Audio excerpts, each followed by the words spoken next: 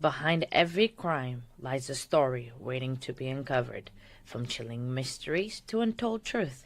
This is where the darkness comes to light. Courtroom buzz lights up the air, faces tense as stories tear, truth and lies like a tango dance.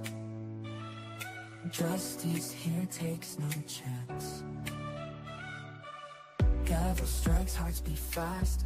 Witness takes and shadows cast. Whispers loud like wildfire spread. In this game, none's ahead. International eyes on the scene. Lines of right blurred and mean. Arrested dreams, shattered glass. In this court, who holds the past?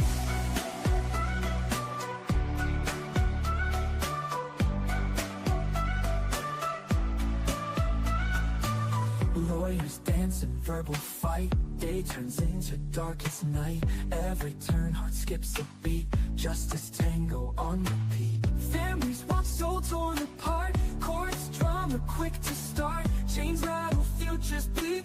Yet in silence, justice seeks. Around the world, eyes do gaze. Every trial a twisted maze. Judgment passed through smoky gates. In this court, no room for haste. Hello, everyone. Hello. Good morning, good afternoon, good evening. Well, not good evening, but good morning. Hello. How is everyone doing? Happy Monday. Well, mine is not such a happy Monday, but I'll be fine. I'm okay. I'm alive. I'm here. I haven't gone to anywhere. I just have a very bad shoulder right now, but I'll tell you the story later. But because I forgot and I did not look at my calendar. But anyway, before that, good morning, Cindy. Good morning, Robert, Paula, Denise, Lois. Hello, everyone. Good morning. We are a little bit early. I know. I have not lost track of time because there was a small little bench trial that we covered. Um oh, I'm sorry, it is the heat, Rubber.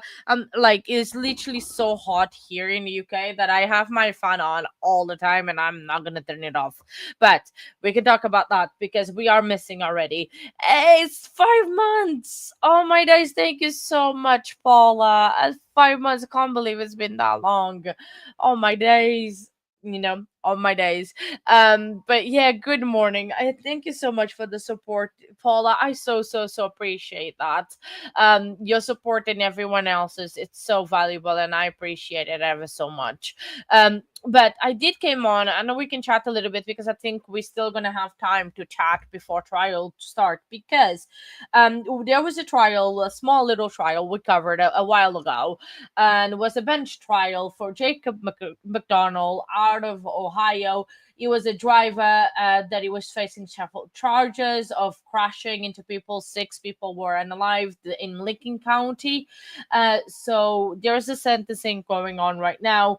I I know that at the time we were on the trial, the verdict and everything, oof, I was away with Garden Bot and I did a video in a hotel room. I remember that. But there's this sentencing. I don't think he's gonna get much time because he did not get guilty on the bigger charges that he was on. He just got guilty on the smaller charges. But I think we are gonna listen to that. But go grab your tissues. Make sure you have them because definitely you're probably gonna need them because it's gonna be a very emotional one because it's a sentencing. We all know it is emotional. So let me add, we already kind of starting halfway through, but we'll be fine because we're not probably gonna have time to cover it at all because of the court trial. But we can still talk about after this, and we can chat in chat. And if you need any more information, I guess I'll stop rumbling now and actually watch it. For Jacob McDonald, I have an equal measure for you, Barstool.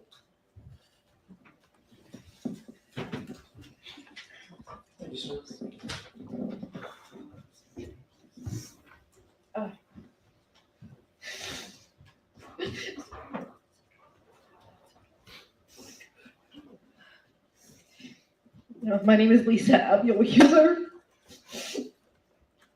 My sister Shannon died in the accident. Okay, let's try to get through this. I'm sorry. Good morning, Your Honor. My statement is directed toward Mr. McDonald. I have gone over what I would say to you over and over in my head.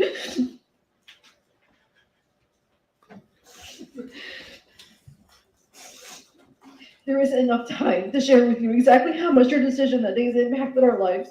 My sister, Shannon, Elizabeth, Abiel, Wickfield, was an absolutely amazing daughter, granddaughter, sister, mother, aunt, cousin, friend, and teacher.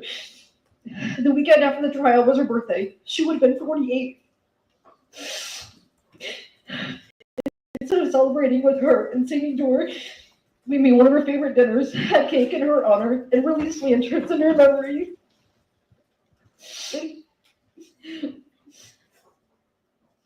To know my sister was to love her. My sister had been faced with many obstacles in her short life, but always had a smile on her face. That smile will light up any room into which she walked. It didn't matter if Shannon knew you for 1 minute, 1 day, or her entire life. If you needed someone, she was the first person there. She went out of her way to make sure you never went without. She used her first paycheck in high school to buy me designer clothes from my favorite store because she loved the act of giving rather than receiving. She held a baby shower for one of her students because she wanted this student and her baby to feel as loved as she loved her own children.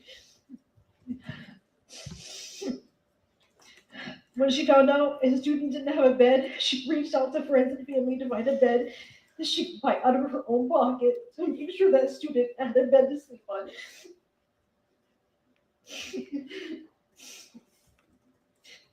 Shannon has 3 children, though her mother had the most important parts of their lives. She's our newest birthdays, holidays, band shows, prom, and helping her son with the entire college process. Both of her sons graduated this year. She was not there to see them receive their diplomas. Her daughter will start high school next year. She will not be there to give her words of wisdom and encouragement. She'll miss college graduations, weddings, the birth of her grandchildren, and every other milestone along the way. I do believe she'll be there spiritually, but physically, she will never be able to be there again. She'll miss everything because of decisions that you made that day. And go over the what ifs every day. What if she didn't get in that car that day? What if they had left a few minutes sooner or later that morning? What if you had actually been paying attention and slowed down when you were supposed to? Slow down in traffic. I wake up every morning thinking of my sister. I go to bed every night thinking of her. There are moments when I don't know how I will ever be able to go the rest of my life without her. It literally takes my breath away. There is an ache, an emptiness that will never go away. I need to know why you chose to let this happen. This was a choice to be distracted and not pay attention to the road in front of you. A choice not to see brake lights and slow down to avoid a collision. You took the lives of 6 people, including 3 children. The victims and families will never be the same, never. Unless you've suffered this amount of loss, you have no idea what we're going through. Imagine being a parent having to bury your own child. Imagine being a child and one day your mom's packing your lunch before school and you come home from school and she's gone forever. My sister called her friend that morning in the car to make sure that her son had lunch that day, right before the accident.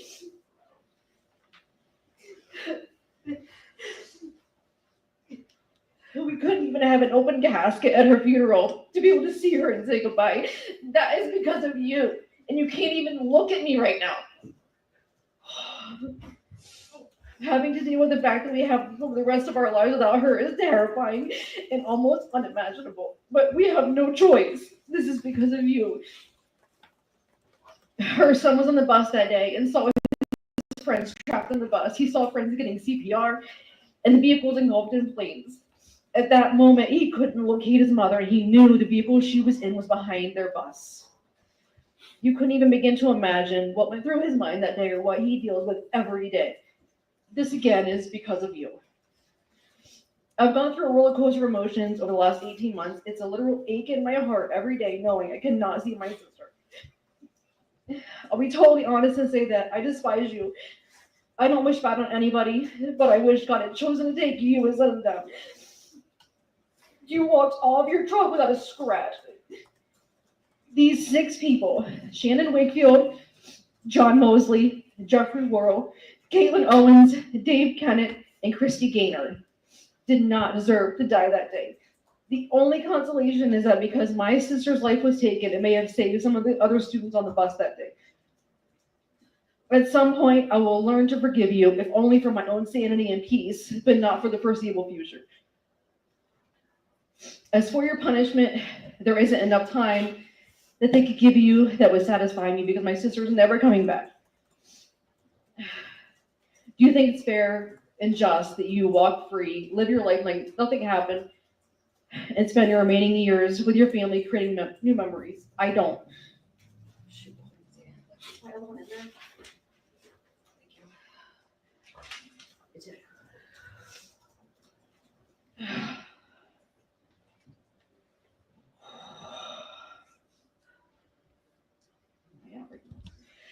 We can't have new experiences, my sister. We only have our memories to comfort us.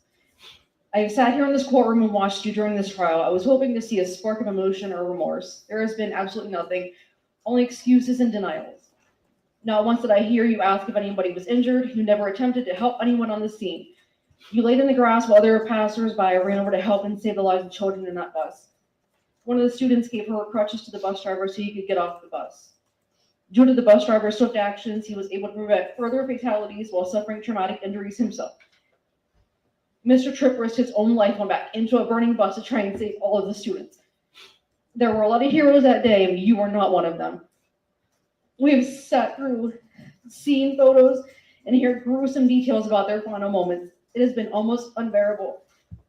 For you, it's just another day, and it seems like we're wasting your time. For you to even think there shouldn't be any punishment for taking their lives is infuriating. God bless the victims that died, the people injured on the bus, the families all involved, law enforcement officials, firefighters, first responders, the prosecutor's office, and Tuskegee Valley community. And Shannon, I hope all my punctuation and grammar are correct because I know you're listening. I love you and I can't wait to see you again one day.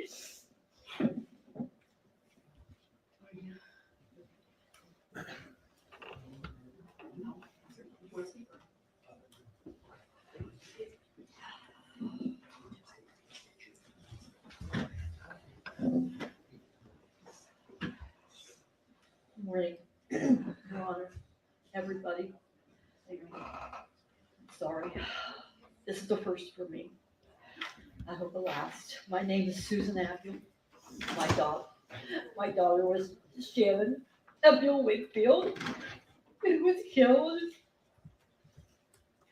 I'm speaking as a mother, so I have one question. I just need to know, and I know you can't answer, but I need to know if you any of you have ever lost a child, because it's a feeling like no other. It's a break in your heart that never mends. I hope nobody ever has to do that. A parent should never have to bury a child. It's not natural, it's not right, but it happens. Shannon was like no other. You've heard people talk about her in here. And she was one in a million. She was.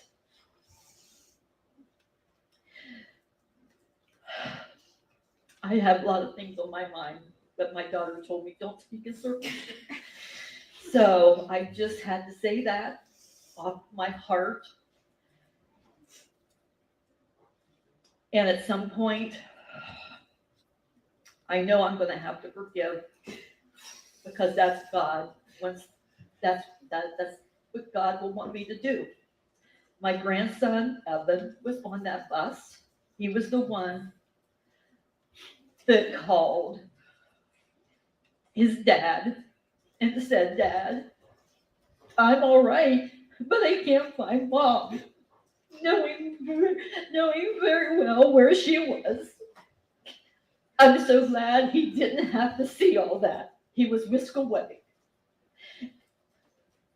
And from that day on, this child has victim's remorse.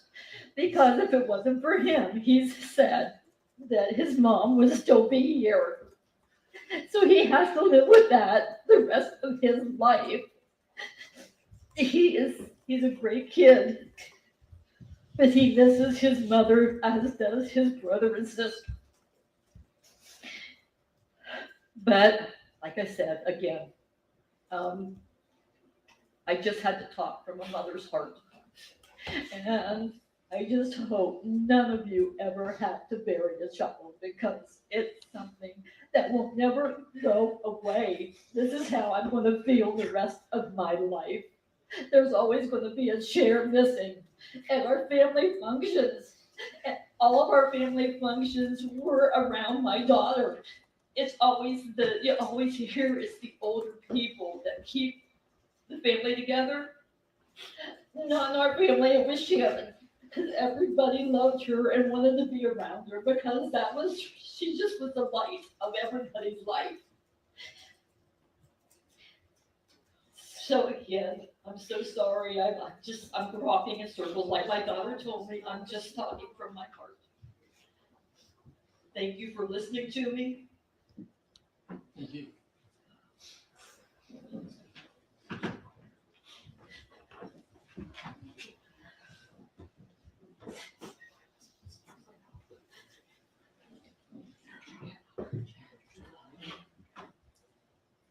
Hi, my name is Sally S. Green, a Tuscarawas Valley community member, a former band parent, and a 20-year school board member. On November 2022, I was honored to be nominated as the 2024 School Board Association President. As the 69th president of this organization, I faced many responsibilities throughout the state, but one included the special honor of selecting a band to perform at the closing ceremony of the 2023 Capitol Conference.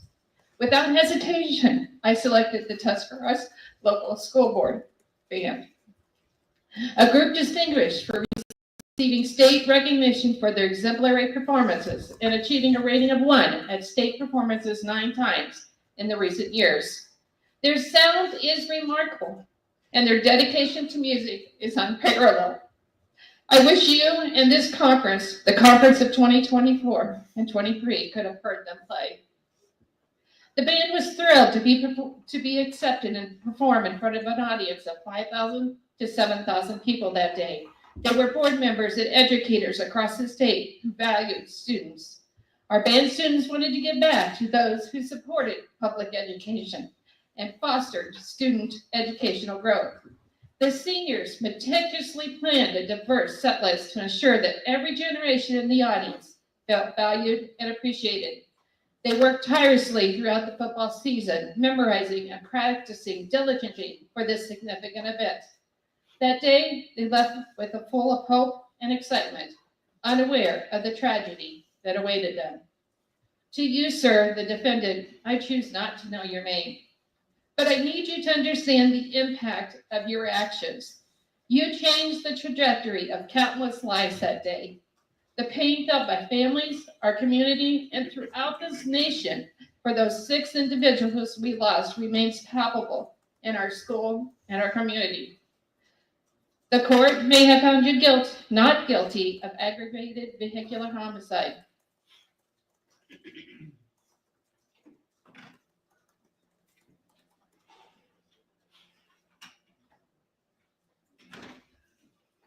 But those 7 seconds of negligence resonates deeply within this tragedy. In those moments, you were at the helm of a massive semi-truck, a powerful vehicle that could wreak havoc. You should have exercised greater caution, but for reasons unknown, you did not. You failed to recognize the impending disaster as those ahead of you began to slow down. In those critical seconds, Your actions resulted in a devastating destruction of a chaperone's car, taking 3 lives, leading to a violent collision with a charter bus that erupted into flames, claiming the lives of 3 innocent students. 26 others suffered injuries that day. 1 lost a leg, and 2 sustained life-threatening injuries for months that will forever alter their lives. But the chaos extended further. Your reckless driving sent another vehicle spinning and crashing, and then a second semi-truck driver was rear-ended, and you propelled them down the length of a football field. 300 feet of utter destruction, devastation, and fire. And never once in the testimony at the trial did I hear that you applied your brakes. Never once did you swerve. The weight of those seconds lingers, a relentless reminder of the devastation wrought by the moment of your carelessness. I have never seen your remorse. You have never acknowledged the lives that were shattered. Instead of swerving to avoid a collision, you chose to push our bus and the vehicles involved down that football field. Our students were left traumatized, many injured, and they bore the horrifying witness of losing the loss of 6 precious people. What many of you are unaware of, back in school, when students became aware of the accident through the media, they saw the footage of their families and friends being consumed by fire, screams, panics, and grief throughout the school that day and for days to come. Our community is a small, close-knit community. We know our students. Each student may not be best friends, but they've been known to each other since kindergarten. We treasure our students deeply, and on that day, I witnessed the hope and joy transformed into fear and loss, an experience many of us will never escape. We are forever changed. We lost 6 remarkable individuals, and I want you to know the students and chaperones and what we lost that day. And this is only a glimpse of them, but this is what I know of them. Chaperone, Christy Gaynor, 39. Christy was a remarkable individual whose love for her family and others, particularly her 3 children, was defining her life. Her oldest daughter traveled on the bus that day. Christy's passion for music and devotion to Jesus was central in her existence, shaping her nurturing spirit. She dedicated herself to volunteering at various community organizations where she made new friends and fostered connections that enriched her life and the lives of those around her. With unwavering belief in the potential of every person, Christy never gave up on anyone. She possessed that rare gift that made everyone feel seen, valued, and heard. She brightened the lives of everyone she encountered with her infectious laughter. As a devoted caretaker, she found immense joy in providing respite care for foster families during their times of need, or embodying that selflessness and compassion that we saw in her every day. Through her work with organizations such as Foster Love and Pathway, Chrissy extended her love and compassion to numerous children and their families. She was not just a caregiver. She was a beacon of hope and kindness, touching countless lives with her generous spirit and unwavering commitment to making the world a better place. Christy Gaynor will always be remembered as a beautiful, giving woman whose legacy and love and compassion was cut down that day. Chaperone, Sharon Wigfield, 45. Sharon was not just an English teacher at the Buckeye Career Center, but she was a beacon of warmth and support to her students. A devoted mother of 3, again, one who was on the bus that day. Shannon's heart was deeply entwined with the lives she touched. Her passion for music was evident, having been a band student herself, and she carried that love into the role as a chaperone on band trips. With every trip she supervised, every band uniform she checked, she brought a heart-catching enthusiasm that energized our students and our staff. Her genuine care for her students went beyond mere supervision. She took the time to connect with them, fostering a nurturing environment where they could thrive, not just academically, but also personally. Shandy's commitment to her students was not just about teaching. It was about inspiring them to reach their full potential. Her presence in the band was a testament to her belief in the power of music and the transformative educational tool that it brings. She dedicated herself to supporting the band in every way possible, whether through organizing events or simply being there to cheer them on. Her love for teaching and her unwavering support helped create a sense of community that resonated deeply with everyone who had the privilege of knowing her. In Shannon, students found not only an educator, but a mentor who truly cared about their growth and happiness. Teacher Dave Kennett, 56. He was Dave to us. He taught at Tuskegee Valley High School 31 years, combining passion for mathematics and nature. He started and served as an advisor for the ski club, and he shared his love for skiing, boarding, and nature with his students, many who continue to love that today. David inspired countless students, helping them to overcome the struggles in math while creating a fun and engaging classroom environment. He had Christmas lights, so many Christmas lights. When you go down the hall, you always knew which room he was in with the Christmas lights. And standing in the hallway, he would look for students that might be having a bad day. And he would give those students his wisdom through his jokes. Now, this was before dad jokes were even invented. He announced the TV band songs and their entry on the field at halftime shows. And we cherished his unique introduction. And now, the Tuskegee Valley Marching Swing Band and his vibrant energy activated the audience, drawing the attention as the sound echoed down the field. As the band entered, fueled by his enthusiasm, they radiated confidence, excitement, and pride. The connection between him and the band was palpable and enhanced the entire experience for everyone present. I want you, the defendant, to know fear when we couldn't locate those three adults, unable to reach them by phone, searching and frantically searching in the conference center to see if they had arrived. Then the fear and horror at the news the car was under the bus, a grisly, fiery death. While you stood on the other side of the accident, holding your hands up, with the appearance of concern for your truck, and never attempting to help or be concerned while people were dying inside and our students' hearts were breaking. Now, let's hear about the beautiful students we lost that day. Caitlin Nicole Owens, 15. Caitlin was a radiant sophomore, an honor student whose dedication to education was truly inspiring.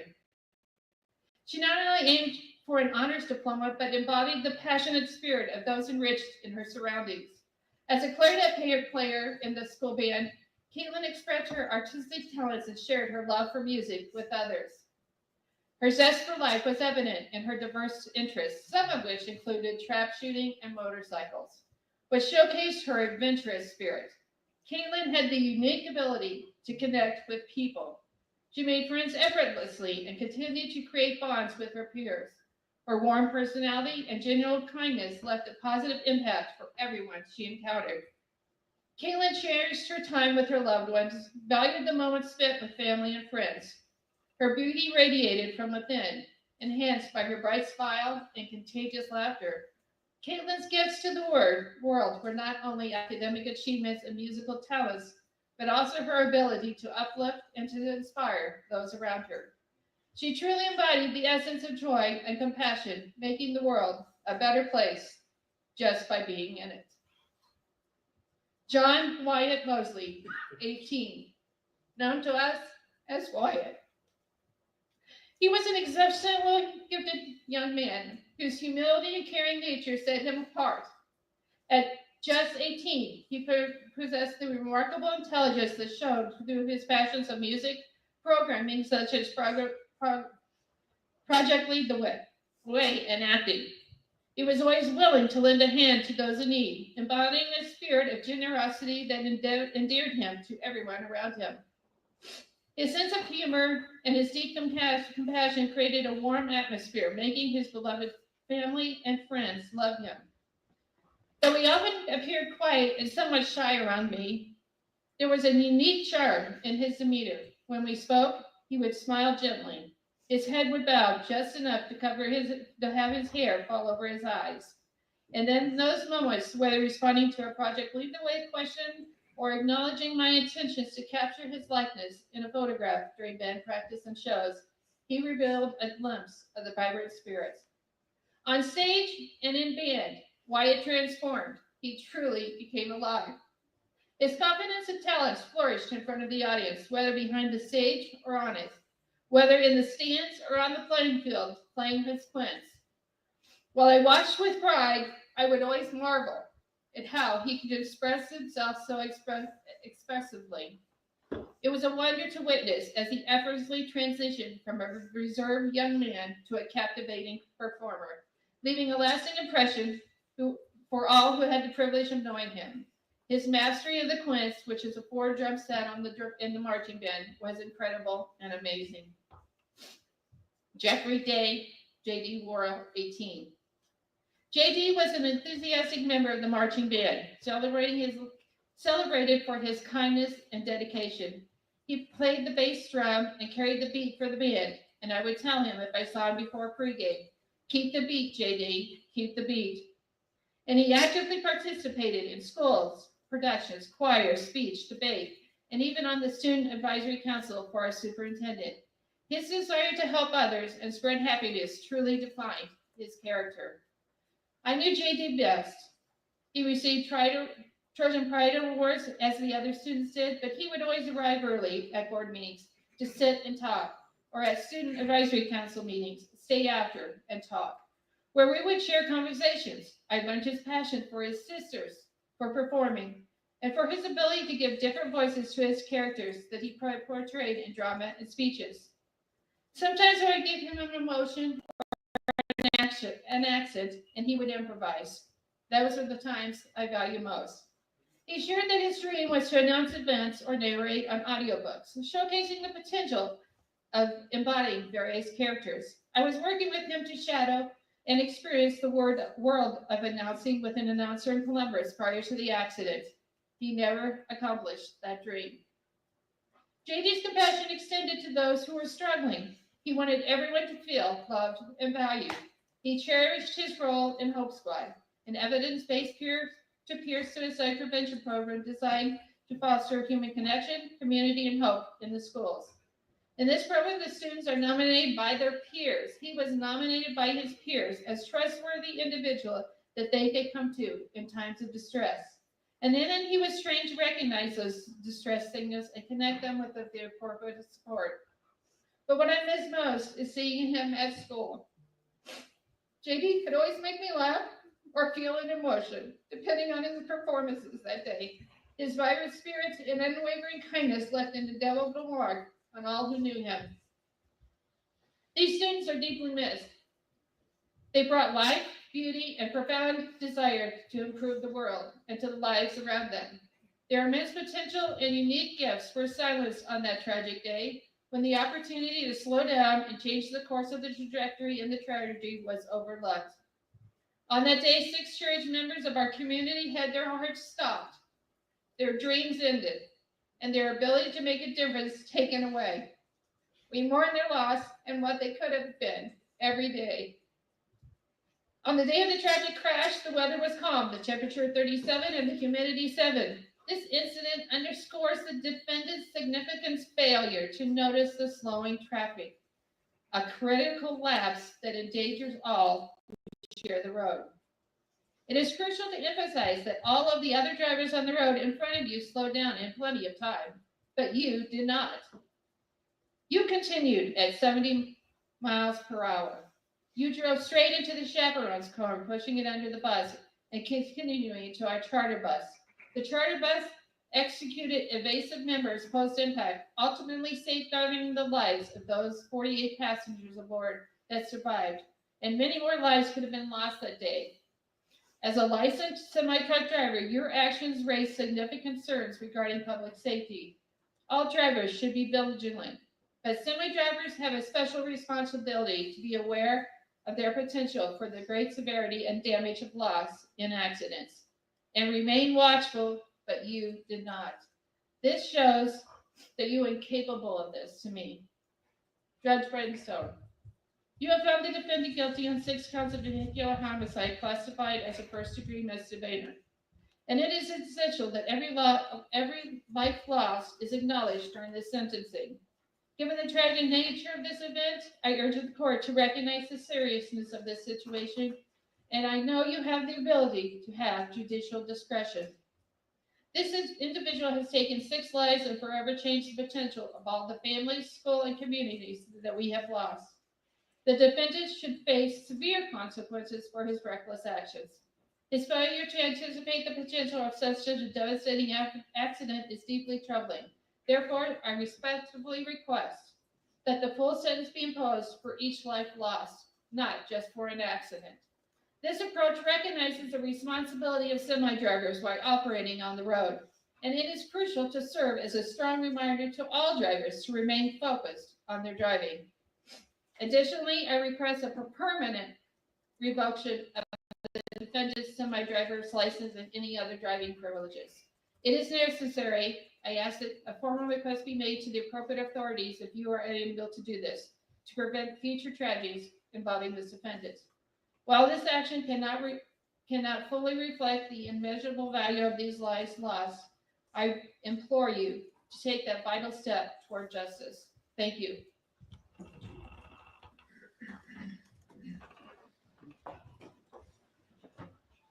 Good morning, Your Honor. My name is Lexi.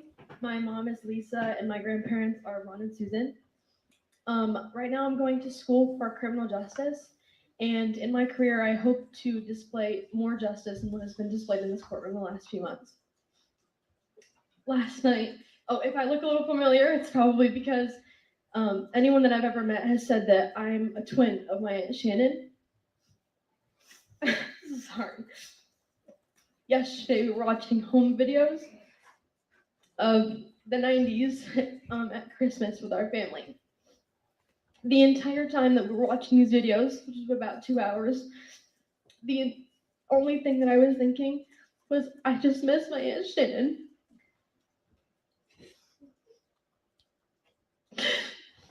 Sorry. At the end of the day, family is all that we have. And now, because of Jacob McDonald's actions, the 6 families won't be able to create new memories with their families. And I'll never be able to go to Target with my Aunt Shannon. And I'll never be able to create new memories with her. And we really were best friends when I was here. And I just hope that going forward, the criminal justice system will display more justice than what has been displayed here. Thank you.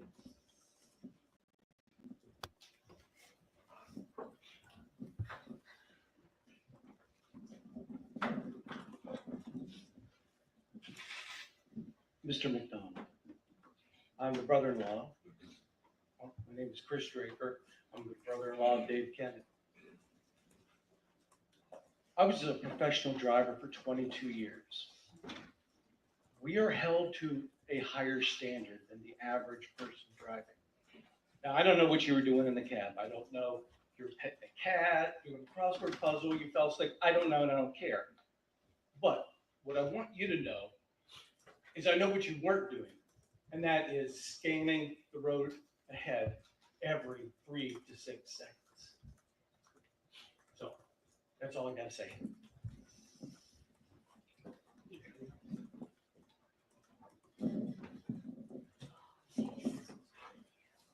My name is Ron Abiel, and I got asked Mr. McDonald, what do you tell your granddaughter, 13-year-old? Why did my granddaughter have to die? Can you answer that question for me? Why did she have to die? Let that sink into your head for the next, how many years you live. Thank you.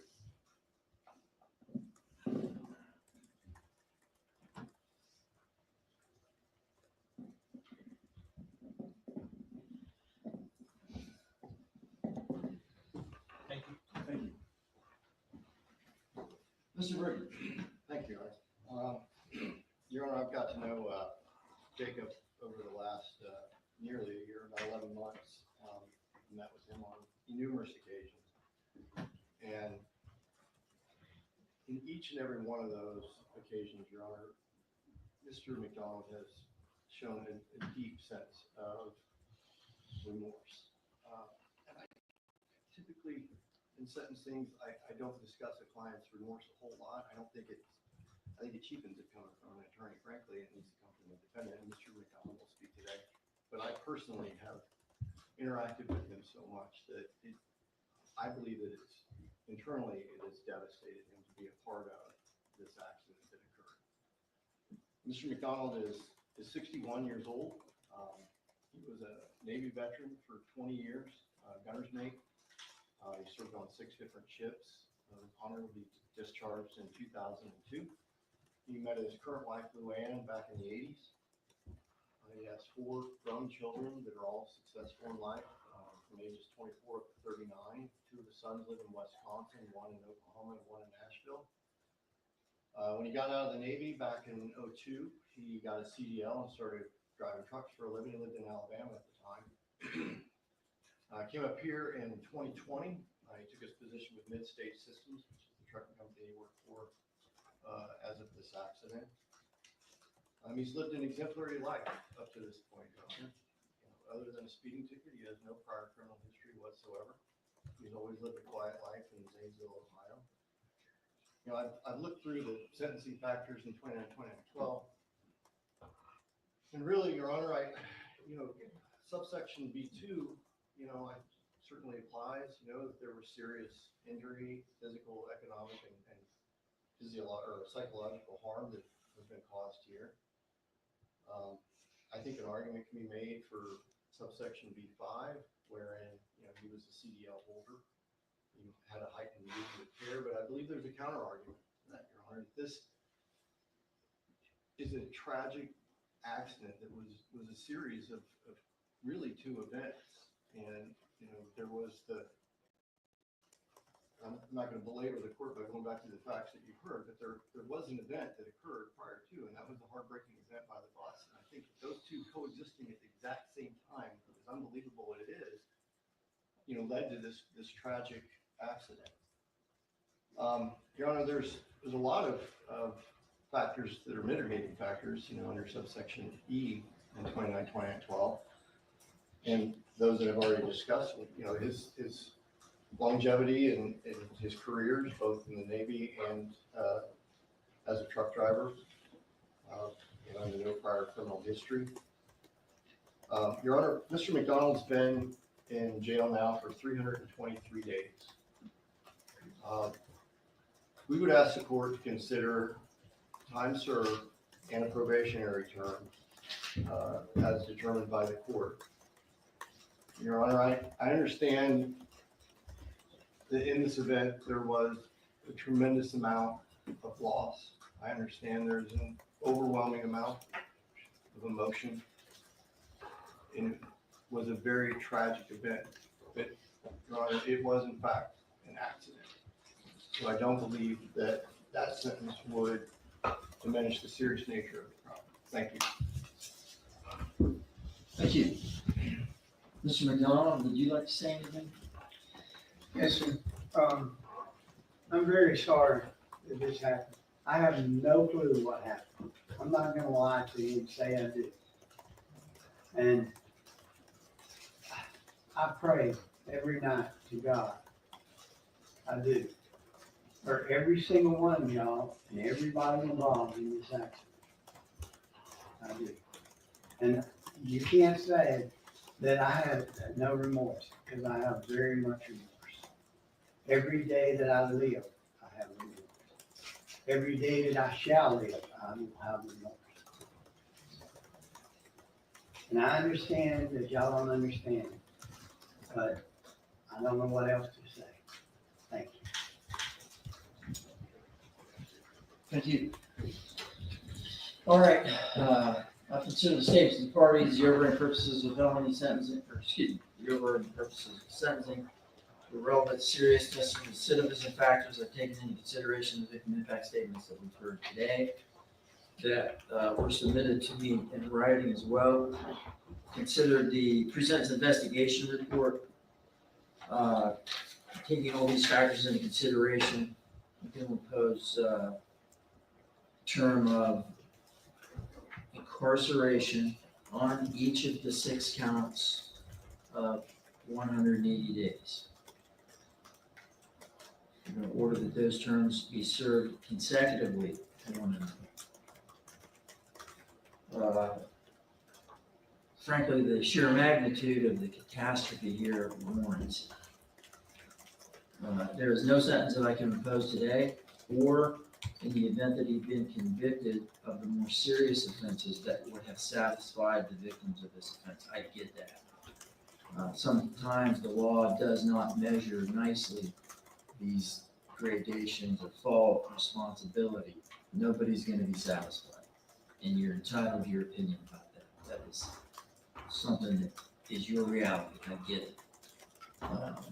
But with respect to the sentence that I've imposed, consecutive terms here are necessary to punish this offense. 6 victims died. They're not disproportionate to the conduct, and given the loss, the magnitude of the loss, no single term would adequately reflect the seriousness of the conduct here. By virtue of revised code section 292141B1, the maximum aggregate sentence for misdemeanors may not exceed 18 months. Stated term of incarceration then is 18 months. Credit for time served is granted in the amount of 323 days.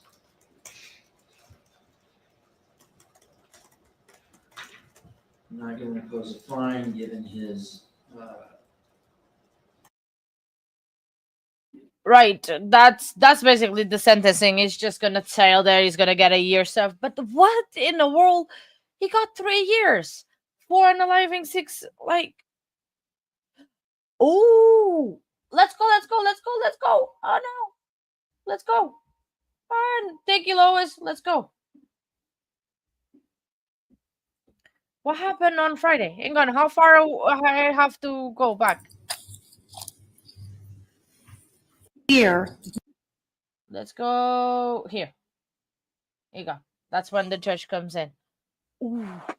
We are on the trial now. Thank you, Lois. Absolutely. We are just a few seconds behind, so we'll be fine. We'll see what happened. So before I do bring the jury in, the court has been made aware of a situation that occurred allegedly on Friday afternoon here in the courthouse property or on the courthouse property subsequent to the end of the day. I want to be clear that this court will not tolerate any disruptive behavior towards court staff, jury, the parties, the witnesses, or any of the attorneys involved. If I am made aware of such behavior, it is investigated and the court believes it to be necessary in the interest of maintaining safety, security, and fairness to these proceedings. The court will have any such person removed from the trial immediately and precluded from attending the remainder of the trial proceedings. So I just want to make sure that the court's clear on that. Thank you. All right, at this point in time, we'll bring our jury in. Yes, right. Oh my days. I want to know what it was, Judge. I'm curious. I wasn't there. I did not see it, Judge. So it's only fair you tell me what happened. It's just not fair. Just judge sometimes. Exactly. We want to see. Let's revolt. We want to see. I know who, what, where. I know. I want to know, Stephanie, too. It's not fair. Well, we can skip this part because, we Ladies can. and gentlemen of the jury, welcome back today. Thank you. So we are ready to continue. You'll recall that the state did have a witness on the stand when we adjourned last week. We are going to ask for that witness to please retake the stand, and we'll continue on with the evidence.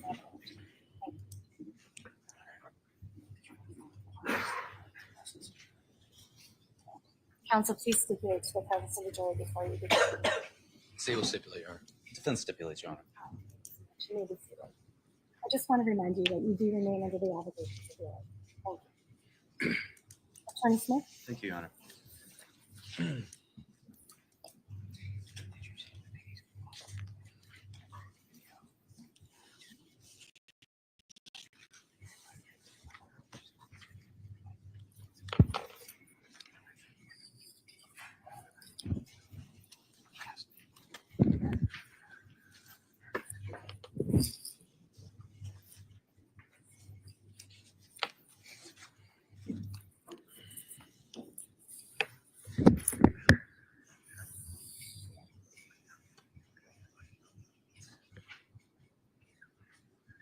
morning, Ms. Cavella.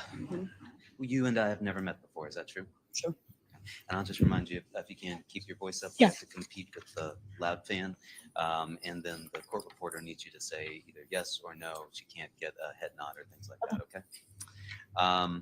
So you talked to us a little bit on Friday, and I want to ask you a few questions about that, okay? I'm going to use some of the same exhibits that you've seen so far, and I may use some exhibits that you haven't seen so far.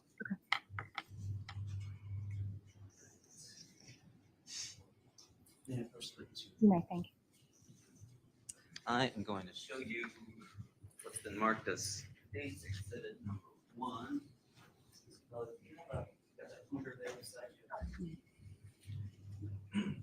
Just reorient this if you would quickly. Do you see the red mark on the exhibit behind you? Yes. And whose house is that? Tyler Riches. Okay. And you were at Tyler Rich's house on May 14th, correct? And you were there with, well, you drove yourself, you told us, Yes.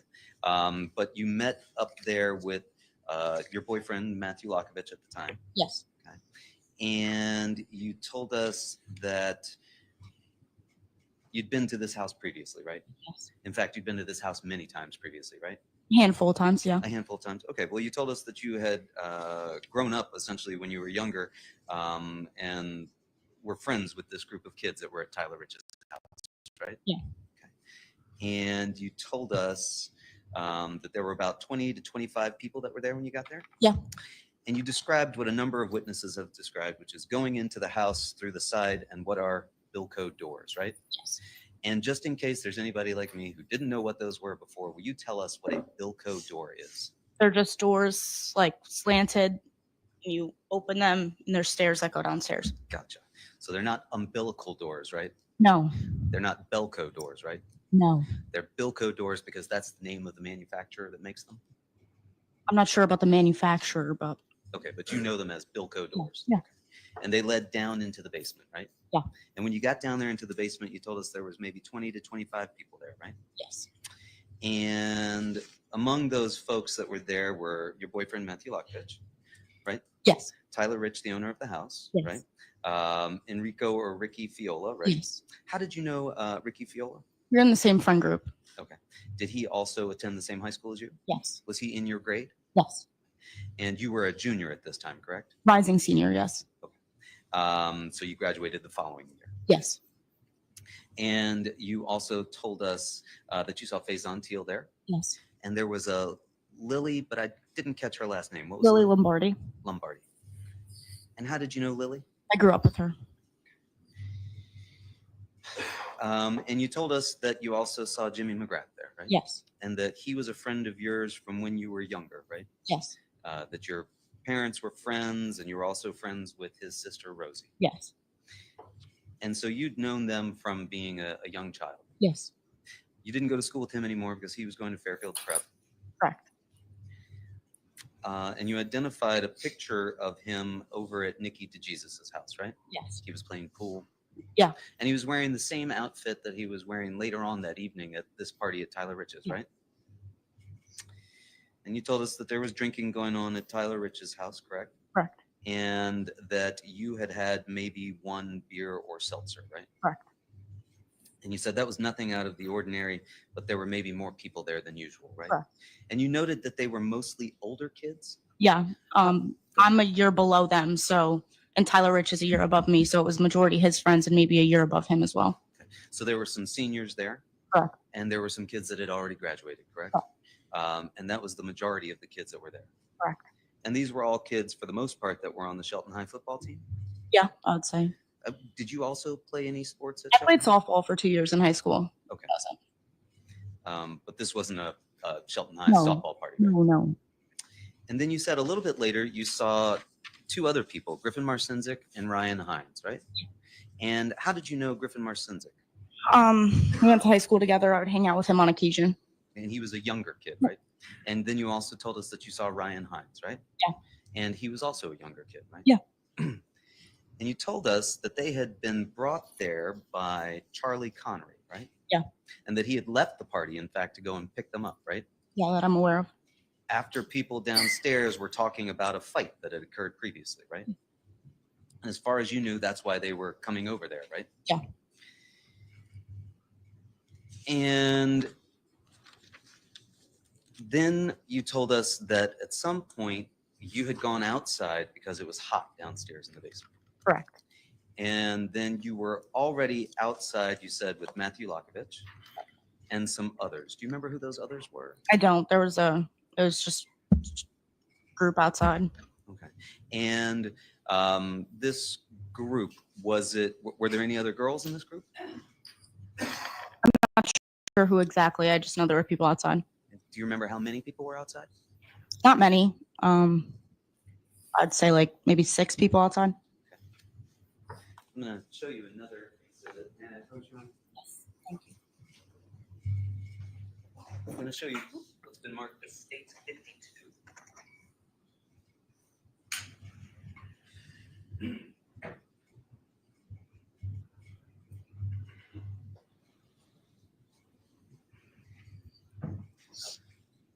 Now, on States 52, can you point out to us where you were using that pointer that's beside you when you were outside and it was hot and you were with these 6 other folks? So I was standing in front of the door, the cellar doors at that point. Okay, so we can't see it Right. on this, correct?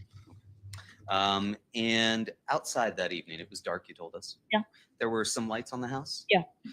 There were also some folks with, well, not at this point, withdrawn. It was rainy that night. I don't remember the weather. Do you recall any misting, any sort of drizzle or anything like that? Don't. Okay. And when you were out there, you told us that you saw a car drive by, right? Yeah. What was that car doing when you saw it drive by? It was just driving down the street at that point. Was it driving past you on Laurel Glen Drive, or did it drive past you up Adams? Down Laurel Glen Drive. Okay. So it came by Laurel Glen Drive, didn't do anything. Did you watch it go further down the street? I just watched it drive by. Okay. Did any of the people that you were with seem to notice that car come? I think so. And what did they do when they noticed that car go by? I think people just went to the front. They moved up to the front of the lawn? There were you mean? people in the front, and then some of the people that were near me were walking towards the front. Okay. So the group moved closer to the road at that point? Yeah. Following this car? Not following the car, moving to the front yard. Okay. And you said that Ricky Fiola and Tyler Rich went up to the front of the yard, right? Yeah. And do you remember anybody else who went up to the front of the yard? I don't. Did Matthew Lokovich go up to the front of the yard? Possibly. I'm not sure. And you said that, and so at some point, did the car come back? Yeah. And when it came back, which way was it facing? It was facing towards, I think it's Would it help you if I farmhouse, I believe. Is that the Towards street at the end? would it help if I showed you the things?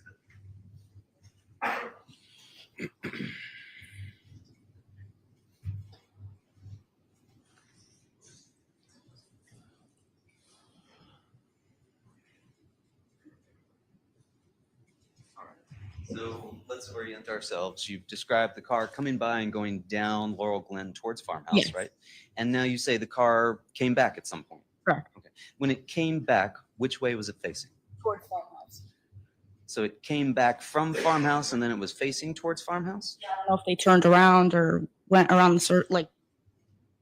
If you go down farmhouse and go down the other street back on Adams, it'll make like a square. So I don't know if they turned around or what they did. But yeah. Did you see them coming back from Farmhouse up Laurel Glen? No, they came from Adams and went down Laurel. Or I'm assuming that's what they did. because when they came to Laurel Glen, they went down the street towards Farmhouse again. Okay. And you say that they came to a stop in front of the house? Yeah. I'm going to put the other exhibit back there.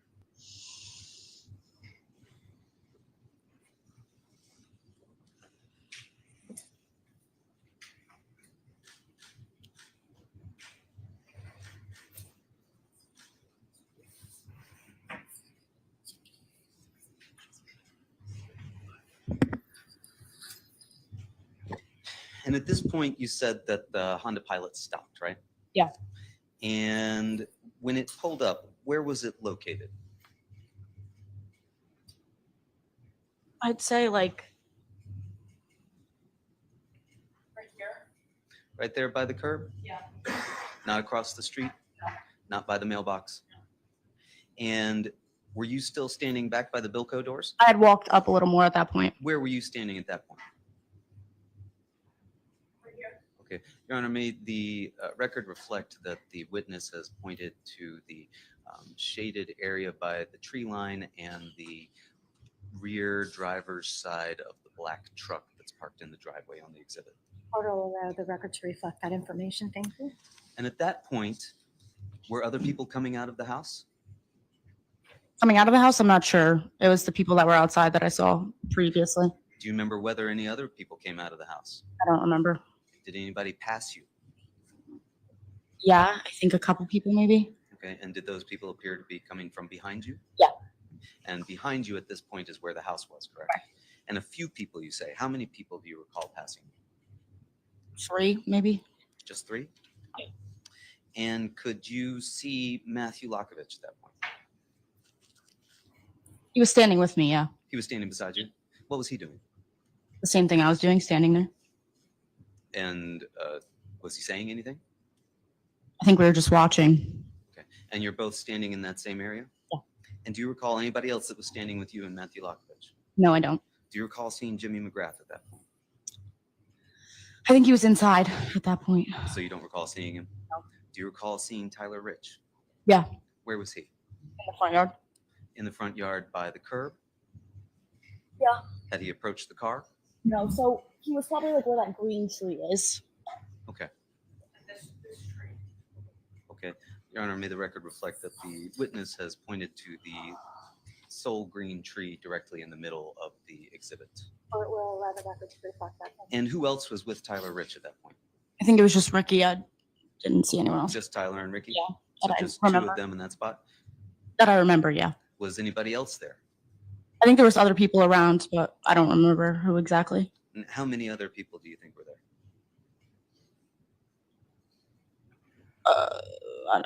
I really don't remember. Okay. Did you see Face on Teal? No, not at that point. Did you see Tommy Connery? No. Did you see Mike Samperi? No. Did you see Sal Perry? I don't remember. I really don't remember who was at the car. Did you see Jacob Villalobos? Not at that point, no. Did you see Nikki DeJesus? Not at that point, no. Did you see Ty Wood? No, not at that point. Did you see Tanner Chernowski? Not at that point. And so you've got yourself and Matthew Lockovich standing. At this point, you remained in that same spot? Yep. Did you ever move from that spot? To go back inside. Did you ever get any closer to the vehicle? No. Did Matthew Lockovich ever get any closer to the vehicle? I don't think so. Did you see Ryan Hines? No, not at that point. Did you see Griffin Marcinzik? Not at that point. And so you've said that you saw just Tyler Rich and Ricky Fiola approaching the vehicle. That I remember, yes. Okay. And what did they do as they approached the vehicle? I don't remember them approaching the vehicle. I remember being them in the front yard walking towards the car, and a bunch of other people were in the front. Or I wouldn't say a bunch, but a couple people were in the front. And when they were getting closer to the car is when I went inside. Okay. Did you ever at any point hear them getting loud? No, no. Did you hear any banging? No, I heard things being thrown from both sides, but then I went inside.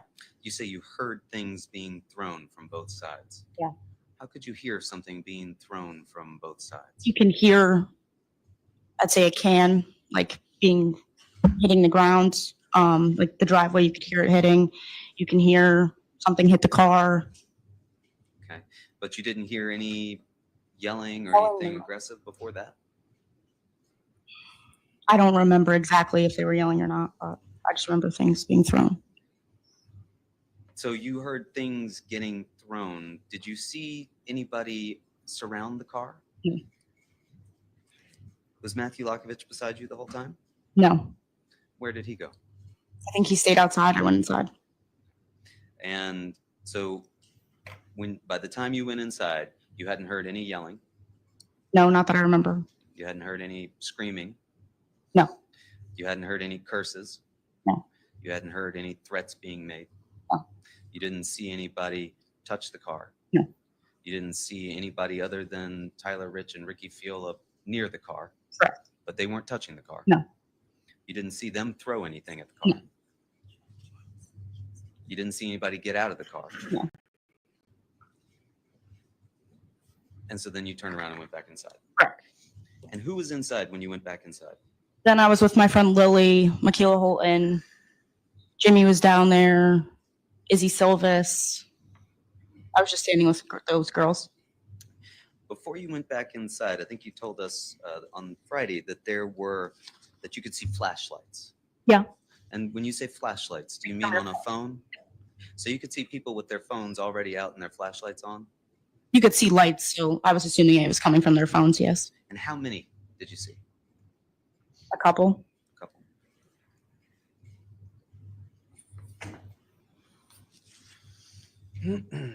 And you said that at some point you became aware that people were going back outside. Yeah. Okay. How did you become aware that people were going back outside? I saw people going outside and then people were talking about it. Let's break that down a little bit. When you went back inside, did you go sit down somewhere? I think I just stood right by the door, the stairs to go outside. So at the bottom of the stairs?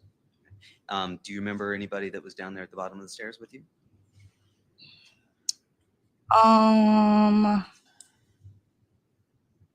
At that point, Jimmy was down there. Jimmy was down there at the bottom of the stairs with you? Yeah. Anybody else? I was just talking to him, so I didn't really check around who was around me. And you said you became aware because people started going back outside. They were passing you to get up the stairs. How many people went past you? I'm not sure. Were you the last one to go back outside? No, I think there were people behind me. Did everybody empty out of the basement? No, How do you know that? because when I was leaving, there were still people down there. How do you know that they didn't come out after you? I mean, they could have. So you're not sure. I'm not sure. Did Jimmy go back outside with you? I don't know. So you're talking to him down at the bottom of the stairs, and you don't know whether or not he went back outside with you? No. And you said when you went back outside that people started walking up the street towards Farmhouse Lane? Right. And did you see a vehicle down there? Yeah, What vehicle did you understand that to be? it was the Honda Pilot. And the Honda Pilot, that's the car that had pulled up before, correct? Had you seen who was inside the vehicle at that point? No.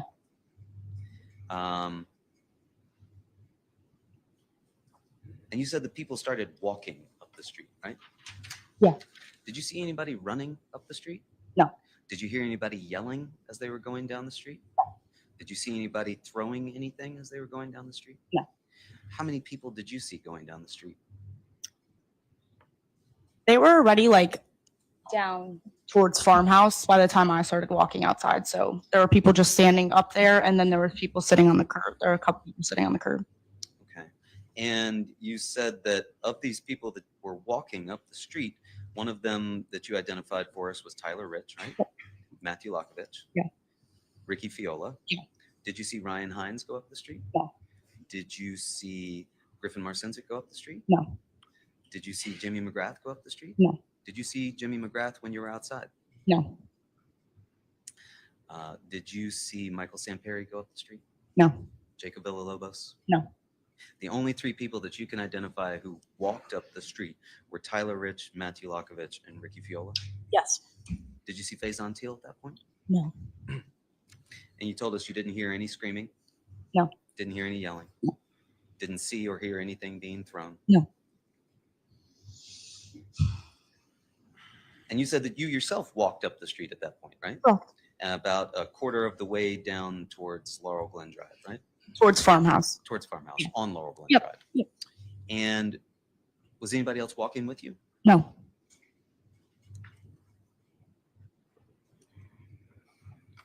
And you said at that point you could see a car parked about 3/4 of the way down Laurel Glen Drive towards Farmhouse Lane. Yes. And you said you saw some people standing there, correct? Yeah. Could you identify who those people were? No, I was far back. You didn't see anyone running after the vehicle? No. And you watched exhibit number 44. That was the ring video from across Yeah. the street. Do you remember that? Yeah. But you told us that you didn't see anything that had shown. No. You told us you spent about 30 seconds down the street, correct? I'd say a couple seconds. Definitely not 30 seconds. Okay. A couple seconds. You spent a couple seconds down the street. Were you with anybody during that time? No. Just by yourself? Yep. And then you turned around and went back to Tyler Rich's house. Yes. And you said when you went back inside, everyone was in the basement. Right. But not Ricky Fiola, Correct. So not everybody. not Tyler Rich, not Matthew Lockovich. Correct. Was Jimmy McGrath in the basement? Yeah. Was Ryan Hines in the basement? I don't know. Griffin Marcinsic? I'm not sure. Faison Teal? I believe Faison was in there. Where did you see Faison? I think he was on the couch, if I'm not mistaken. Who was sitting with him on the couch? I don't remember. Did you see Tommy Connery? I don't remember. Charlie Connery? I don't remember. Jacob Villalobos? I'm not sure. Alex Bernson? No, I didn't see him. Tyler Chernowski? Who? Tyler Chernowski? Tanner Chernow? Tanner Chernowski. I'm not sure. You said Ricky Fiola and Tyler Rich, those are Matthew Lockovich's friends, right? Correct.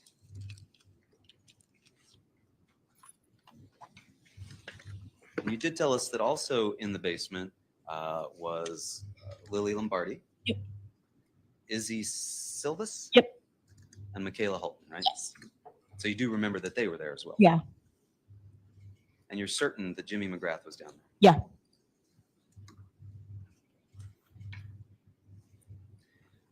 And you told us you thought something bad was going to happen, right? Yeah.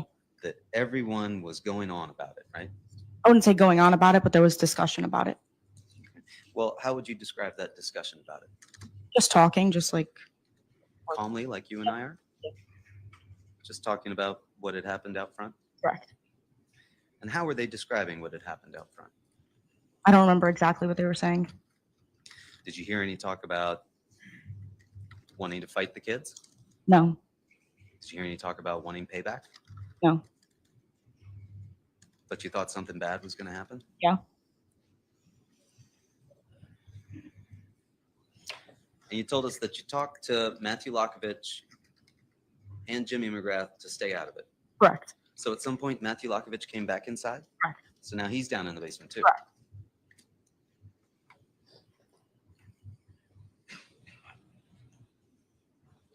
When did he come back to the basement? I'm not sure. You told us you knew that Jimmy McGrath wouldn't get involved. Yeah. But Matthew Lockovich, if his friends were involved, he wouldn't just stand by. Correct. Were Matthew and Jimmy talking calmly about it as well? They weren't even talking about it. They weren't even talking about it. And then you told us that you walked back out the Bilko doors. Correct. How many other people went out with you when you went out the Bilko doors? I'm not sure how many people. And did everybody go out in a group? I feel like everyone like went out in parts. There wasn't just like a whole group walking up there. Did they all casually walk out? Yeah. Nobody was running to get outside? Not that I saw.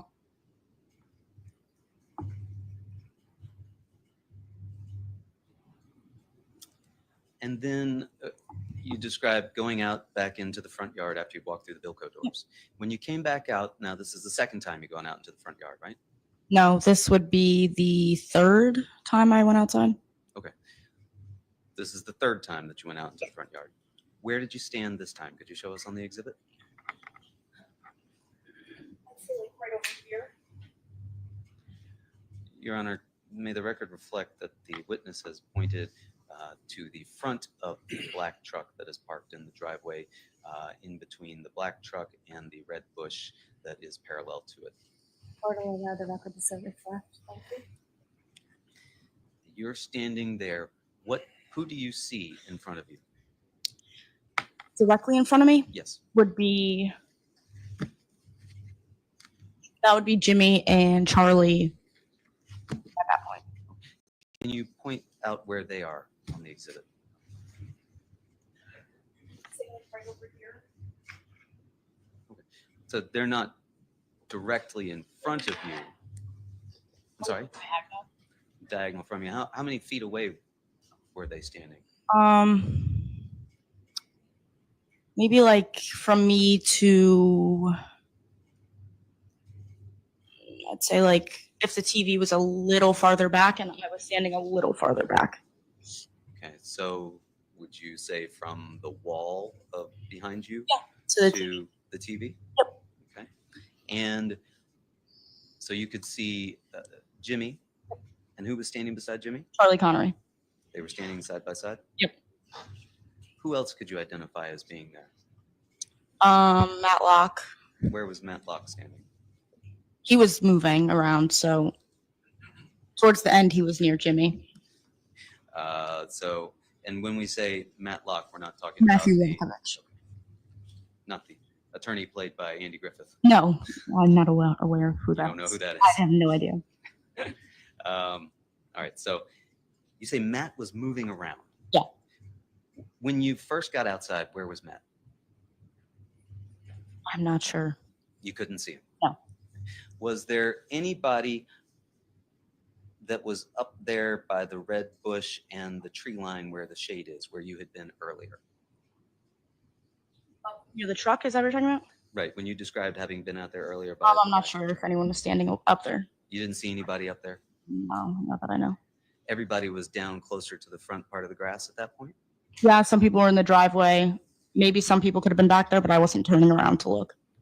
Did you see Ryan Hines in here? No. Did you see Faison Teal? At the end, I saw. Did you see him when you first came out? No. And you've described that Jimmy McGrath and Charlie Connery were up closer to the curb. Yeah. Did you see the vehicle, the Honda Pilot that you had described before? Where was that? Parked. I would say like right here, maybe.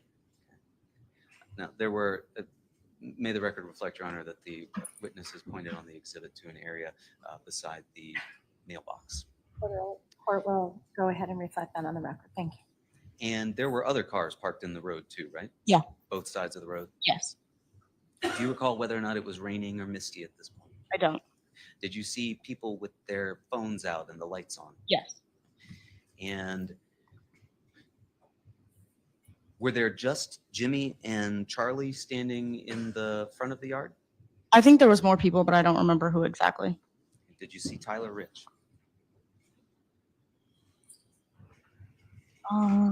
Yes. Where was he? I think he was closer to the, like near the red bush, but towards the center a little bit. Okay. I'd say like.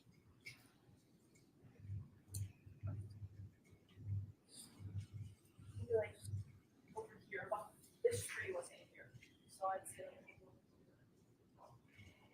Close to Jimmy and Charlie? No.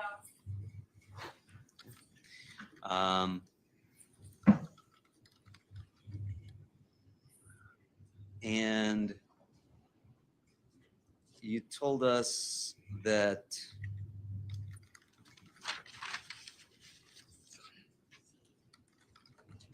you saw Tyler De Silva get out of the vehicle. I didn't see them get out of the vehicle. You didn't see them get out of the vehicle. When I had walked up, the fight was already going on. Okay. You told us on Friday, though, that you'd seen them run up onto the grass. I would assume that they ran up onto the grass. Oh, I did not see that. you didn't see them run up onto the grass. So when you came out, the fight was already going on? Yeah. And who was fighting at that point? Tyler De Silva and Lido and Tyler Rich, or maybe Alex Bernstein. I'm not sure. You've seen a video of this fight, correct? Yeah. And how many times have you seen that video? A couple times. Just a couple? Yeah. When was the last time you saw that video? The last time I spoke with the state attorney, so when was that? I'm not sure exactly what date that was. It'd be a couple weeks ago. In anticipation of coming in here to testify? So when you say you would assume that they ran up onto the grass, that's not something that you actually saw. You don't know if these two people walked up onto the grass or not. Correct. But you did tell us that at one point Tyler De Silva was by the red bush. Correct. And that Mr. Valle was behind him and closer to the road. Correct. You said a bunch of you were just standing there watching, right? Correct. Who was just standing there watching? Me, Michaela Holton, or that I'm aware of. Everyone was kind of just standing around, so I'm not sure. You said by the end that Matt Lockovich was standing by Jimmy. Correct. Do you recall, was Matt wearing a shirt? No, he wasn't. Do you recall when he took that shirt off? I don't know. Had he had it on earlier when you were standing outside with him? Yeah, I believe so.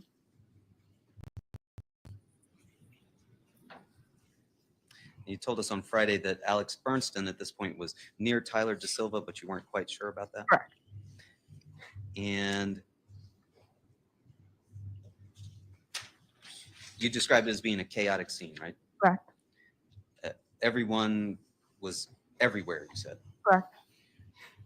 But there were only a couple of kids fighting and most of them were watching, was your recollection? Correct. And now you tell us that you were watching, correct? Correct. Michaela Holton was standing beside you. She was watching. Correct. Did either of you have your phones out? No. And who else was watching at that point? I know Jimmy was watching. I'm really not sure who else. When you say you know Jimmy was watching, Yeah. How do you know Jimmy was watching? Because I was staring at him. You were staring at him. Yeah. And he was standing in one place? Yeah. The whole time? About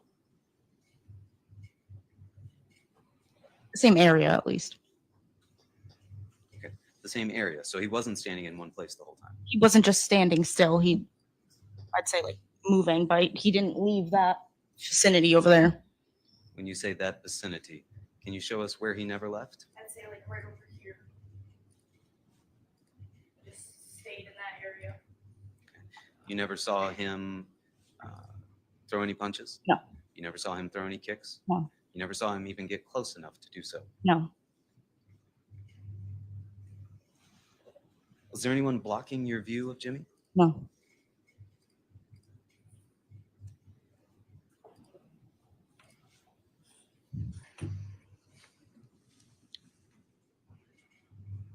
When you're standing there watching, could you identify where Tyler De Silva was?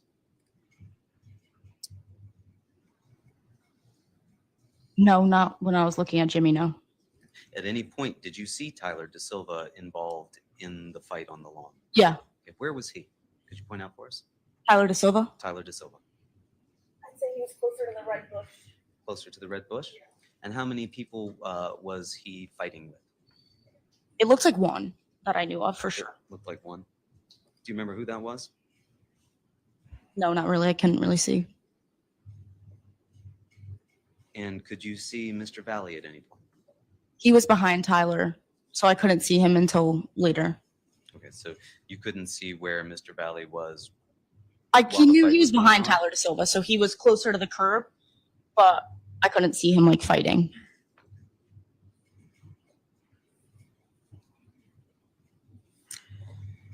And then you said you recall hearing someone say he has a knife. He has a knife. Correct.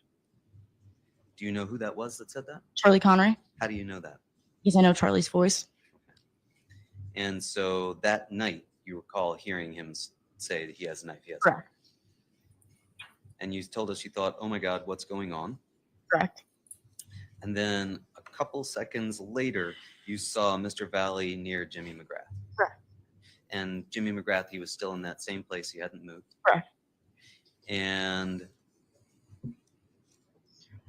was there anybody else near Mr. Valley? At the time that he was near Jimmy, Yes. I think Matt and Charlie were near him. Where were they? I'm not sure. I know Charlie was on. I don't know what side Charlie was on, but I know Charlie was near him, and I know Matt had walked by him at that point. Was Mr. McGrath's back to you, or was he facing you? He was like, at what point are you talking about? When you saw him and he was near Mr. Valley? When the defendant was lunging at him? When the first time that you saw him was, and you've described watching Mr. McGrath, was he facing you, or were you looking at his back? He was facing me. Mr. McGrath was facing you? Yeah. And did you see Will Berardi? No, I don't recall seeing him. Did you see Matt Lokovich? Yeah. And where was he in relation to Mr. Valley? Close to him. How close? I'm not sure the exact distance. Could you see his face or could you see his back? I think it was his. I'm actually not sure. I can't. What did you see him doing? He was just walking by him at that point. Just walking by him? And what was Charlie doing? Charlie was just standing there, I think, just next to him.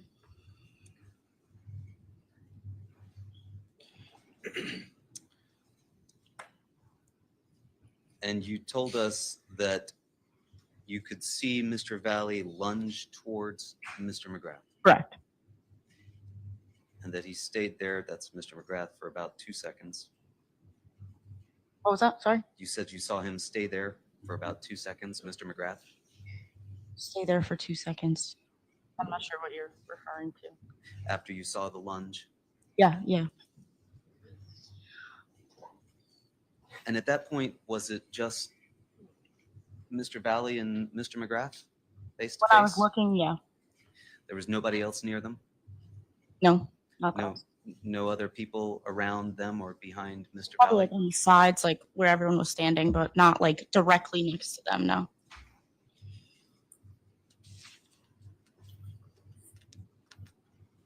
And you told us you didn't see a knife, is that right? Correct.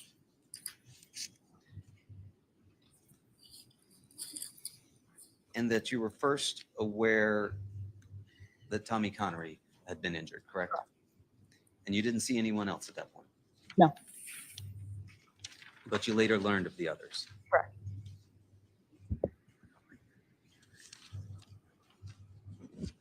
Did you see Ryan Hines at all during the fight? No. Did you see Tyler Rich at all during the fight? Here and there, not. I wasn't really focused on him. Did you see Jacob Villalobos at all during the fight? Yeah. What was Jacob Villalobos doing during the fight? I only saw Jacob push Tyler into the road. You also told us that you saw somebody push Mr. Valley into the road, into a car at one point, right? No, he walked to the car. He walked to the car? Yeah.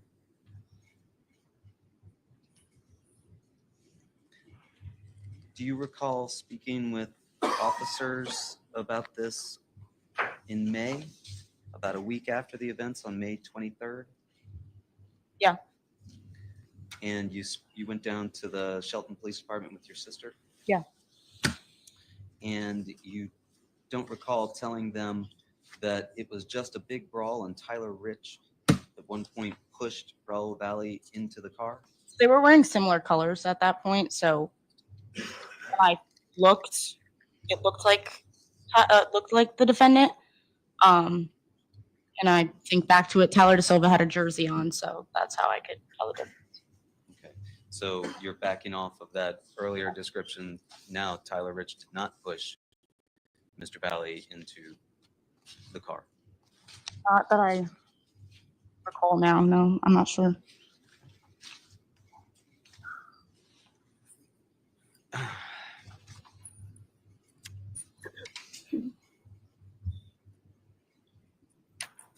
And you said that you could see him go to the vehicle. Yeah. You were watching him at that point? Yeah, because Jimmy was right there. So when I was looking at Jimmy, he was behind him. So Jimmy was still standing in the same spot the whole time? Yeah. And you could see Mr. Valle at the vehicle? Yeah. What did you see him do at the vehicle? He just opened the door and came back. You would agree that's the same thing that happens in the video, correct? Correct. Are you sure that you're telling us of what you remember that night or what you saw watching the video? No, I'm positive I'm telling you what I saw.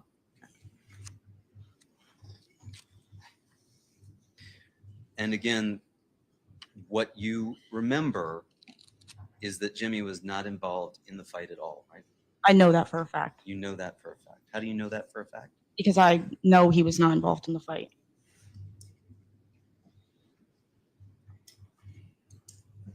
And then you told us you saw Mr. Valle come back onto the grass, correct? Correct.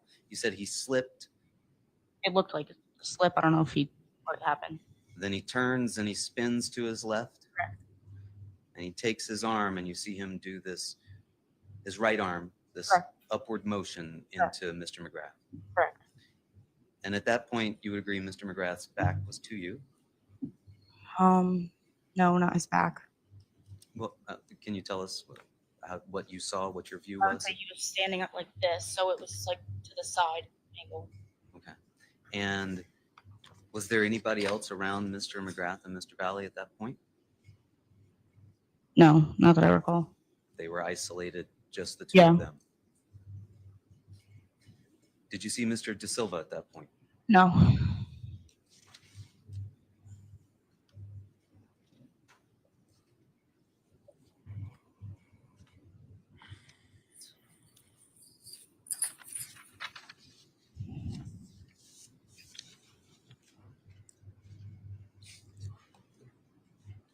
And then you told us on Friday that you are studying right now a criminal justice program? Yeah. As part of the inspiration for doing that, what you were involved with on that evening? I would say, yeah. And that's being involved that evening. Has that motivated you to see someone held responsible for this? Sure. May we see State's Exhibit 60? Can we watch that? Do we have it? Sorry.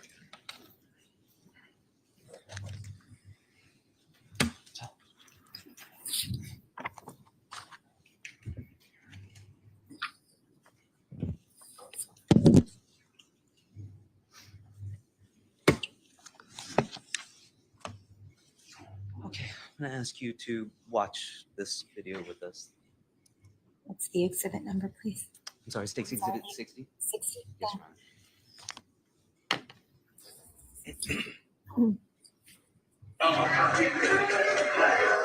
Yes, sir!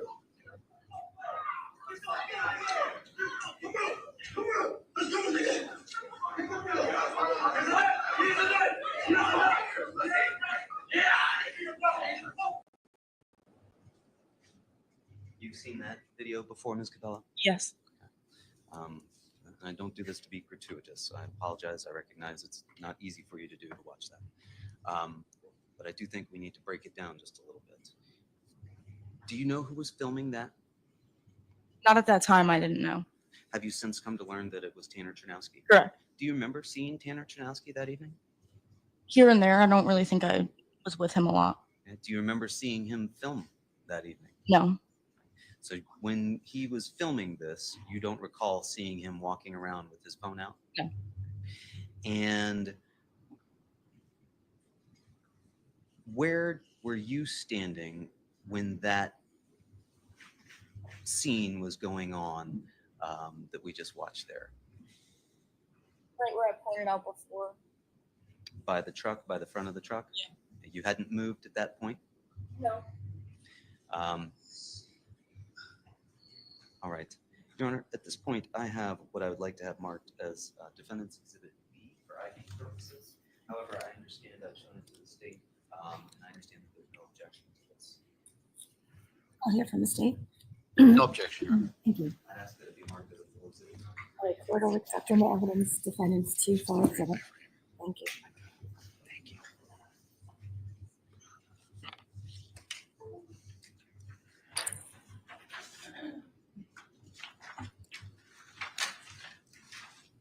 Thank you.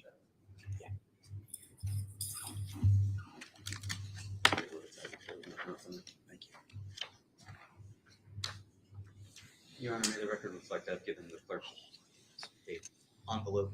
He's marked it as Defense Exhibit B. He's looked inside to see there's nothing else. For clarification of the record, it's defendants B, not 2. Thank you. I'm going to show you what's been marked as Defense Exhibit B. This is a frame by frame of that same video that we just watched. Okay. We had some trouble going through it slower earlier, so we just broke it down to frame by frame. Okay.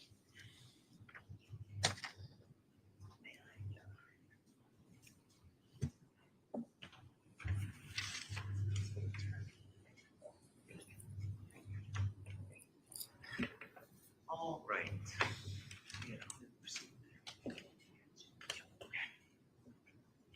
All right. And so this is Defense Exhibit B.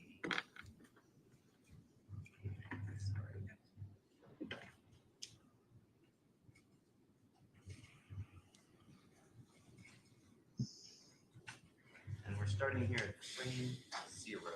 Okay. Now, in this video here, this frame 0 that we see, do you see a person?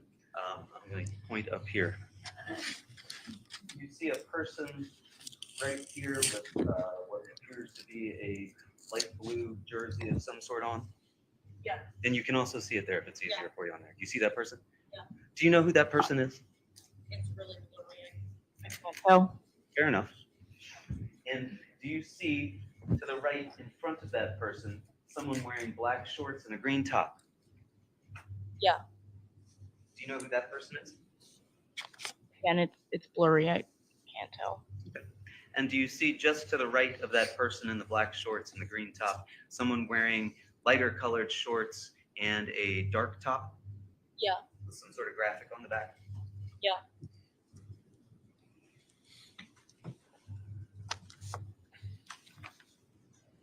We're going to scoot ahead 1, 2 frames. And again, do you still see these same figures there on the screen? Yeah.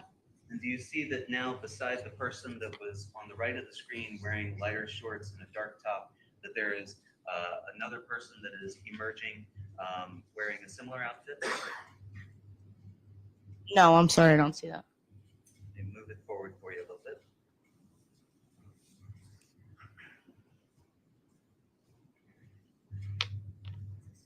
Okay. Do you see now in frame 6 that there is another person wearing light bottom and a dark top that has emerged beside that other person? Yeah. Do you know who that is? On mine, I can't even tell. They look like people, so no, I can't tell who that is. Like right here, on this screen, I can't even tell that it's a person. Can you see legs?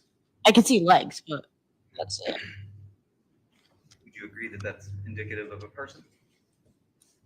Yeah, on mine, it just looks like blurs. Okay.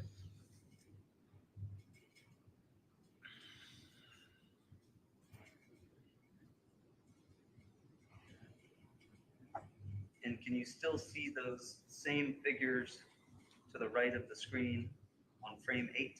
Yeah. Do you see Matthew Lokovich anywhere here? Not that I see, no. And again, at frame 10, to the far right of the screen, do you see that there are at least now 2 people closest to the right edge of the frame wearing these lighter bottoms, dark tops that appear to have some graphic on the back? Yeah. You know, you couldn't identify who those people were? No. And here we are in frame 13. Do you see those same 2 folks to the right of the screen? Yeah.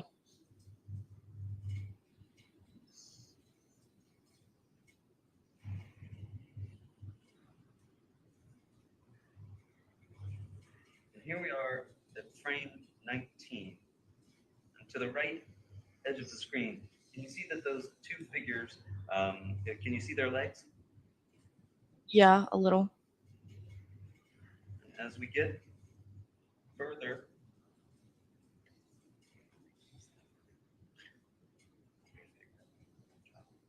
along here, can you still see the legs of those 2 figures? Yeah. We are at frame 22 at this point. I'm sorry, I keep dropping it down. Do you see the first of those 2 figures here in frame 23? Can you see his legs? Yeah. Can you see his right leg? Which one? Can you see the one leg that appears to be back behind the others? Yeah.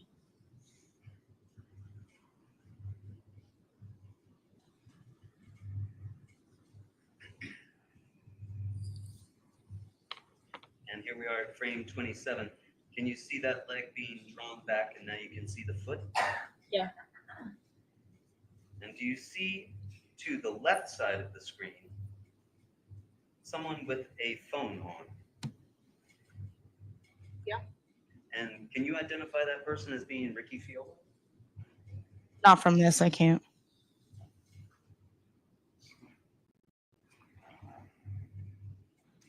Here we are at frame 28. Do you see the foot of one of those 2 people to the right side of the screen? Yeah. What does that foot appear to be doing to you? I'm not sure. It's no longer in contact with the ground, is it? No. You see the bottom of the foot? Yeah. See that same foot in frame 29? Yes. And in frame 30, do you see that foot any longer? It's really blurry. I can't.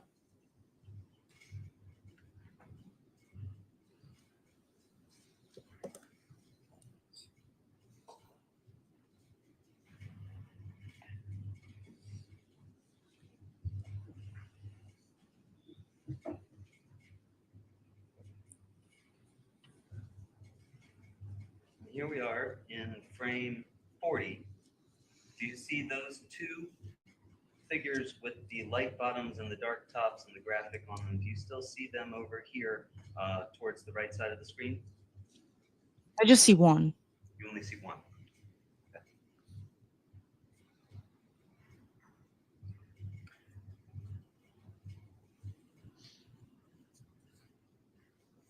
Here we are in frame 47.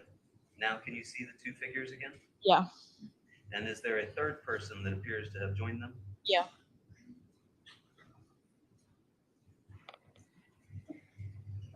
I apologize, Ms. Capella, I do not mean to be tedious. Here we are in frame 63. Do you see one of the 2 figures with the light bottoms and the dark top over to the right-hand side? Yeah. And do you still see on the left-hand side the same person that had the phone out with the light on before? Yeah. Can you identify that person as Ricky Fiola? Again, I can't tell by this. Understood. We're at frame 63 there.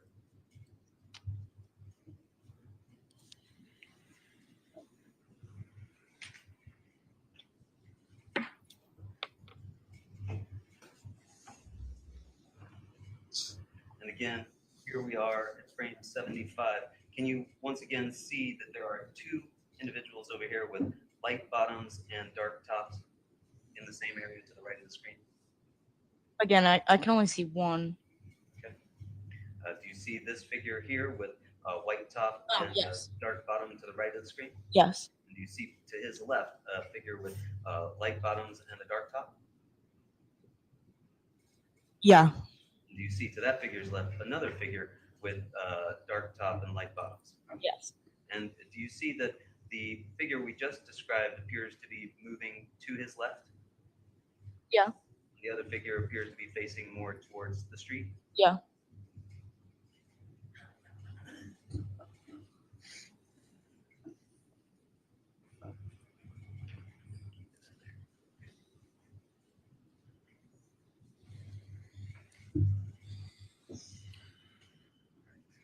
Did you see Ryan Hines that evening? No. Never?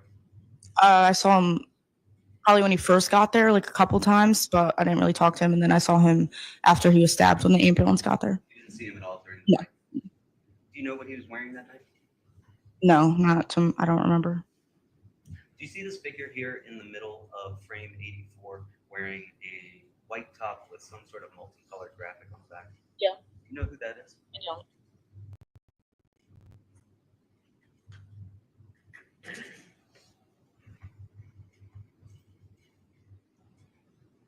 And here we are in frame 90. Can you see to the right of the figure with the black shorts and the green top what appears to be a figure down on the ground? It's a big blur. Is that the area where you recall seeing Tyler DeSilva? I can't even tell where that is.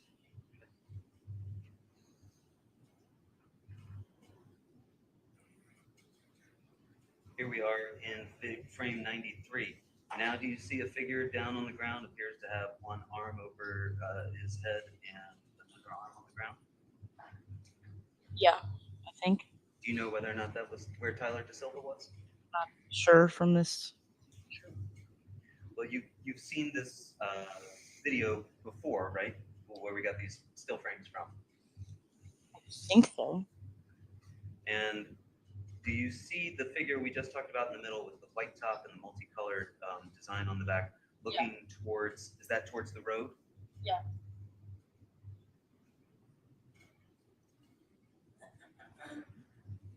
This is frame 96. Do you see this figure down on the ground now? Yeah. Do you know whether or not that's Tyler DeSilva? I can't tell from that. Do you see to the right of the screen in frame 96 that there are the figure with the black bottoms and the white top that we saw before? Yeah. And do you see that there's another figure in front of him who looks like maybe bent over? Yeah.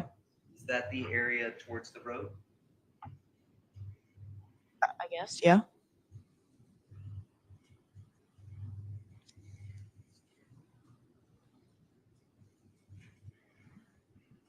And can you see on the very right of the frame here in frame 106, again, what appears to be light bottoms, light shoes, and a dark top? I'm sorry. Can you point that out again?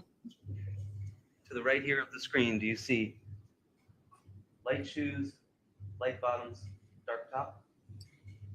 Yes. Do you see Jimmy McGrath anywhere in this screen? No, not that I can point out.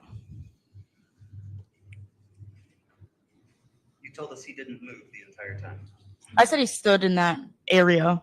It was. I wouldn't say he just stood in one spot, but But he never engaged in any of the fight, not that. No. not that you recall. No. And do you see the figure in the middle with the white top and the multicolored design on the back? Yeah. And do you see to that figure's left another figure with light shoes, light bottom, dark top, and some apparent graphic on the back? Yes. Here we are in frame 108.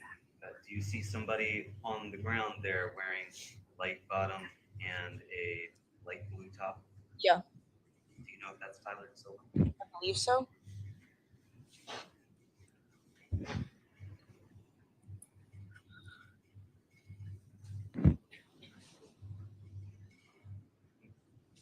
You don't see Mr. Valle at this point anywhere, do you? No. Do you recall the fight breaking up into essentially two separate groups at any point? Yeah. And the fight involving Mr. De Silva was closer to that tree that you've described, correct? Correct. In the bush, right? Correct. And the other fight was involving Mr. Valle, right? Correct. How many people were fighting Mr. Valle? I'm not sure. Matthew Lockovich, one of them? I'm not sure. Was Jimmy McGrath one of them? No. Do you see Jimmy McGrath anywhere in this video? No. In this frame here, this is frame 124. No, not that I could point out. Do you see in frame 24, right in the middle of the screen, a figure wearing light shoes, light bottom, and a dark top? Yeah. Is that Jimmy McGrath? I can't point that out. Do you see to the right of the frame, again, a figure wearing light shoes, black bottoms, and a white top? Correct. Is that what Charlie Connery was wearing that night? I don't recall what everyone was wearing that night. Do you see Matthew Lockovich anywhere in this? No, I don't.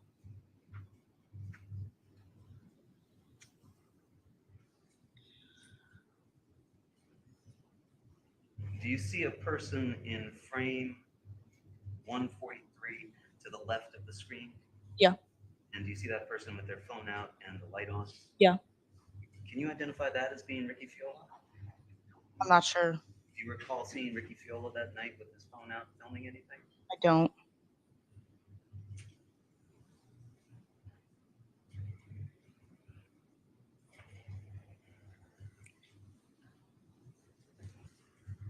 In this frame here, frame 157, do you see an individual with their shirt off, darker skin tone, and a dark pair of dark bottoms? Yeah. Do you know who that is? I believe that would be face on. To the right of the screen, do you see somebody wearing light bottoms and a dark top, short sleeve? Yeah. Do you know who that is? I'm not sure.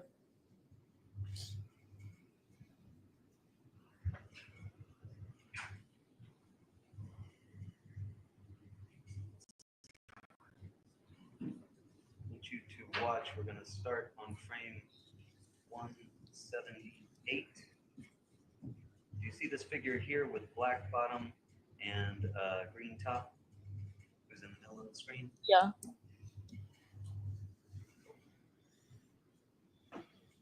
What does that person appear to do there to you? I can't really see. Do you see the leg, the right leg of that person? I don't. You don't see that? No, I don't.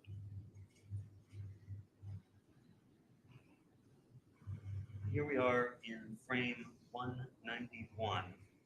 Would you agree that the focus of the camera has now panned to the right? Correct. And that would be towards Laurel Glen Drive, right? Yeah. And do you see figures here on the screen? Yeah. You see one figure here to the very left side wearing lighter shoes, light bottom, and a dark top. Yes. You see a figure in front of him wearing light shoes, black bottom, and a white top. Yeah. Do you see a figure right here wearing white shoes, blue bottom, no top apparently? Yeah. Who's that? I can't tell by this. This is really blurry. What was Matthew Lockovich wearing that evening? I don't recall exactly from my. And do you see another figure to the right of the screen wearing black pants, long pants, and a white top? Yeah.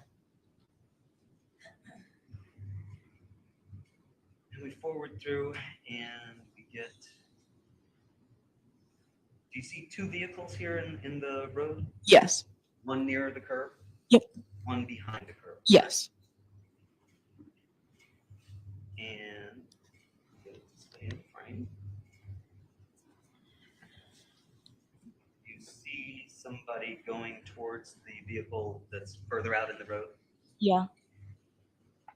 And you've seen this video before, correct? Yeah. And you see the figure that's closer to the car reach the car, right? Yeah. And then you see somebody come into the frame 226. Do you know who that person is? I'm not sure.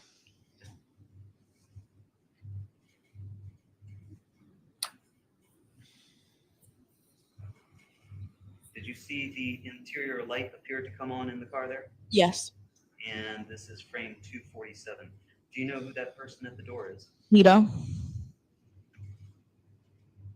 you would agree the camera has now panned over to where Mr. Valle is at the car. Yes. Did you hear Mr. Valle say anything when he was at the car? No.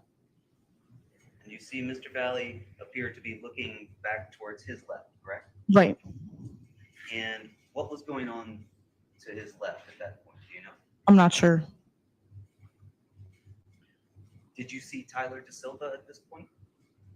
Not in the video, but when you were standing on the lawn. Yes, I believe so. What was happening to Tyler De Silva at that point? I think he was getting pushed out of the road. He was getting pushed onto the road. Yeah, sorry, yeah. Zoom in on his face here. Cameraman does. And then we see the camera pan back to the left, correct? Yeah.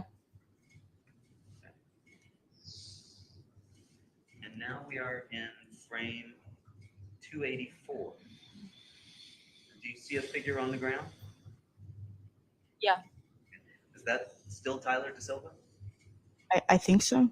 He hasn't been pushed into the road yet? No. Is that different than your recollection? Yeah. And how many figures do you see surrounding him? Surrounding him? Yes. Five. Do you know who any of those folks are?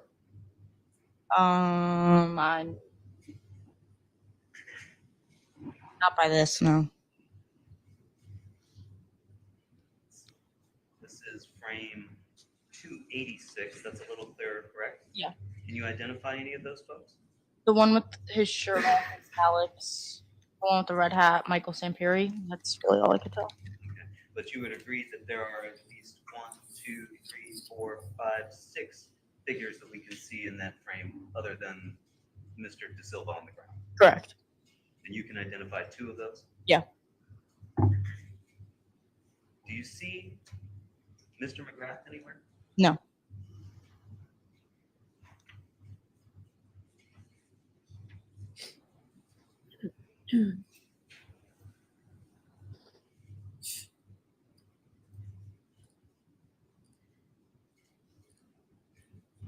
Now, we are in frame 307.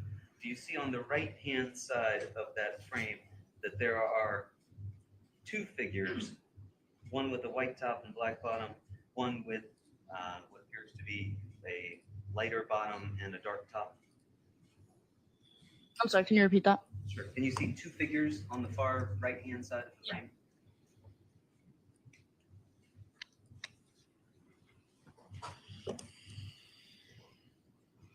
While this is going on, what we're seeing here, are you watching Mr. De Silva as he's being attacked?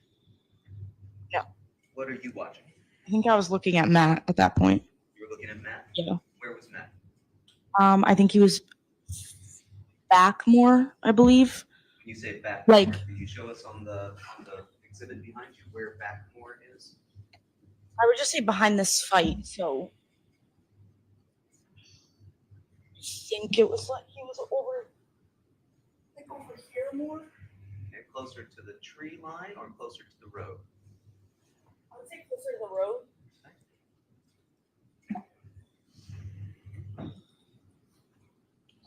And here we are at frame 333. You see a figure emerging from the right-hand side of the frame? Yeah. He's wearing light shoes, a black bottom, and a white shirt. Do you agree? Yeah. You know who that is? I think that's Charlie Connery. Charlie Connery? Yeah. You told us before he was standing with Jimmy McGrath. Near him, yeah. Near him? Yeah. And Matthew Lockovich as well, right? Yeah. Do you see in frame 345 another figure emerging just behind Charlie Connery? Yeah. Who's that? I have no idea. Do you see in frame 355 another figure emerging just behind the figure that you could not identify that's following Charlie Connery? Yeah. Who's that? I think that's Matt. That's Matt Lockovich? Yeah. Do you remember him walking with these other two individuals? Walking with them? No. I just remember him walking by, yeah. Like walking that way, sorry. Would you agree that he's not behind that fight that's going on? Correct. And do you see here in frame 364 a figure emerge just behind Matt Lokovich, the unidentified individual, and Charlie Connery wearing light bottom, light shoes, and a dark top? Yeah. You know who that is? I believe that would be Jimmy.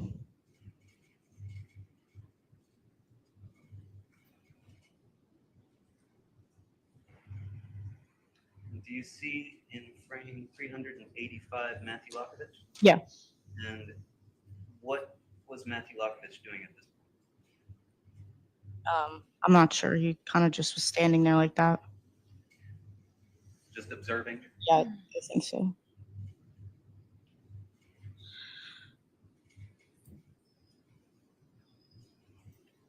In frame 398, do you know who the individual in the middle is that appears to be pushing someone whose shirt is up over their head? I can't tell from that. And do you still see to the right of frame 398 the individual wearing lighter shoes, light bottom, dark top? Yeah, that'd be Jimmy. And as we go past now on frame 409, does that appear to be Jimmy to you? Yeah. And you see somebody getting pushed out into the road? Yeah. And you see another figure in frame 417 that is now passing as Mr. De Silva gets pushed into the road, do you not? Correct.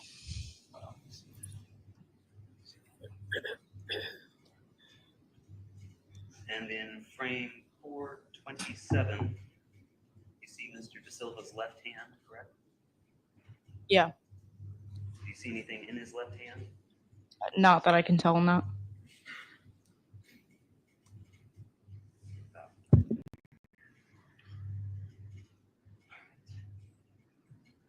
And now you see Mr. De Silva go into the road.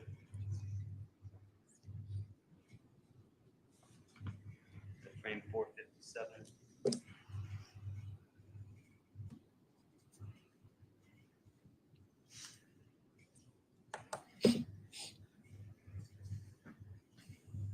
Mr. De Silva still in the road at frame 479. Do you see Mr. McGrath at this point? Not in this picture, no. Do you see Mr. Lokovich at this point? No. Do you see any of those other figures that we had seen before? No. Where were they at this point? On the grass? And what were they doing?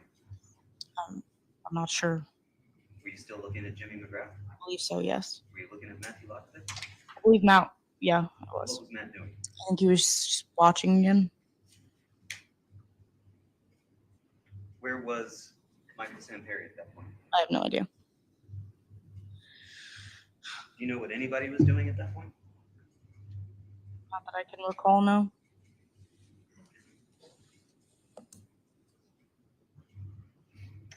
Here we are at frame 485. Do you see the light shoes, light bottom, dark top? Yeah. And do you know who that is? Jimmy?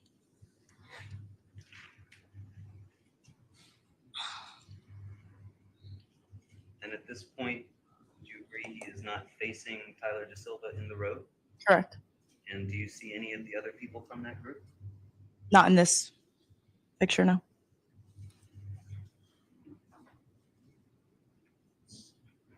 And in frame 486, do you still see what you've identified as Jimmy?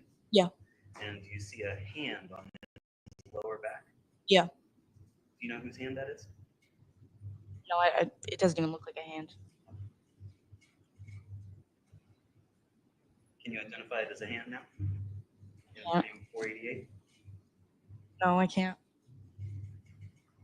Can you identify it as a hand now in frame 489? Appears to be. Do you know if that's Matthew Lokovich's hand? I have no idea. Do you know if Matthew was still standing beside Jimmy at that point? I believe he was near him at that point, yeah. And where was Charlie Connery at that point? Maybe a little bit in front of them. In front of them? Yeah, I think so. And where was Faison Teal at that point? I'm not sure. Ryan Hines? I didn't see Ryan during this. Tyler Rich? Not sure. You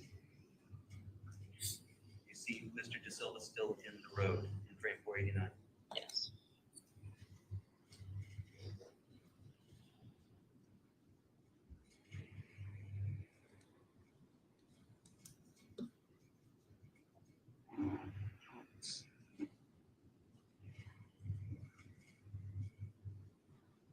And do you see in frame 508 Jimmy McGrath?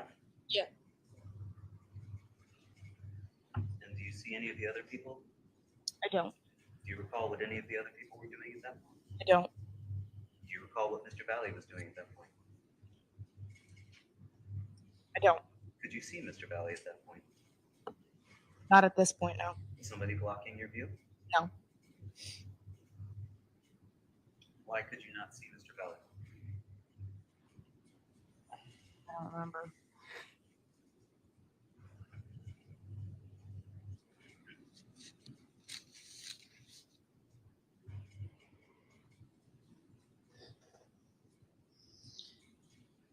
And it's frame 518 now. Do you see Mr. McGrath is no longer in the frame? Correct. And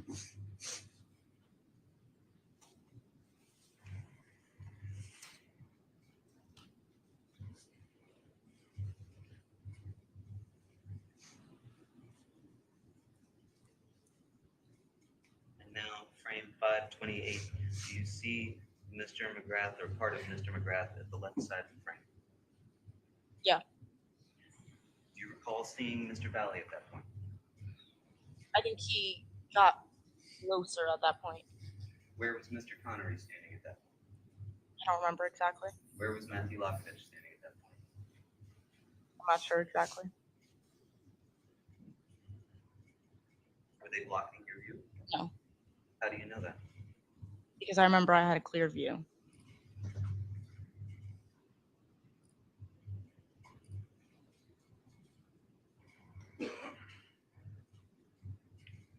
And can you see Mr. McGrath in frame 532? Yes. Frame 533? Yep. Frame 534? Yes. And frame 535? Yes.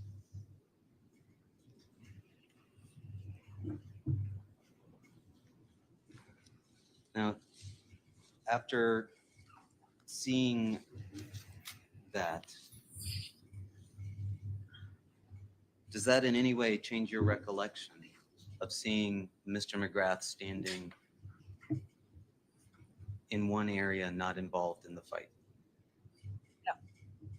And you would agree that you did see him from time to time there, moving with a group that included Charlie Connery, an unknown person that you couldn't identify for us, Matthew Lockovich, your boyfriend, Yes. Jimmy McGrath, Yes. and another individual with black pants and a white top that we saw come across the screen that, again, you couldn't identify. Yes. And there were other figures that you couldn't identify as well, right? Correct. But you're certain that you had a clear view of seeing what happened between Mr. Valle and Mr. McGrath, 100% yes. and that it was just the two of them, correct? Yes. And you can't tell us where Mr. Connery or Mr. Lockovich were at that point? No.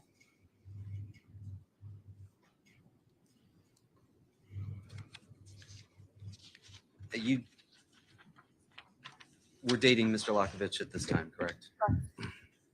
And you had grown up, you told us, since childhood with Mr. McGrath. Yeah. How well did you know Mr. Connery Pretty well. and his family? Yeah. Tommy, had you ever been over to their house? Yeah.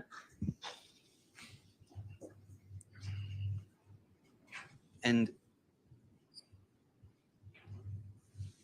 you didn't call the cops that evening, correct? I did not. And you didn't go to talk to the cops, they came to you, correct? Correct. And that wasn't until May 23rd, correct? Yeah. A little bit more than a week after this all occurred.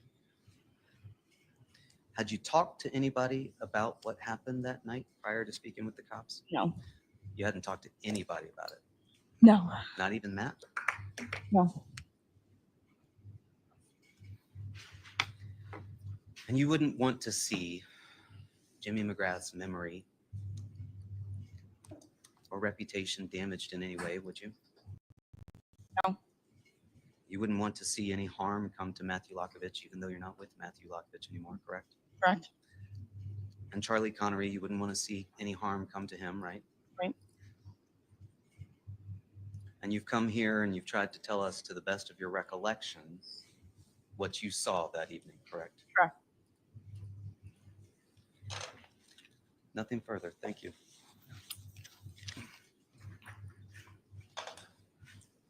Couple questions, Your Honor.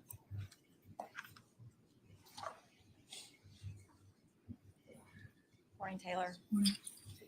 So the defense attorney asked you just moments ago regarding you saw a video frame by frame with states withdrawn defense B, where he had asked you on multiple occasions where people were standing.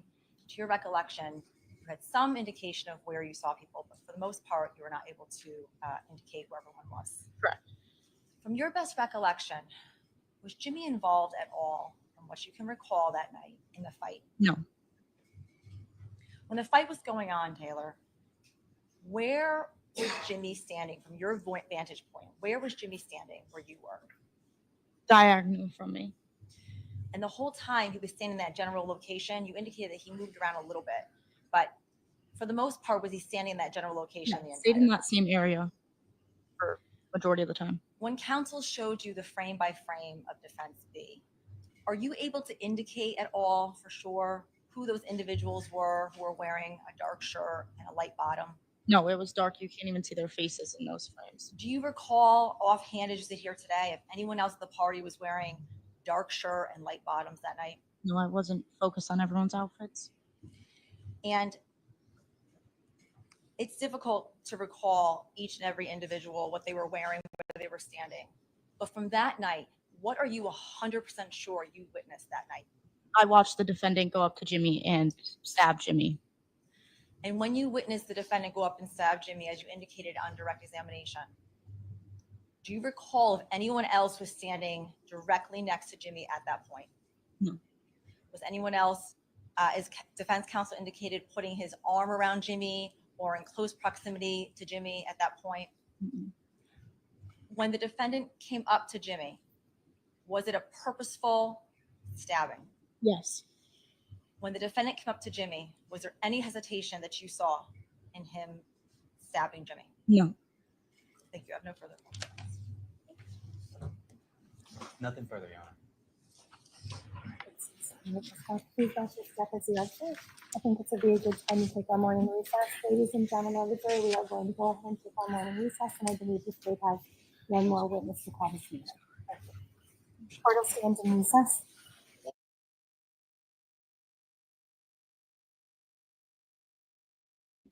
Oh no, I'm gonna have to talk for 15 minutes. Yes, break.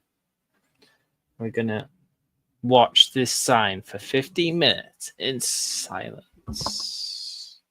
No, I'm just kidding. So, have we talked about what happened this morning? Ish.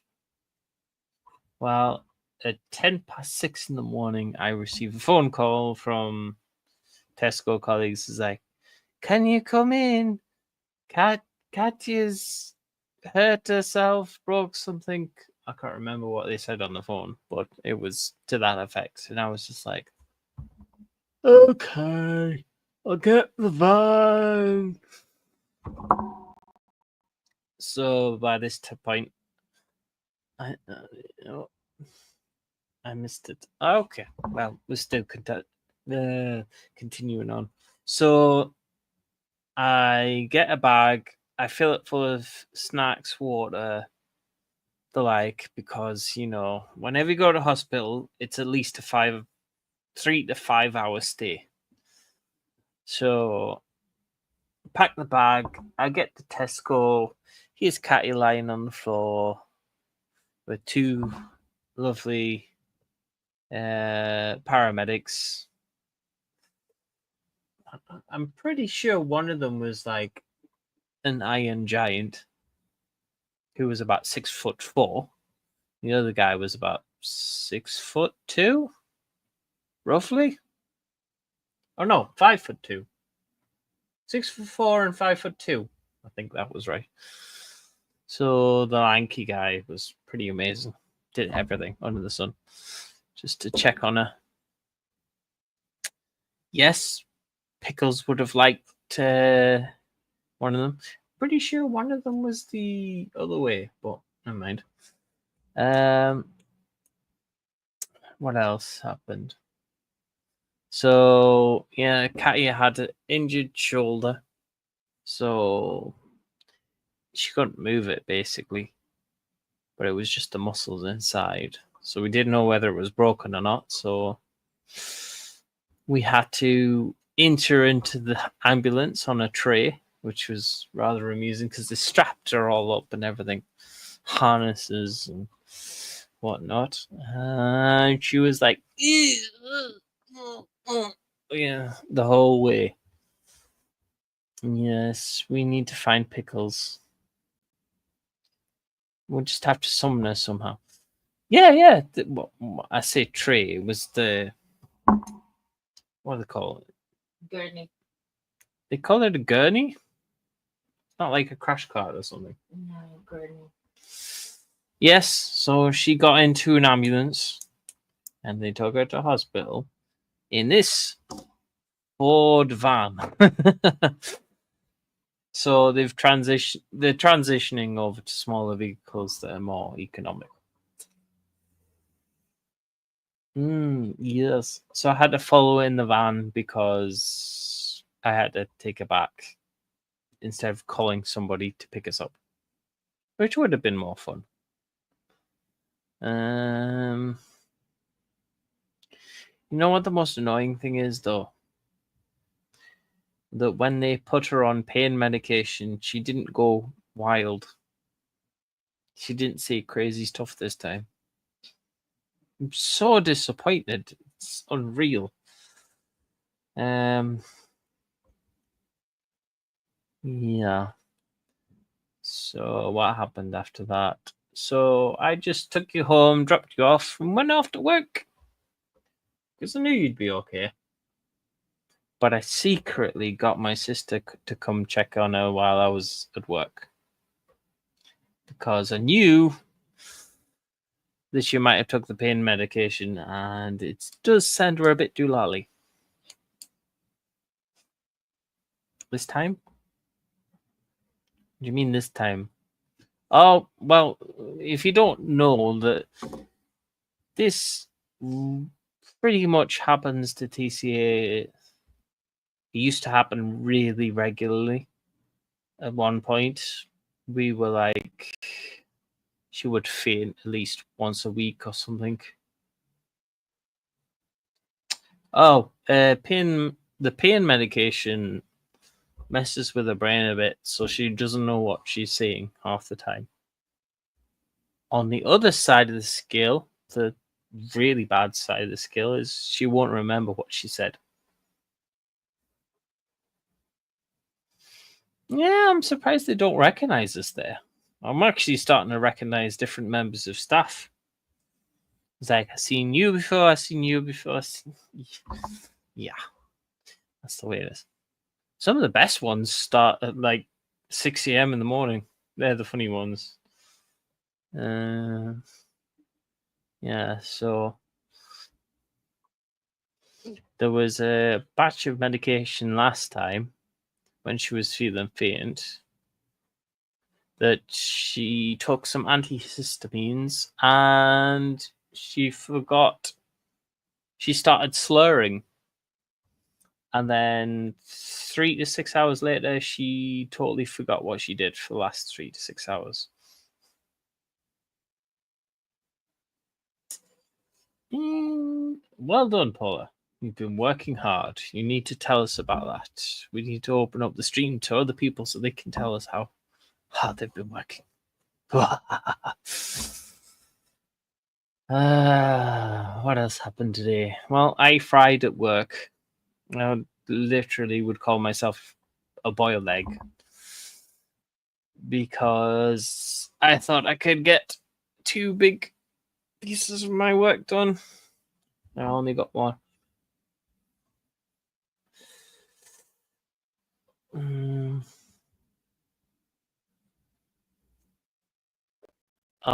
That would be too much fun. You trying to unalive me, and I'll just hide in somebody's garden in some backward water estate. I know every hiding place in this area. If I wanted not to be found, I could not be found. And then I went to our favorite place, Costco, because I needed fuel and I needed an ice cream. Just like put my face in, just like pretty much. And the soda machine is working again. Ah, love that thing. Yes, I brought TCA a hot dog. Or Katya, as I would call her, because she loves hot dogs. And I just wanted the cold drink. Good deal. Yes, the ice cream from Costco in England is to die for. Very creamy, very. I want to say rich, but yeah, it would be rich. The plain ice cream is very rich. I'm just watching TCA try to get to a place near the kitchen. You gotta watch her when she gets fainty. It's not fun. So when Katya tends to faint, she'll have a white complexion like normal, and she'll look up at the sky, and you've got about 2 seconds to catch her before she goes.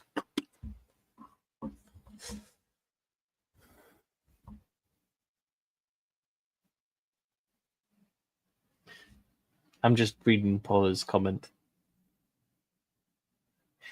I wish I could send you pictures. You're not an FB, not an FB or anything.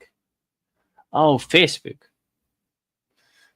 Maybe I should be posting them to my YouTube channel. Ah, yes.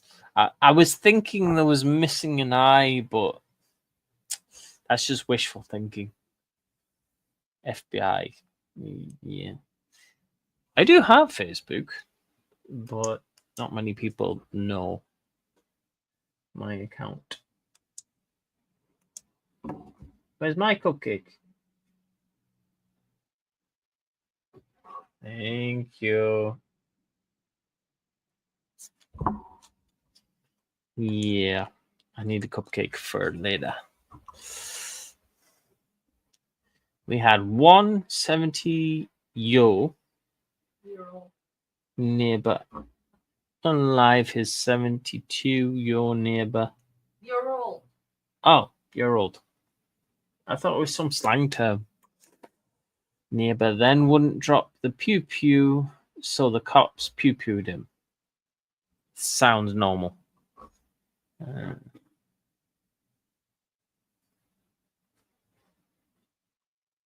I mean, he was probably thinking about how he could out pew pew the police before the police pew pewed him. So.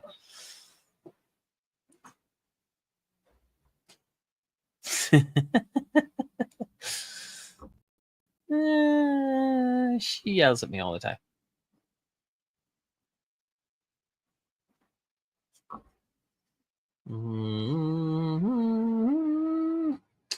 Yeah, so What about that? I was just about to talk about the house. I have suggestions from TCA about talking about the house. I would call that ageism, but they're too close. So, me and DC are moving. We randomly stumbled on this house that was. It's great in a way. How far away from now? Let me work it out. It's about a mile away from where we live. 5 minutes. So this house was an ex-smokers, but we're going to clean the whole house from top to bottom. Has loads of units which are pretty much brand new. All the light fittings in the bathroom and bathroom stuff. So obviously the pipes will be pretty new. Electronics, probably electrics will need doing in another couple of years' time. But our real focus would be the roof, as it has 2 flat roofs. Now, in England, a flat roof is a nightmare because you need to redo your roof every 3 years, roughly. So someone needs to come strip it off and lay a new thing on top of the roof.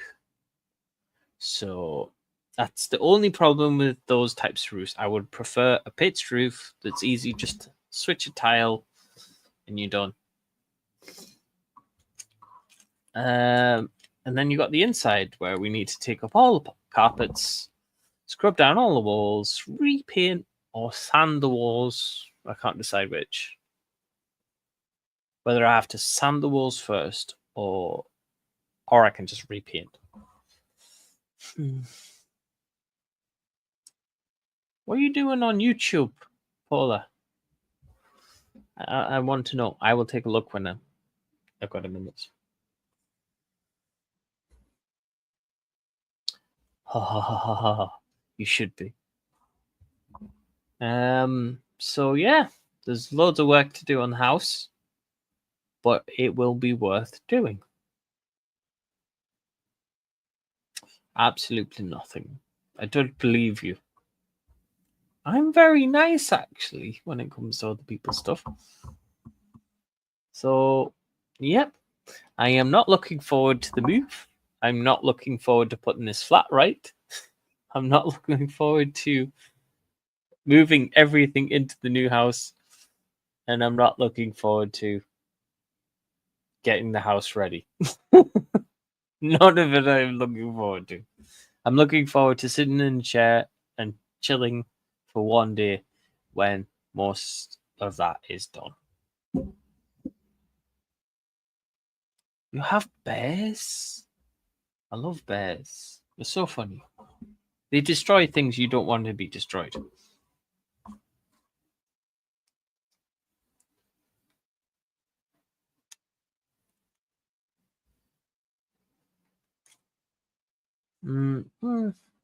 Okay. Do I have to put bears in those short videos, TCA? No, it's memory bears. Memory bears you do with the clothing of someone that has passed and transform that into a bear. Oh, I'm sorry. I get it now. I like actual bears, unfortunately. Sorry. I'm drilling over this cupcake. Have I got any other stories? I like the hummingbird. Cool. What have I been up to? My whole army's upstairs. Mostly painted.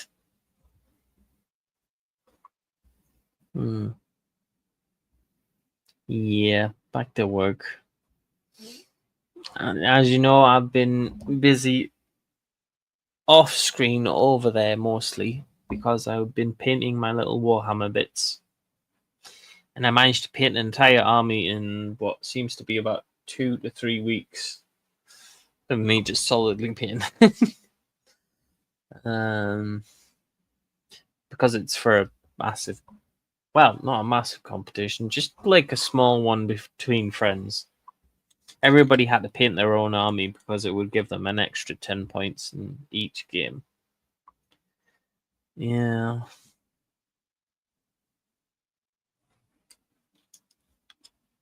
We all support you, Paula, in your YouTube dreams. Oh, no, not really. I mean, being a gardener, you tend to focus you focus at certain plants that are in the garden or certain pesky weeds that you know you need to get rid of. So focusing for me is not really a problem.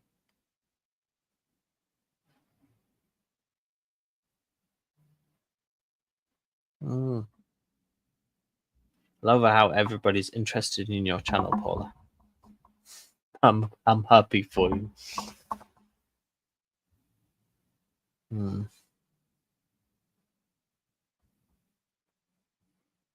I am taking a break from focusing for about 3 weeks because I just can't face painting another model for a little while. So I have thrown myself into packing, which I'm sure Katya's very happy about, because for some reason she ends up just lying on the bed going, I don't want to do anymore.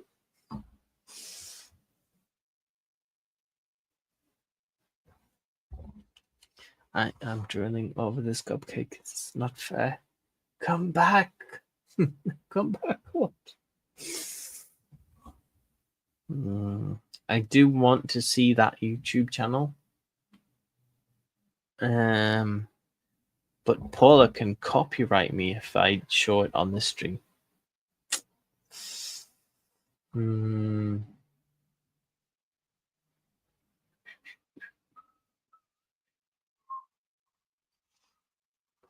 It's just one bite.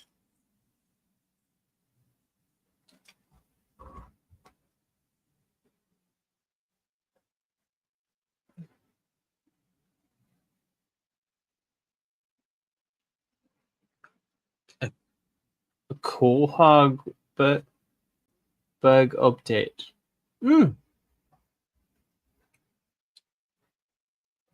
Yes, what is it indeed?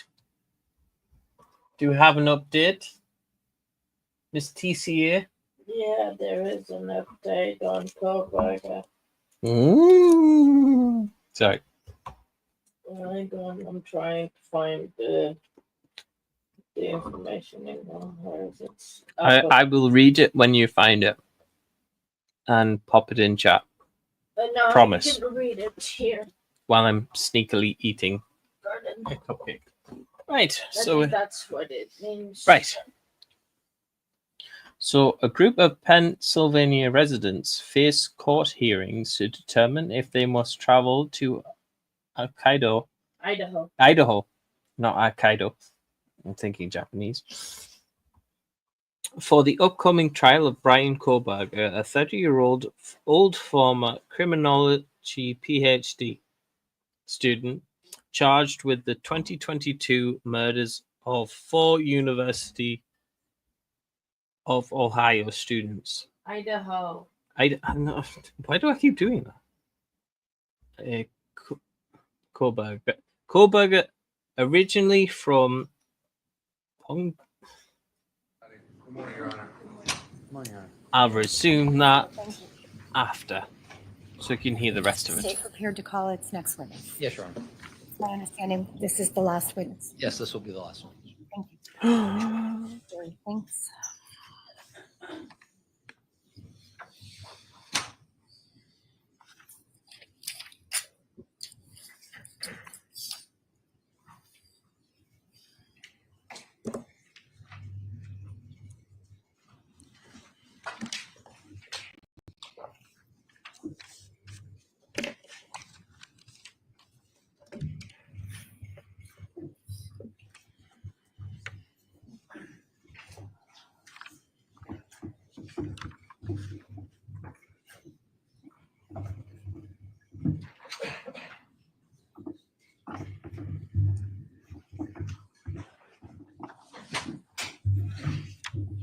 back, ladies and gentlemen, of our jury. Counsel, please stipulate to the return of our jurors. State will stipulate, Your Honor.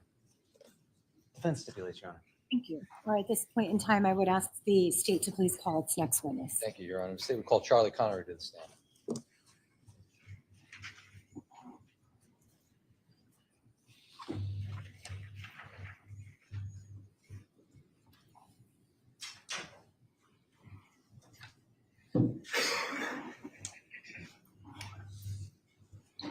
Connery, please step into the witness box, remain standing. Excuse me, our clerk is going to put you under oath. Thank you. Thank you, Your Honor. Please raise your right hand. You solemnly swear or solemnly and sincerely affirm, as the case may be, that the evidence you shall give concerning this case shall be the truth, the whole truth, and nothing but the truth, so help you God, or upon penalty of perjury. If so, please say I do. Please state your full name, spelling your last name, and address for the record, sir. Charles Joseph Connery. Thank you. Thank you. Good morning, Charlie. How you doing? Good. Just do me a favor. Keep your voice up and stay close to that microphone because the acoustics are kind of bad in this court. Okay. Charlie, can you tell the jury how old you are? I'm 19 years old. And do you go to school? I go to Central Connecticut State University. And what do you study? Construction management. And are you working for the summer? Yes. What are you doing? I'm an intern for a construction company. Now, have we met before today? Yes, we have. How many times did we meet? Twice. And why did we meet? And back on May 14th of 2022, how old were you? 16 years old. And did you go to school? Yes. Where did you go to school? Shawn High School. And what year were you? I was a junior. And did you play any sports? Yes. What did you play? I played baseball. And are you familiar with an individual by the name of Ryan Hines? Yes. How are you familiar with him? He's a friend. He was my baseball teammate. He's a good friend of mine. State's Exhibit 56. Can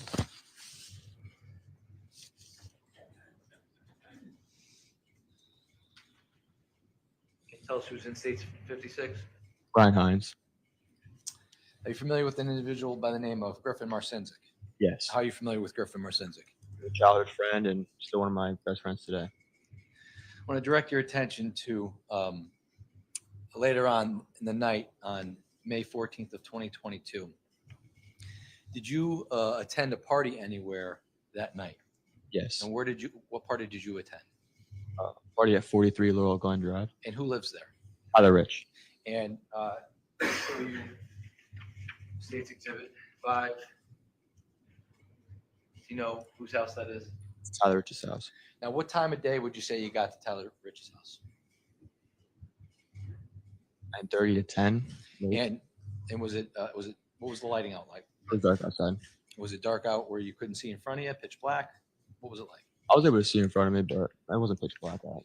Now, when you got to Tyler Rich's house on that night, how many people were at Tyler Rich's house? Do you recall? Around 30 people. And what kinds of things were going on at Tyler Rich's house? Drinking, social gathering, just hanging out with friends. When you say drinking, what kind of things were people drinking? Beer. And how did you get to Tyler Rich's house? I drove. And when you got to Tyler Rich's house initially, did you have anything to drink at that point? No. Why not? Because I was driving. How long would you say you were at Tyler Rich's house for initially in the beginning? Probably half an hour to 45 minutes. And after about half hour to 45 minutes, did you have an occasion to leave Tyler Rich's house? Yes. Why did you leave? I received a call from a friend, Ryan Hines, that he has just gone to a fight and kicked out of a party and wanted to see if I could pick him up. And did you in fact go pick him up? Yes. Where did you go? To this girl named Natalia's house. I don't know her address. It's in Shelton. How'd you get there? Did you? I drove. Okay. Did you put a GPS on and kind of follow Waze or something? Yeah. So when you got to Natalia's house, who did you pick Ryan up? Yes, I picked up Ryan and Griffin Marcinzik. And when you picked up Ryan and Griffin, did you leave Natalia's house immediately? Yes. When you picked them up, was it just the two of them? Yes. Did Ryan have anything with him? I don't recall. You don't recall? Do you recall whether or not did you see either Griffin or Ryan drinking that night? Yes, they were drinking. Were they drinking before or after they got to Tyler Rich's house? Let's say before. At some point in time, you brought him back to Tyler Rich's house? Yes. And when you got back to Tyler Rich's house, actually withdrawn, on the way over to Tyler Rich's house, did you talk to Griffin and Ryan about what had happened earlier on in the night? Yes. And did they inform you about what had happened? Yes. And at some point in time, you got back to Tyler Rich's house. Were you aware of a group chat that was going on at all? No, I was not. And when you got back to Tyler Rich's house, how did you guys go in the house? Do you recall? Through the basement doors. And where are the basement doors located? On the right side of his house. And when you got back down there, what happened when you got back down to the basement? Same stuff that was going on before. Talking, people asking questions to Ryan and Griffin. What happened to you guys? Now, are you familiar with Faison Teal? Yes. How are you familiar with Faison? Classmate, grade above me. Just known him for we played football together. Showing you stage 54. Who is this individual? That's Faison Teal. Was he at Tyler Rich's house that night? Yes. Did you have occasion to talk to him that night? Yeah. Stage 55. Can you tell us who this is? That's my brother, Tommy Connolly. And was he at Tyler's house that night? Yes. And stage 57. Do you know who this is? That's Jimmy McGrath. And how do you know Jimmy?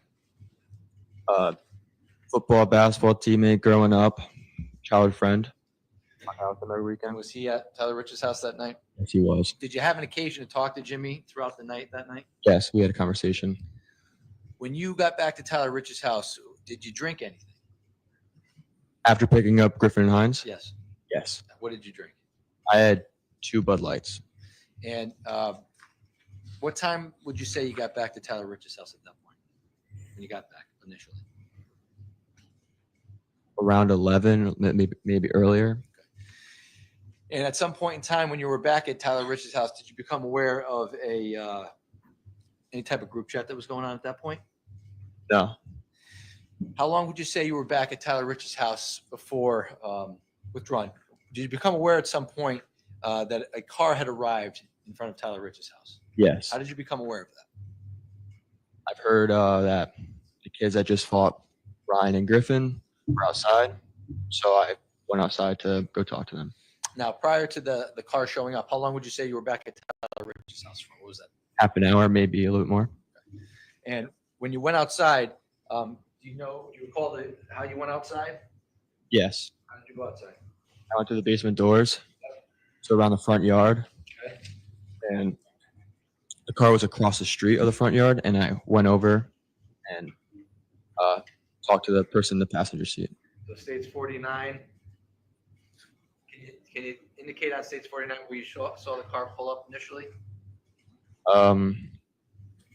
Like the beginning of the road on the right side, going down the road, facing down the road, right there. Right here? So facing this way or facing this way?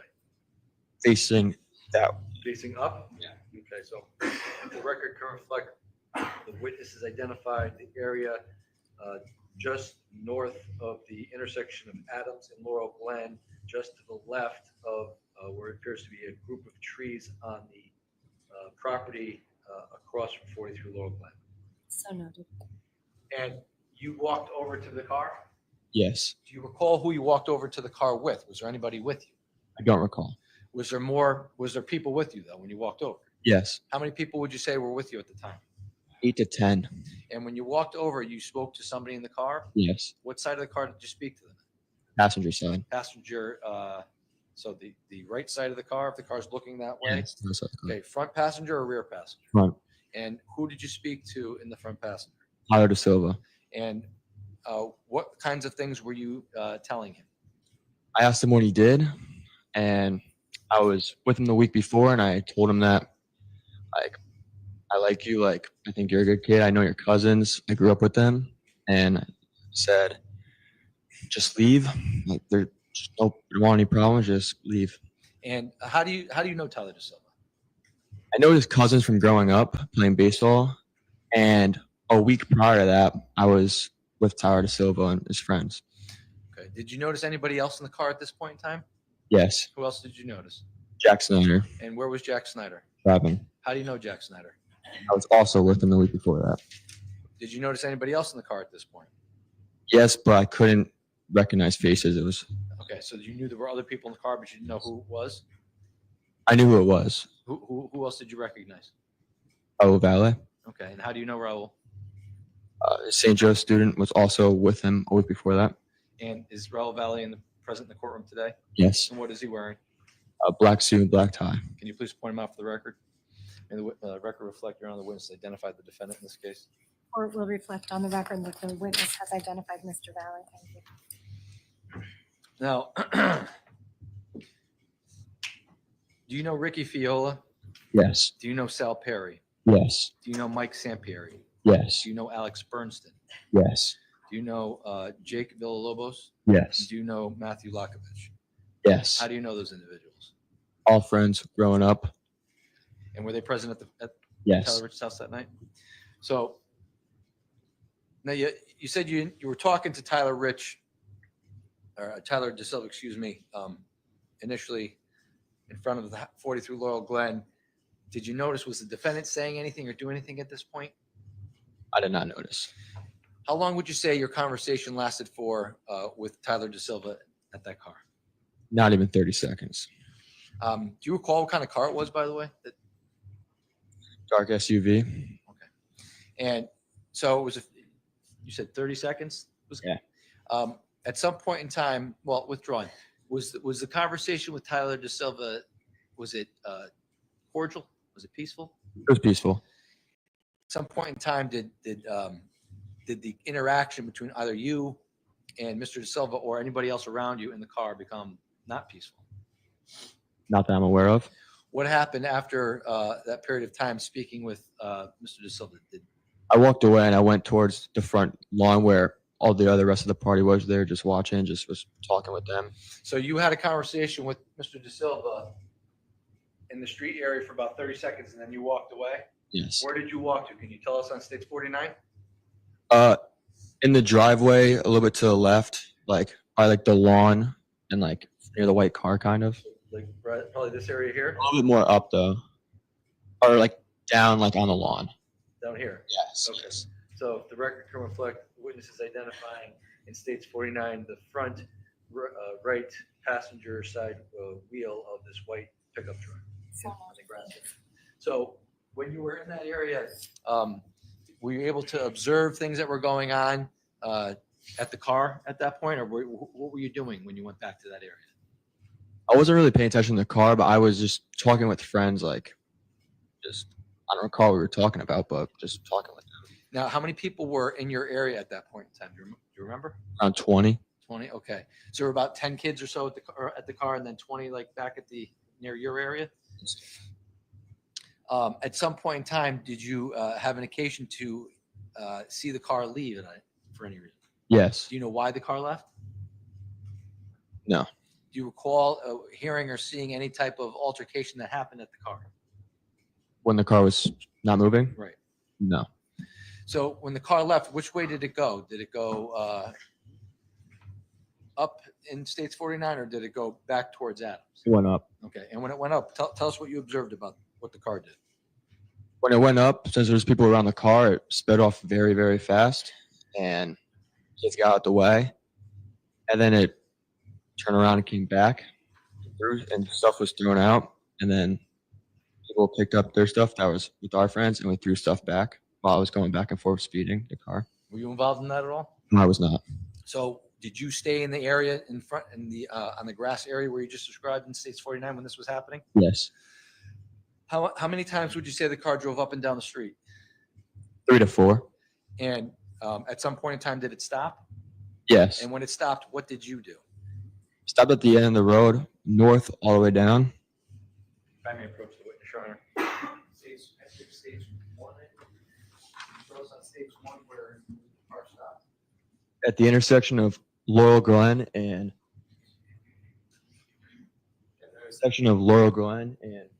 Farmhouse Lane. So in this area here. Yes. And when you saw the car stop down in that area, what did you observe about it at that point? Did you observe the car just stopped, or tell us what you saw? I noticed that 2 individuals got out of the car. So me and a couple of my friends went down there to talk to them. And when you say a couple of your friends, you recall who you were with? Yes. Who were you with? Ty Wood, Matt Lockovich, Ricky Fiola, Tyler Rich. That's about it. When, so you went down the street? Hmm. When you went down the street, did you go in a big mob? How did you make your way down the street? A couple kids were farther up than me. We kind of went individual or like in as twos, not as in a group. Who were you closer to? Do you recall? Ty Wood, And who was further down the street? Do you know who was further down the street? Tyler Rich, and Ricky Fiola. Okay. And when you got down, how far did you get down the street, would you say, that night? So where they were in the intersection? And did you witness any interactions with anybody? Yes. What did you witness about any interactions with them? I witnessed that Ricky Fiola was talking to Raul Valle, and that me, Matt Lockovich, and Ty were talking to Tyler Da Silva. And what were you guys talking about with him? What did you say to him? Did you say anything to him at that point?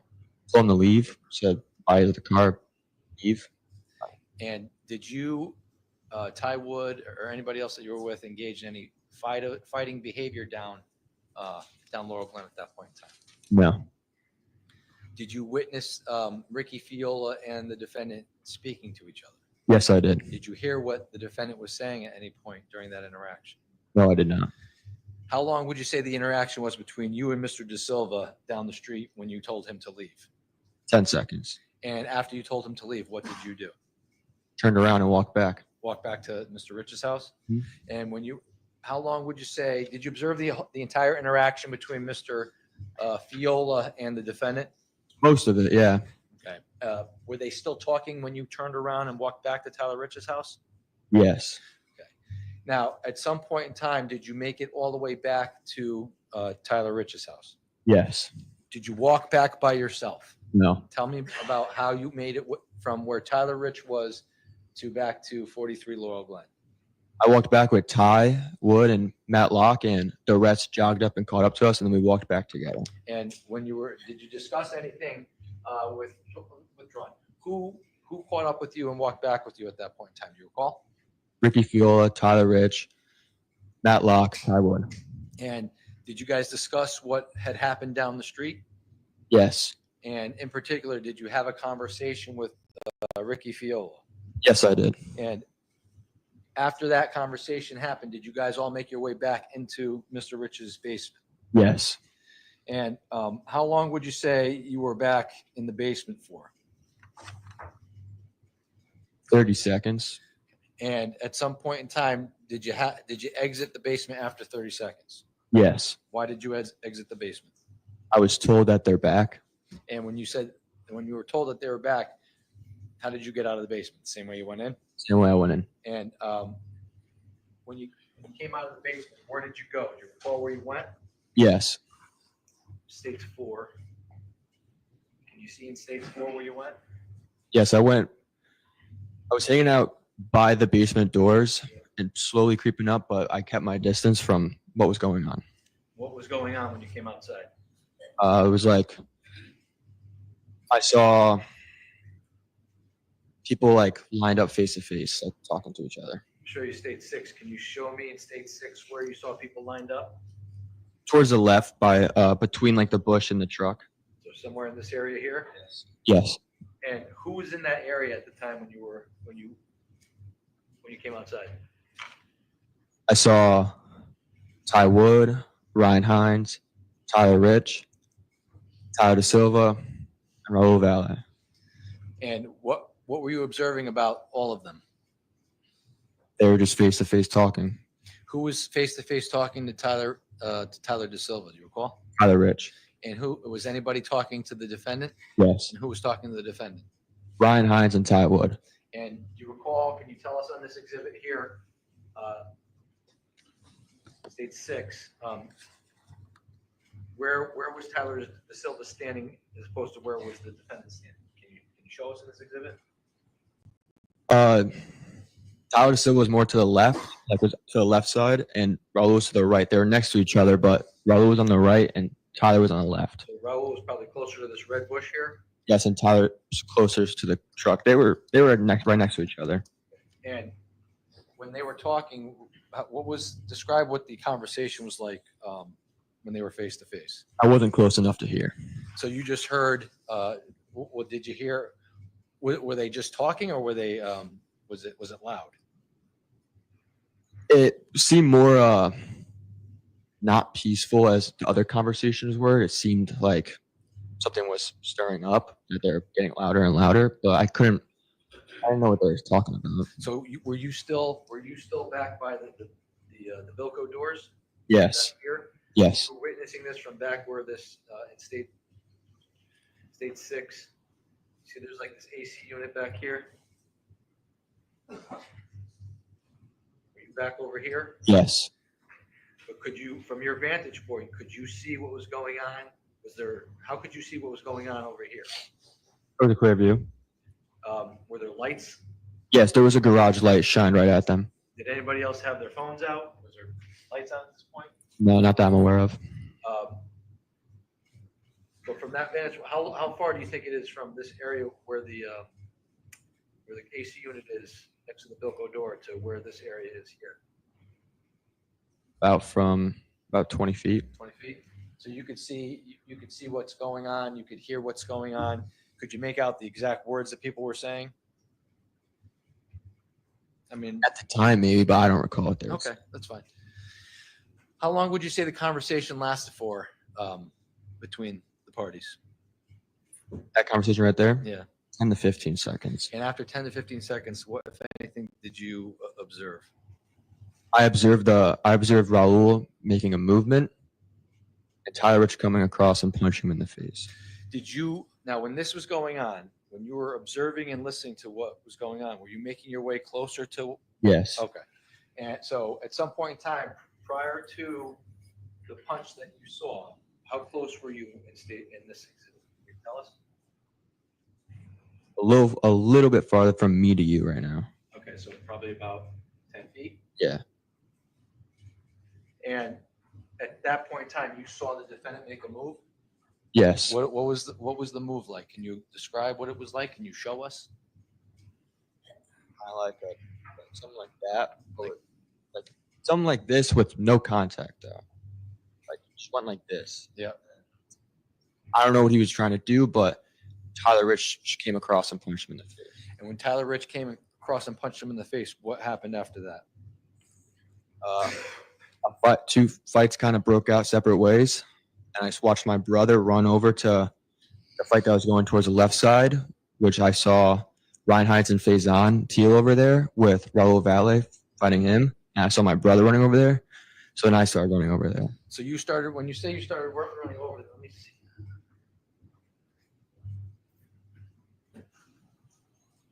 This is States 52. Can you show us on States 52 where you said the fights broke up or Yes. went out?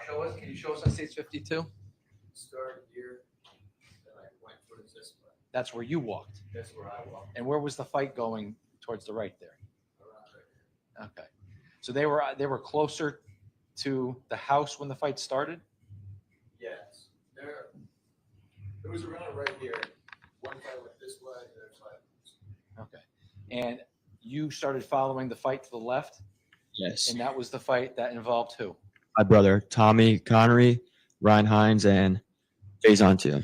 And what did you observe about that fight when you were following it?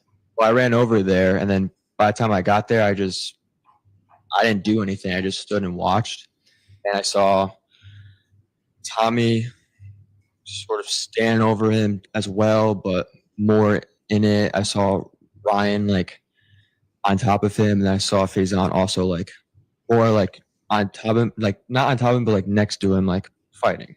So is there a path of travel, we'll say, that the fight took when you were observing this? Did it stay in one area or did it constantly move? It first stayed in one area, but then everyone got off of Raul, and then he walked away, and that fight was over. Can you show me like where that all happened, to the best of your recollection? Like happened over here. Yeah. Then everyone like got off there, and I all like walked like this way. Around. Okay. And when you saw that happen, where did you follow? Yeah, I followed him. Show me the path that you followed. I kept a far distance from him the whole entire time. And when he was like over here, I was over here. And if he make his way this way, I was over here. Keep my distance from him, but keep my eye on him Why did you do that? because I was aware that he had a knife. And did you engage in the fight at all? No. So what did you observe when you walked? So you did like a, correct me if I'm wrong, you did like a almost like a semicircle? Yes. And what did you observe about the defendant as you're doing this semicircle? I observed when he got out of the fight, some people pushed him to get even more out of the way and get him into the road and get him out of here, and, like just have him leave. And I just kept observing him walking, and I watched him walk towards the car. Okay. So let me stop you there. Can I just take this for a second? So this is stage 52. So you witnessed the fight happen somewhere in this area here? Yeah. Just above the, so the initial interaction between yourself and the defendant were in this area here between, next to the black truck? Yeah. Stage 52.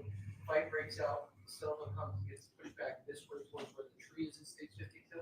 Yes. And the fight between the defendant, Hines, your brother, and Tio was somewhere in this area here? Yes. I'm pointing to the area north of the red tree in stage 52 on the left-hand side. So at some point in time, say the fight, they let go, they let off of them? Yes. And you kind of follow this area, when you semicircle, the defendant makes his way over here, and you see another group push him out. What do you tell us about that? I saw like a couple kids like just give him like a little shove to just get him off the property. Show me where you saw that happen. Around here and just put it up here and everyone just stepped out. Okay. So in stage 52, we're talking about the right-hand side of the photo, Your Honor, near the curve, probably just south of the right red bush. And when you saw that happen, did your attention go anywhere else at that point? No. Now, was your eye on the defendant the entire time that this was going on? Yes. Do you know if Jimmy McGrath was involved in the fight when the fight was going on over here? No. Initially with the defendant and your brother, Faison, and mine? He was not. Was Jimmy McGrath involved in anything going on to the right over here? No. Do you know where Jimmy McGrath was at this point in time? No. Okay. And when you came and did the semicircle, at some point in time, did you notice Jimmy McGrath at some point? When I was supposed to go around here? Yeah. No, I still didn't. Okay. At what point did you see Jimmy McGrath outside at some point? Yes. Okay. So when you did the semicircle, you said you noticed the defendant walk back to the car? Yes. Tell me where you saw him walk back to the car. Well, that's the car over here. Okay. And what did I was following him. I was like over here, got my eye on him. And he opens the door and then he closes it and he goes right back in. And I start Yelling, he has a knife, he has a knife, he has a knife, because I thought he just went and grabbed it, but unfortunately I was wrong. And when you yelled that he had a knife, did you see him have a knife on him at that point in time? No. What did you observe about the defendant when he came back onto the property? I saw him next to Tyler Da Silva, and they were both in the road, and no one was going after them. No one was going near them. They were just, everyone was just looking at each other, and then the defendant went after the closest person to him, who was Jimmy McGrath, and stabbed him.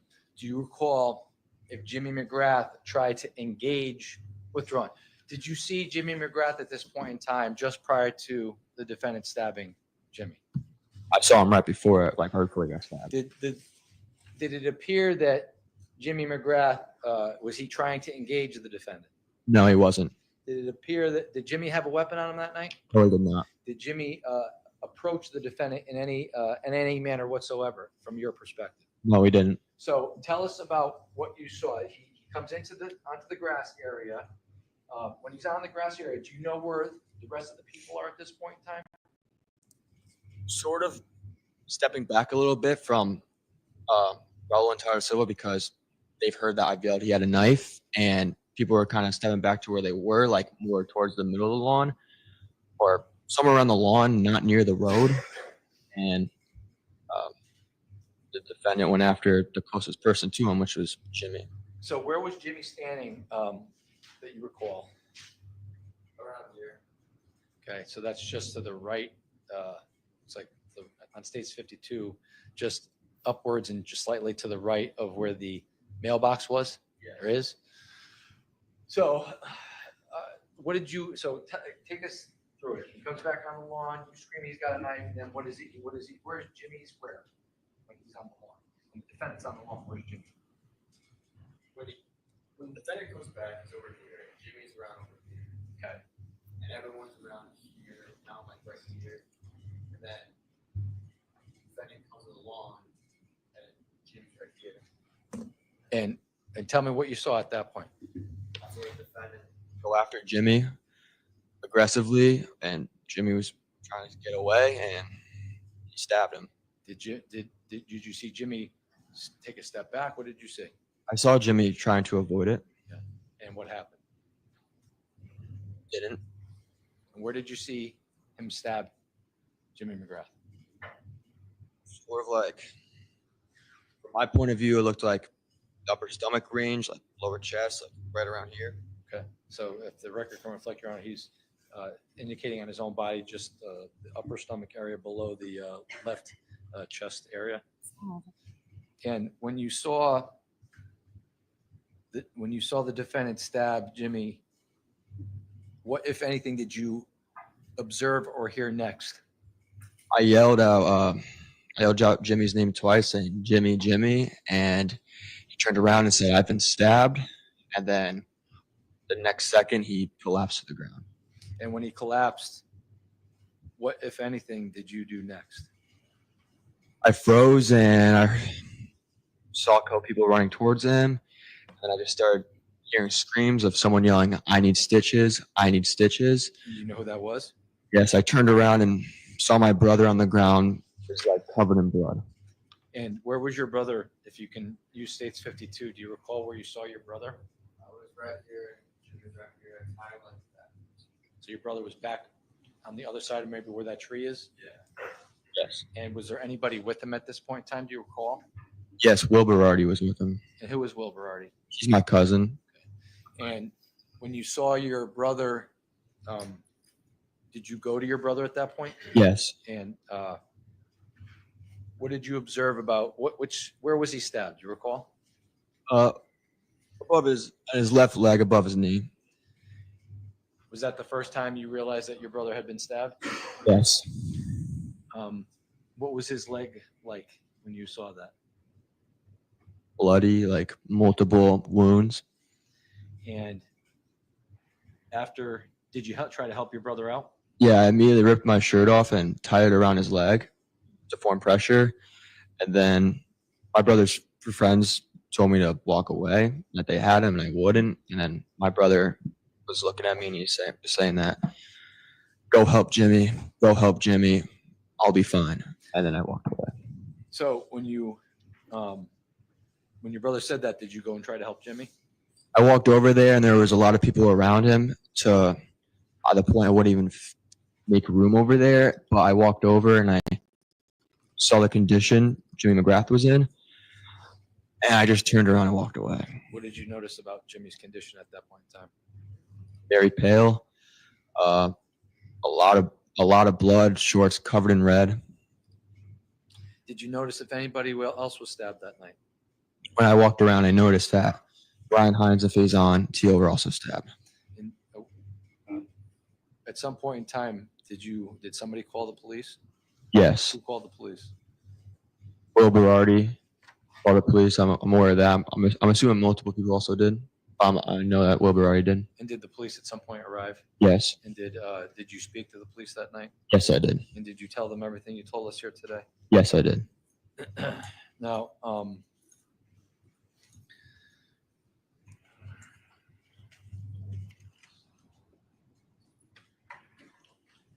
show you state 60. I've slowed it down in areas. I want to just make sure that we're talking about the same thing.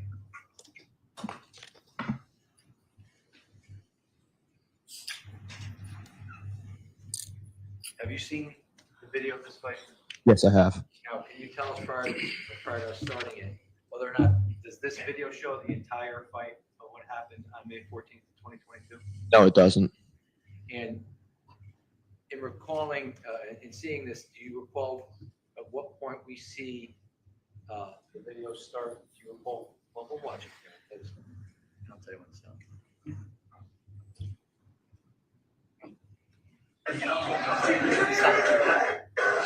So you see this area here of kids that just went over this way to the right?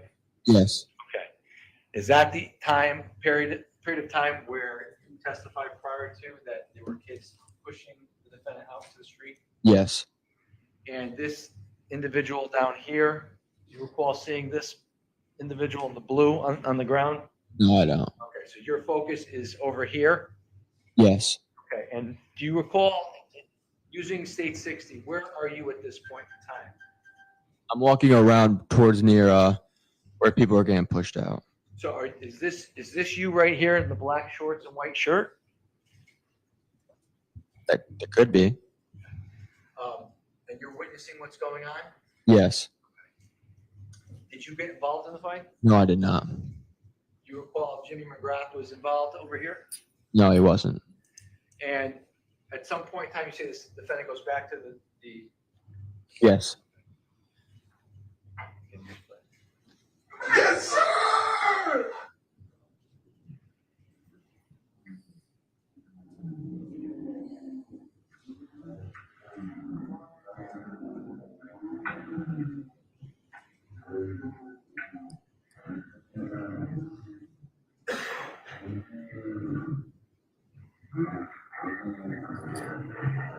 Stop right there.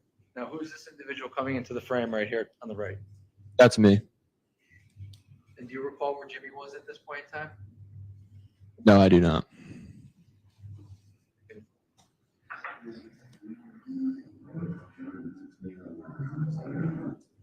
Do you know who this is with the blue shirt and white pants? Yes, that's Jimmy.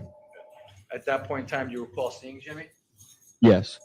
And do you recall if he was fighting with anybody at that point? No, he wasn't. Okay, good.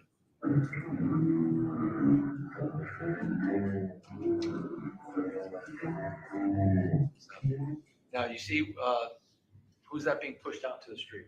Tyler Da Silva. Well, you remember seeing that on the night question? Yes. You remember the defendant coming back onto the property at that point? Yes. And is this the point in time where you testified on direct earlier that people were just standing there and there was no more? Yes. And at this point in time, when the defendant is coming back onto the property, what is happening? Because you can see part of the video, we don't see what's at some point goes out of view. What do you recall happening at this moment? People looking at them too, backing up a little bit, and no one fighting, no one like saying words or anything, just looking at each other. Like, Do you recall what the defendant did when he came back on the property? Did he slip and fall?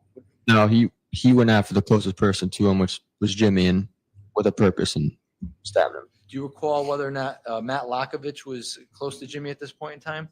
Yes, he was. Okay. But Jimmy was closer to the defendant? Yes. And how close would you say Jimmy was to the defendant just prior to this slide here, or this is frame 426? How close was Jimmy at this point in time? 5 to 10 feet.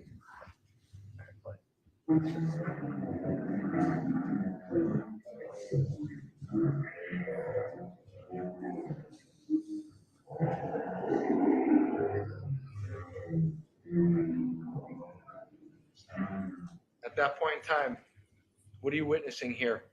I see Jimmy avoiding someone stepping back. So frame 535, Jimmy is actually stepping back. Is that the point where you see him get stabbed by the defendant? 3 seconds right after that, yes. Now, after this happened, you said you spoke to the police how many times? I spoke to them twice that night. Do you remember speaking to them on about 3 weeks later, June 8th, Did you do any type of walkthrough with? Yeah, I did a walkthrough. And what did you, do you remember what you told the police with regards to where Jimmy was stabbed? Like on his body wear? Yeah. Yeah. Do you recall if you ever told him that he was stabbed in the gut? I said he was stabbed in the stomach, the upper region of it. Why would you say that he was stabbed in the stomach? Because from my angle, that's what it looked like. So when he's stepping back, It looked like below his chest, like from just below his chest down, like for that's his stomach. So the upper region of that. Okay. So I told him he got stabbed in the stomach because when it happened, I didn't know how he was going to be.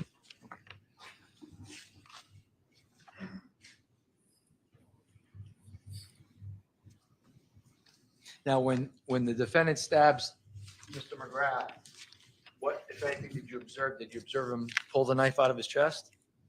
I observed his fist like this, and from the light of the house, the light from the car around, I was able to see something shining with his hand like this, shining out of it.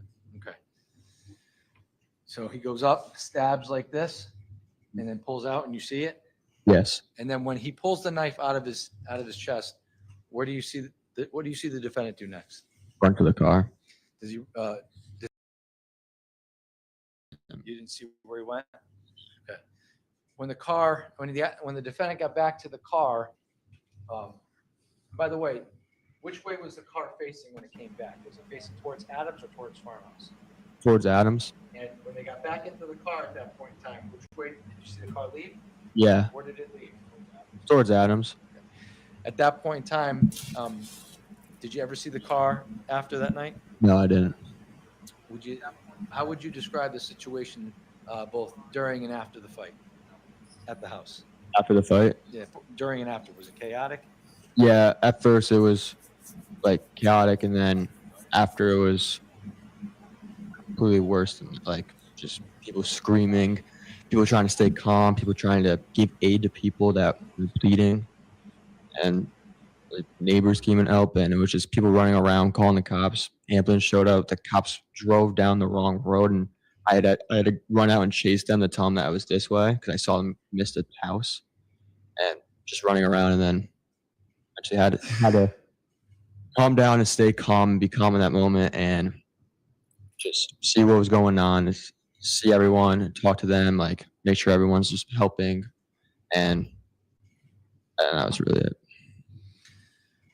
I can't remember if I asked you this question, but I'm gonna ask you. When the defendant was talking to he was talking to Tywood before the fight starts. Is he arguing with Tywood? Not that I'm aware of. It was they were talking. It was high pitched. I didn't know if they were arguing or they were just talking loud. I'm assuming they were probably arguing, but I don't know. Were you not close enough to really hear, other than it was loud? Yeah. Okay.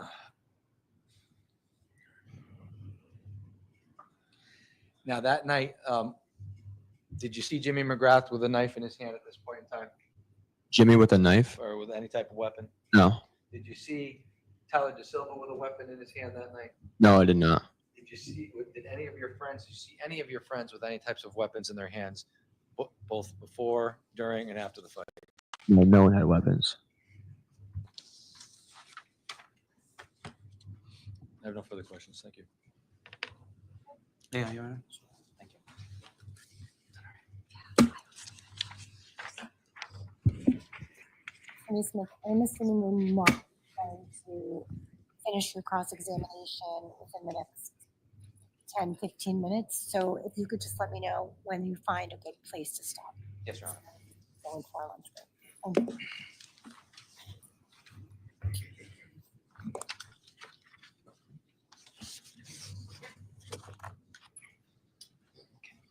Good afternoon, Mr. Connery. Nice to meet you. Nice to meet you. We've never met before, correct? Sorry, I'll repeat what the state's attorney told you. You got to keep your voice up because we got to compete with this fan that's going. And then you've also got to say whatever you're going to answer, whether that's yes, no, or something else. It has to be audible so that the court reporter can record it, okay? Yeah. Okay. So you were telling us before about the evening of May 14th of 2022 Yes. and what you recall, right? Yes. And you're testifying here today after you told us you'd met with the state's attorney 2 times? Yes. That's it? Yeah, that was it. And you also have viewed the video that we saw here before, Exhibit 60, correct? Yes. When was the first time you saw that video? Probably a week after it happened. A week after it happened? Yeah. And how did you see that video the week after? Someone showed me. Do you remember who? No, I do not. One of your friends? Yeah. And when they showed that video to you, did you tell the police about that? The police already knew. They already knew at that point? How many times do you think you've seen that video now as you sit here? Around 10 times.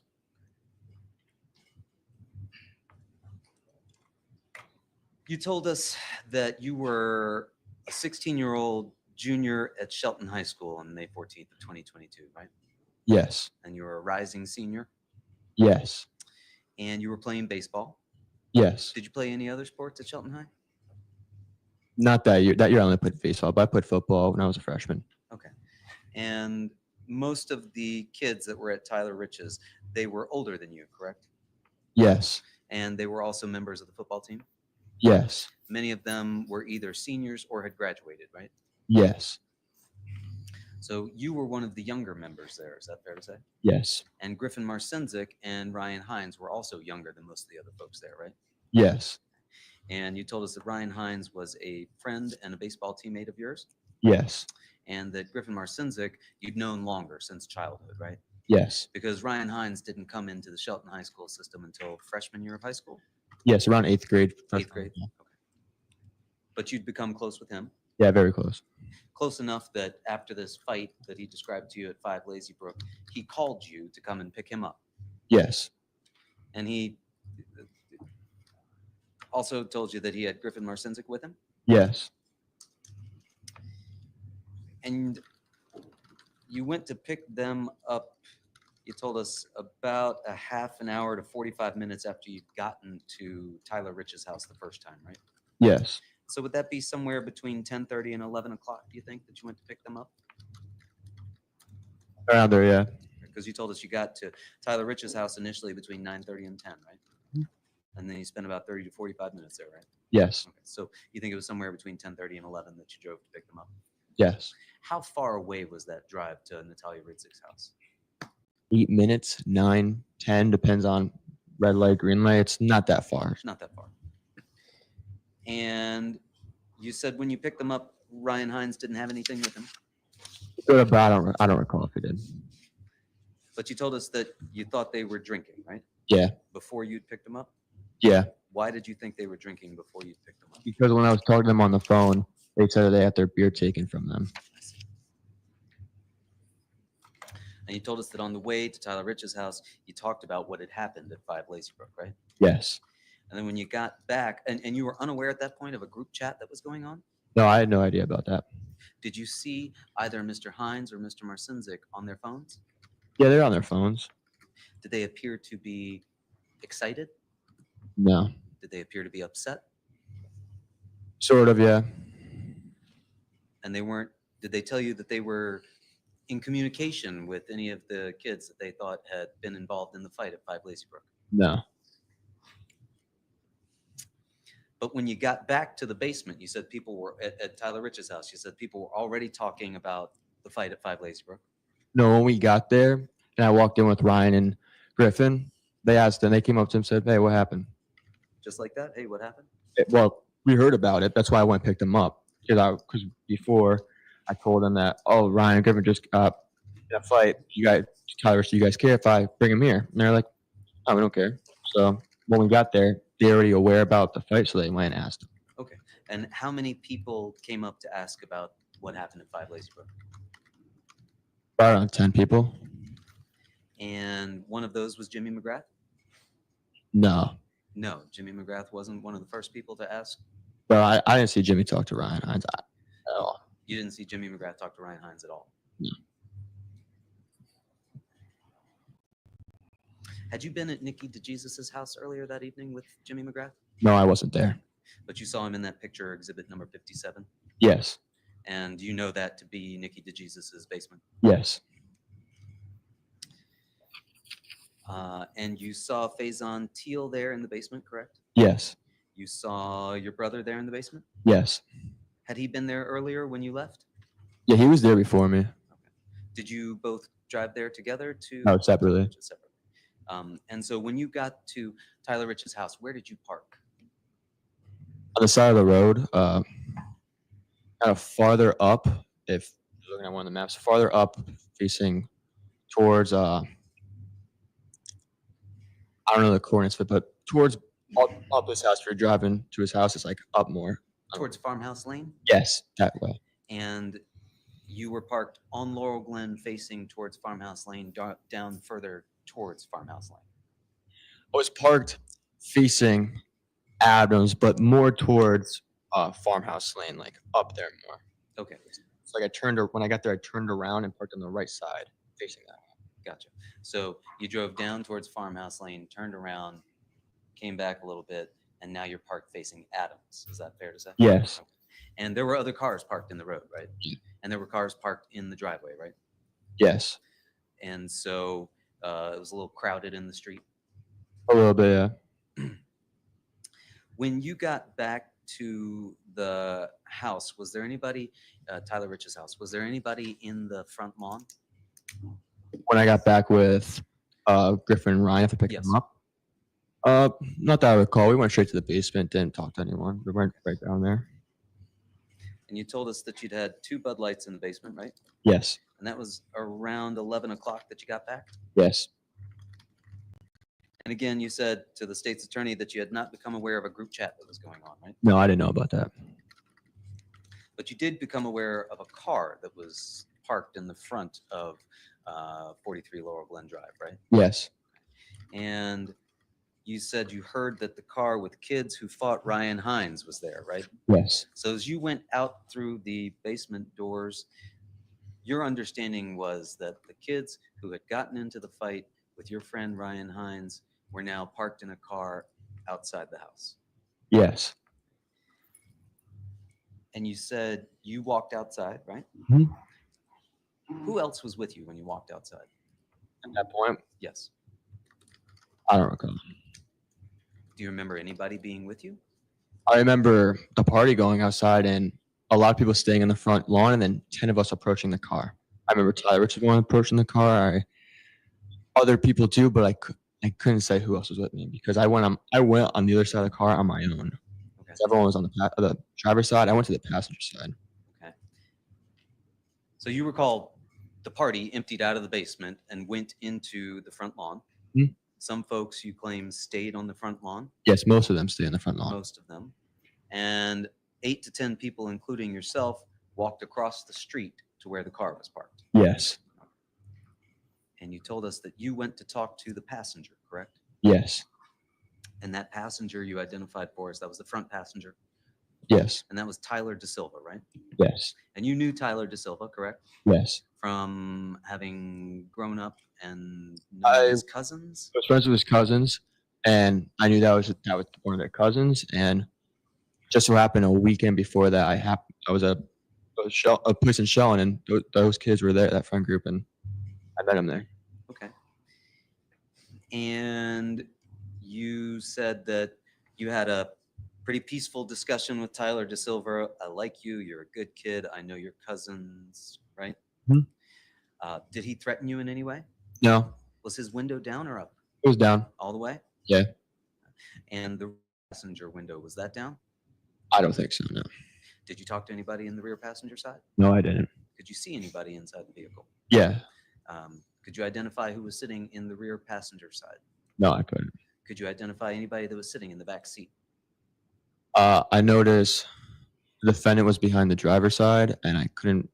I noticed 2 kids in the middle and next to him behind the passenger, but I didn't know who they were, so I didn't know who. I don't have names to their face. Okay. Could you tell if there was anybody in the trunk area? No, I couldn't.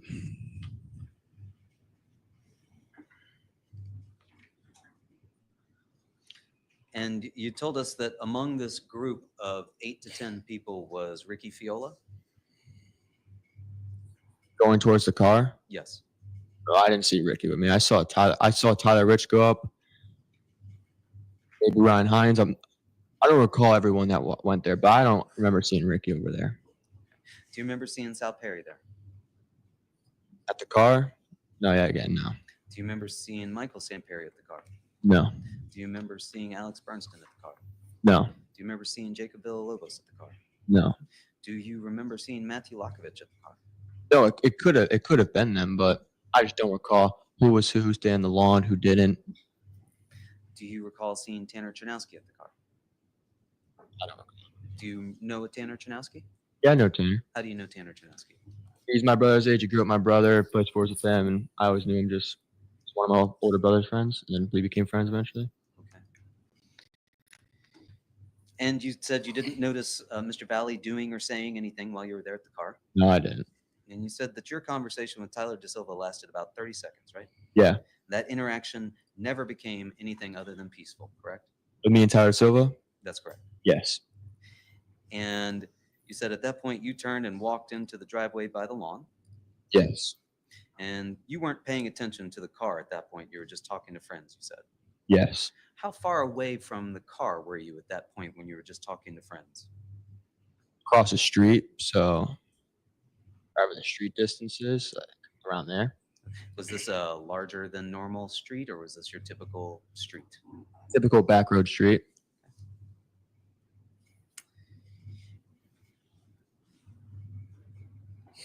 And at this point, you said there are 20 of you in the lawn driveway area and still 10 by the car, right? Yes. And then you saw the car leave. Yes. And you never saw anybody put their hands on the car? No, I never saw that. You never saw anybody kick the car? No. You never saw anybody throw anything at the car? I did say I saw people do that. While the car was still sitting there, or No, when it was driving up? I'm back and forth. I saw people do that. I want to focus on before the car leaves to drive away, okay? Yes, sir. You never saw anybody throwing anything at the car at that point? No. You never saw anybody throw anything out of the car at that point? No. You never saw anybody climb on top of the car at that point? No. You never saw the car rocking at that point? No. You never heard anything shatter as far as the car goes? No. You never saw anybody on the rear of the vehicle bouncing up and down? No.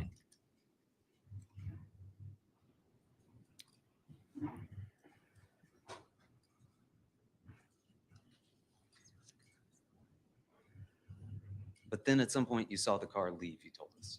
Yes. And you don't recall any altercation that preceded that, it just sped off down the road. Yes. And then you told us it came back and forth a few times, right? 3 to 4 times? Yes. Again, you stayed in the grassy area at that point, right? Yes. And then the car stopped at the intersection of Laurel Glen Drive and Farmhouse Lane. Yes. Your Honor, I think this might be a good time to take a break. Thank you. All right, ladies and gentlemen of the jury, we're going to go ahead and move into our lunch recess. So we will break until 2 o'clock, at which time we'll pick the cross-examination back up here in the courtroom and do your lunch. Again, please remember to move until. Okay, lunch break. Y'all know the drill. So for lunch, we are going to pop over and watch parole board hearing. Y'all know me, I'm a sucker for these parole board hearings. Oh, Paula, sweetie, I knocked him off. It's okay. You didn't miss him. I just came in and took over like I owned the joint, you know? But I'm sure he'll read. And Katya's in the background reading. She's trying to sleep, but I know she has a thing about making sure her stream is just perfect. And yeah, so she's in the background lurking, I promise. So we're going to watch parole hearings. These are from I think they're from Thursday. And I think there's a couple women and a few men. And I don't know. Let's see what happens. You watch Man Do. I know I do too, William. But I'm in the middle of on my own time. Right now, I've got a lot of things going on in my own personal life. But I want to set up parole board the hearings like Mandu does with his, where he goes back and actually tells you the story of each one. I like those, and I don't like using somebody else's channel for that kind of stuff. So that's why I just kind of comment and we watch these as they go. So, and I don't know what's playing in my background, but it sounds like a gun in my ear.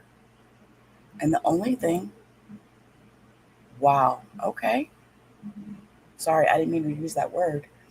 Wow, that was really weird. There's a sound in the back of my ear, and it is I'm going to share the tab with you just so you can hear it for just a second. But the snare was not playing, and all you could hear was that bass hitting the tat, tat, tat, tat, tat, tat. And I was like, what the hell is that? So, yeah, that's what I was hearing. So, back over here.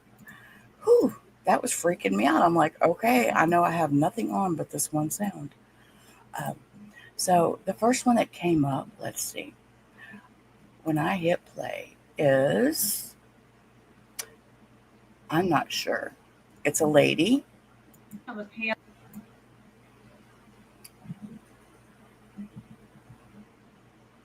Good morning. Good morning. The day is Thursday, June the 26th, 2025. The Louisiana Committee on Parole is in panel in Baton Rouge.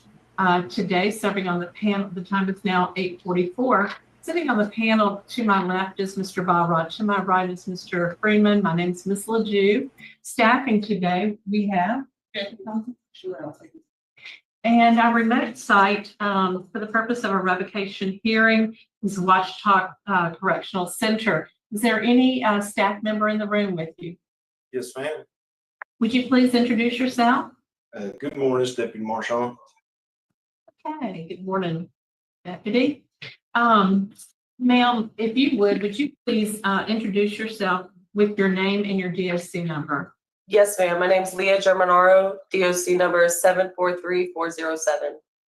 Okay, Ms. Germanaro, you're before this panel with allegations that you have violated your conditions of parole. Do you have a parole revocation questionnaire in front of you? Yes, ma'am. And you recognize your signature? Yes, ma'am.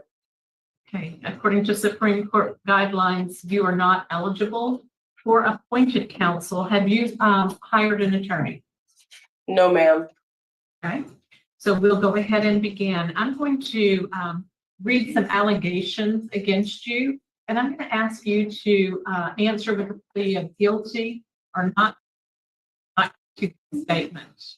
Okay, so you can provide a statement, and you can explain that when Mr. Freeman begins his questioning of you. Okay?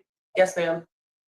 Okay, the first allegation says is number 3, that you failed to live at your listed address and you moved from 1217 North 2nd Street after being instructed, and you were not given permission to do that. How do you plead? Not guilty. Okay. Part A of number 4, on or about 2/15/2024, you admitted to using marijuana. How do you plead to that? Guilty. On 6/6/24, you committed the offense of failure to register 2 counts. That charge was dismissed for 7/5. How do you plead? Not guilty. Number 9, you failed to live at your listed residence, making visits there impossible. How do you plead? Not guilty. And number 10, you were in arrears for your supervision fees, $1,012. Guilty. Okay, at this time, you have no one here in support nor opposition, so Mr. Freeman's going to go ahead and begin questioning. Yes, ma'am. Miss Germanaro? Germanaro. Yes, sir. Germanari. Okay, Miss Germanari. How long have you been in jail? Since June 6th of 2024. So a little bit over a year. Yes, sir. Where you gonna live if you get out? I have an address in Bastrop. I have the address written down in my papers. And you think that address will be approved? Yes, sir. From who I've talked to since I've been able to in here, there's no prohibited entities around the area. And I don't see that there should be a problem. I just haven't been able to submit that address because Gotcha, this is gotcha. my last step. Okay, I have no further questions now. Mr. Barbara. I have no question. So did you register as a sex offender, and did the judge just drop those charges? Were you were required to register? I was arrested at the sheriff's office for failure to register before my 72 hours was up after leaving Caddo Parish. Since I've been here and I went to trial, I went through a bench trial and I was acquitted of my charges. Okay. I read, Leah, your supervision record that the probation and parole officer, you were gung ho on getting that job and moving over there. It seemed like you were really difficult to supervise. Do you understand that? Yes, ma'am. When I first got out of prison, November of 23, I got a job at Westland Federal Credit Union up in Shreveport as an accountant. And in February, I lost that job because some of the board members had found out about my past and they had to let me go within my probationary period. My boyfriend at the time, his sister lives here in Monroe, and she had been working at Berry for a couple of years. And she told me that she could try to get me on at Berry. So I filled out an application and I was just waiting to get approved. And I knew without a job, I couldn't afford to live at the apartment I was living at in Shreveport. So I was waiting for them. They were just waiting on a new round of training for orientation. And when I had finally gotten hired, it had been about February, March, April, May. It was about 3 months since I lost my job at the credit union. And I was working there for about 7 days during training. And that's when I received an eviction notice from my landlord, who was allowing me to stay, knowing how difficult it is to just move around, that I can't just move around. She allowed me to stay at the apartment. And she gave me until that following Tuesday to figure out what I was going to do. Read all that. Let me ask you this, or you said your boyfriend at the time, are you still going to be involved with this individual? No, ma'am. He's incarcerated right now. Because he was a convicted felon at that time. It's not healthy. Yes, ma'am. That's not a good situation. No, ma'am. Okay, I think we're prepared for that. I'm prepared. Okay, you've been in jail a year, which is should have caught your attention, hopefully. Yes, sir. So you have that residence plan. My vote today is going to be not to revoke, but you're not to be released until that residence plan is approved by probation and parole. Yes, sir. Okay, so we'll get probation all over that, parole over that, and get that residence.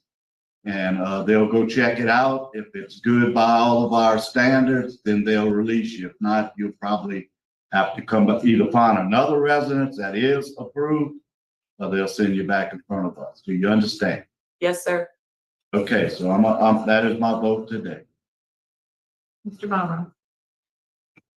I'm gonna go ahead and concur with Mr. Freeman on that, but reiterate the condition of no drug and alcohol use and no contact with juveniles. You used drugs and you had contact with juveniles the last time.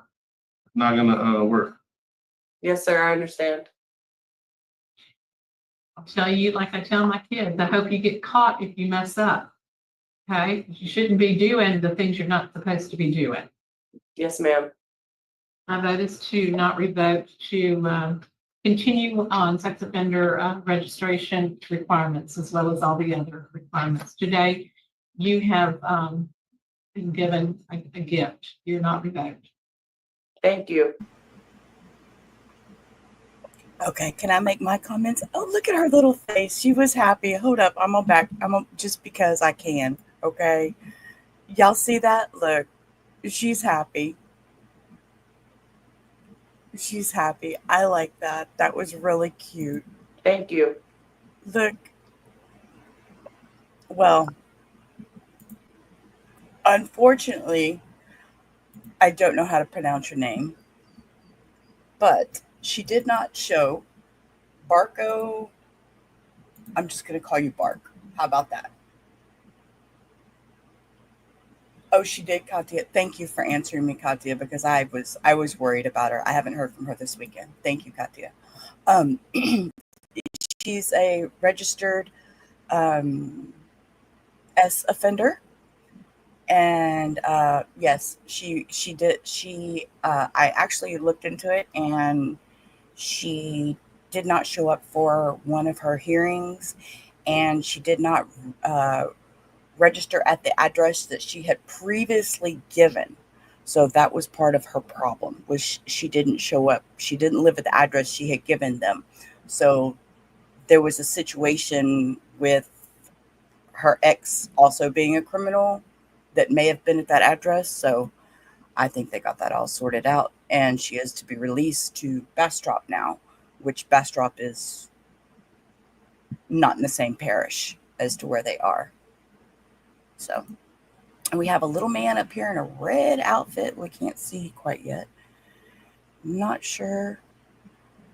His name is Antonio Seabury. Okay, Antonio. Let's see what you did. Good morning. The Louisiana Committee on Parole has been paneled here in Baton Rouge. Sir, I'd like to introduce the panel today. I do believe you're on mute, though. On my left is Mr. Bobrod. To my right is Mr. Freeman. I'm Ms. Ledoux.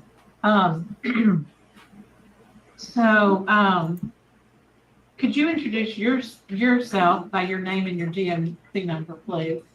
Hey, my name is Antonio Seabury. How y'all doing this morning? And my DOC number is 00729-735. That is correct according to my file. Do you have a piece of paper in front of you that indicates your parole revocation questionnaire? Yes, ma'am. And you recognize your signature? Yes, ma'am. Okay, the answers to that questionnaire by the Supreme Court guidelines means you're ineligible for appointed counsel. Have you hired an attorney today? No, ma'am. Okay. Mr. Seabury, I'm going to be reading some allegations from our file regarding your parole supervision. I need you to enter a plea of guilty or not guilty, or guilty with the statement, not guilty with the statement. And we'll explore those answers in a minute, okay? Yes, ma'am. First of all, you are charged with violating condition number 4. It's alleged that you engaged in criminal activity on or about 12/8/2024 when you committed the felony offense of domestic abuse battery and child endangerment. On 5/12/2025, you pled guilty to amended charges of criminal mischief and were sentenced to time served. How do you plead on that? I pleaded guilty. Okay. Your case has been assigned to Mr. Barra, and he's going to be asking you some questions, okay? Yes, ma'am. Mr. Seabury, I saw in your file that you have a charge of possession of a firearm by convicted felon, pending, and your next court date is August 6th at 2 o'clock. Can you tell me a little bit about that charge? So it was supposed to have been some type of drug bust, and one of my relatives lied and said it was mine, and I've been in jail 6 and it's going on 7 months. So they was in the process of straightening all that up now. So you're telling me that you were in jail when that charge happened? And yes, sir. Yes, sir. I've been in jail since December, and this right here had happened in the end of May. So this police came and investigated me, and I'm like, he's like, well, I see you've been in jail 6.5 months. And I was like, yes, sir, that's not mine. I've been in jail. How am I supposed to own a firearm? So they was so shook up, and they said it was mine, and they just came and rebooked me on it.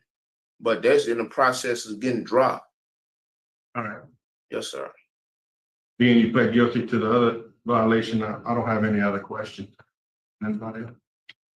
I was kind of curious, 7/11/24, you were arrested for introduction of contraband. What was that? Okay, when I just had got done doing the DOC time and work release, they didn't. I really actually came to jail for a traffic ticket.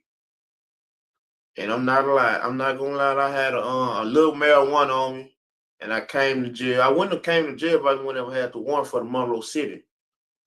So the point that they ain't let me take care of my charge, they took me to jail and they had a little marijuana on me. So I told them I had it on me, but they gave me a contraband charge. But on December 19th, when I went to court, they dropped it, and then they seen that charge that was pending with the domestic, and they brought me to jail. Okay, I just wanted to ask about that. Mr. Freeman, I have no questions. Mr. Valra, you'll begin voting. Yes. Well, Mr. Seabury, you don't leave us much choice. You did commit a battery on a domestic battery, and there was video footage of the injuries and the statements of the victim that we're looking at saying you did it, and then you saying you did it. You pled guilty to doing it, and you got sentenced in court for doing it. So based on that violation right there, I have no choice but to recommend revocation of parole. My vote is to vote to revoke due to violation of condition number 4. Mr. Seabury, my vote is also to revoke. So today, by unanimous decision, your parole has been revoked. We wish you well. They gone? Huh? That concludes our hearing. It's 9:06. Okay, stop. Thank you so much, officer. Y'all see, they gone. Huh? They gone. That concludes our hearing. It's 9:06. Thank you so much, officer, for assisting us. They gone. Yeah, they gone, baby. They really gone. Oh, that was funny. Oh, I'm sorry. I don't know why I found that funny. They gone. Duh. They done with you, buddy. It was you were revoked. Oh, Lois, your dog. Yeah, if my dogs would catch things, it would be great. There's just this one damn fly in here that is making me feel like I'm insane today. Okay. Oh, who do we got here? Look at this guy. And look at this building. This is some, you know what this building reminds me of? Oh, you remember? Okay, I say y'all remember. Okay, a lot of us are close to the same age. But you remember the old, back in my school days when we didn't have enough classrooms and a towel, there you go, Lois. A hand towel. Oh, use a hand towel. Oh, that would require me getting up. I have a fly swatter too. Yes, the portable classrooms. I couldn't think of what they were called. I kept wanting to call them outhouses, but I knew that's not what it was called. Yeah, those portable buildings that we had to take classes at, you know, the ones that never had any air conditioner in them. That was always so hot outside. Okay, I'll stop talking. I missed this guy's name, though. Let me back up just a second. Tony Stewart. Okay, here we go. Good morning. The Louisiana Committee on Parole is impaneled in Baton Rouge at headquarters. The time is now 9:13, and I'm going to introduce the members of the panel. To my left is Mr. Valra. To my right is Mr. Freeman. I'm Miss Ledoux. And is there staff in the room there at Sabine? We're at Sabine Parish Detention Center. Would there be staff? Right here. Would you please introduce yourself? Deputy Rizalfi. Salty, okay. Deputy, I'm going to ask you in a minute a question, so if you'll hang around, please, okay? Yes, ma'am. Okay. Before us today, sir, would you introduce your name and your DOC number? Tony Stewart. Okay, quick. I'm not fair sure about warning. the number. He does really nasty things with. Can you give me real the last children. 4 of your social security number? I got it. It's 626994. Nasty things. 3 charges. Unusual, you don't know it. Okay. So, sir, you're a first-class offender. This is a rehear. You were denied previously. You're currently serving a 16-year sentence for molestation of a juvenile. You have a parole eligibility date, June 12, 2019. You're not eligible for good time relief, and you have a full-time date of 2/14/2030.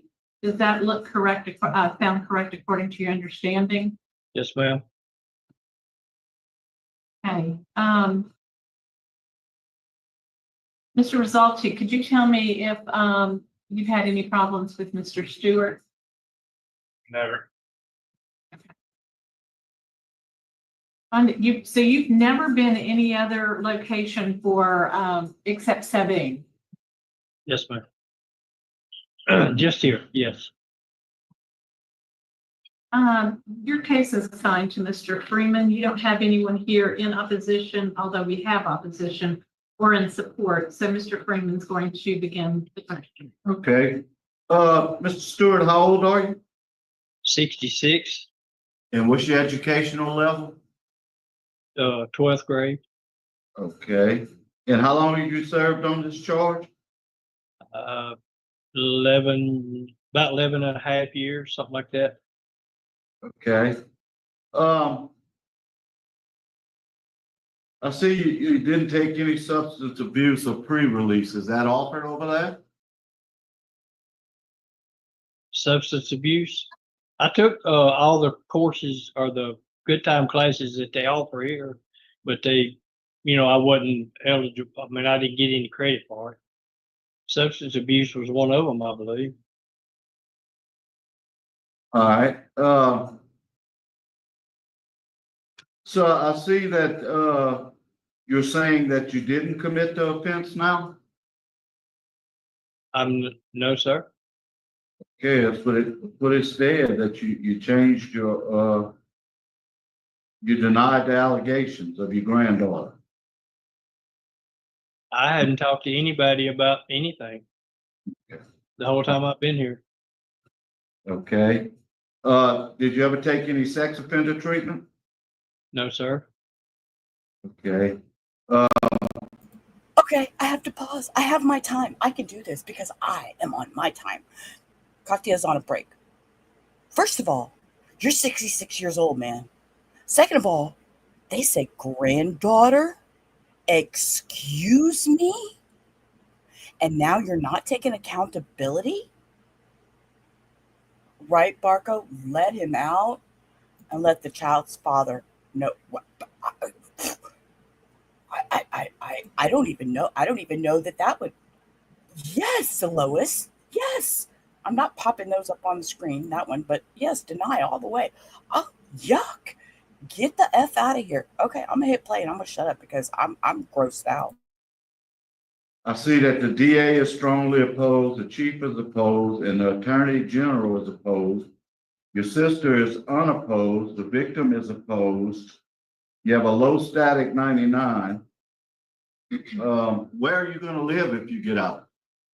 My sister, I was going to go try to stay with my sister. She's in Tennessee. Okay, so you hadn't even tried that yet? You hadn't sent anything, okay. And does she have a job waiting for you up there? I was just going to try to get on my Social Security. I'm eligible for that. Okay, I have no further questions. Mr. Barbara.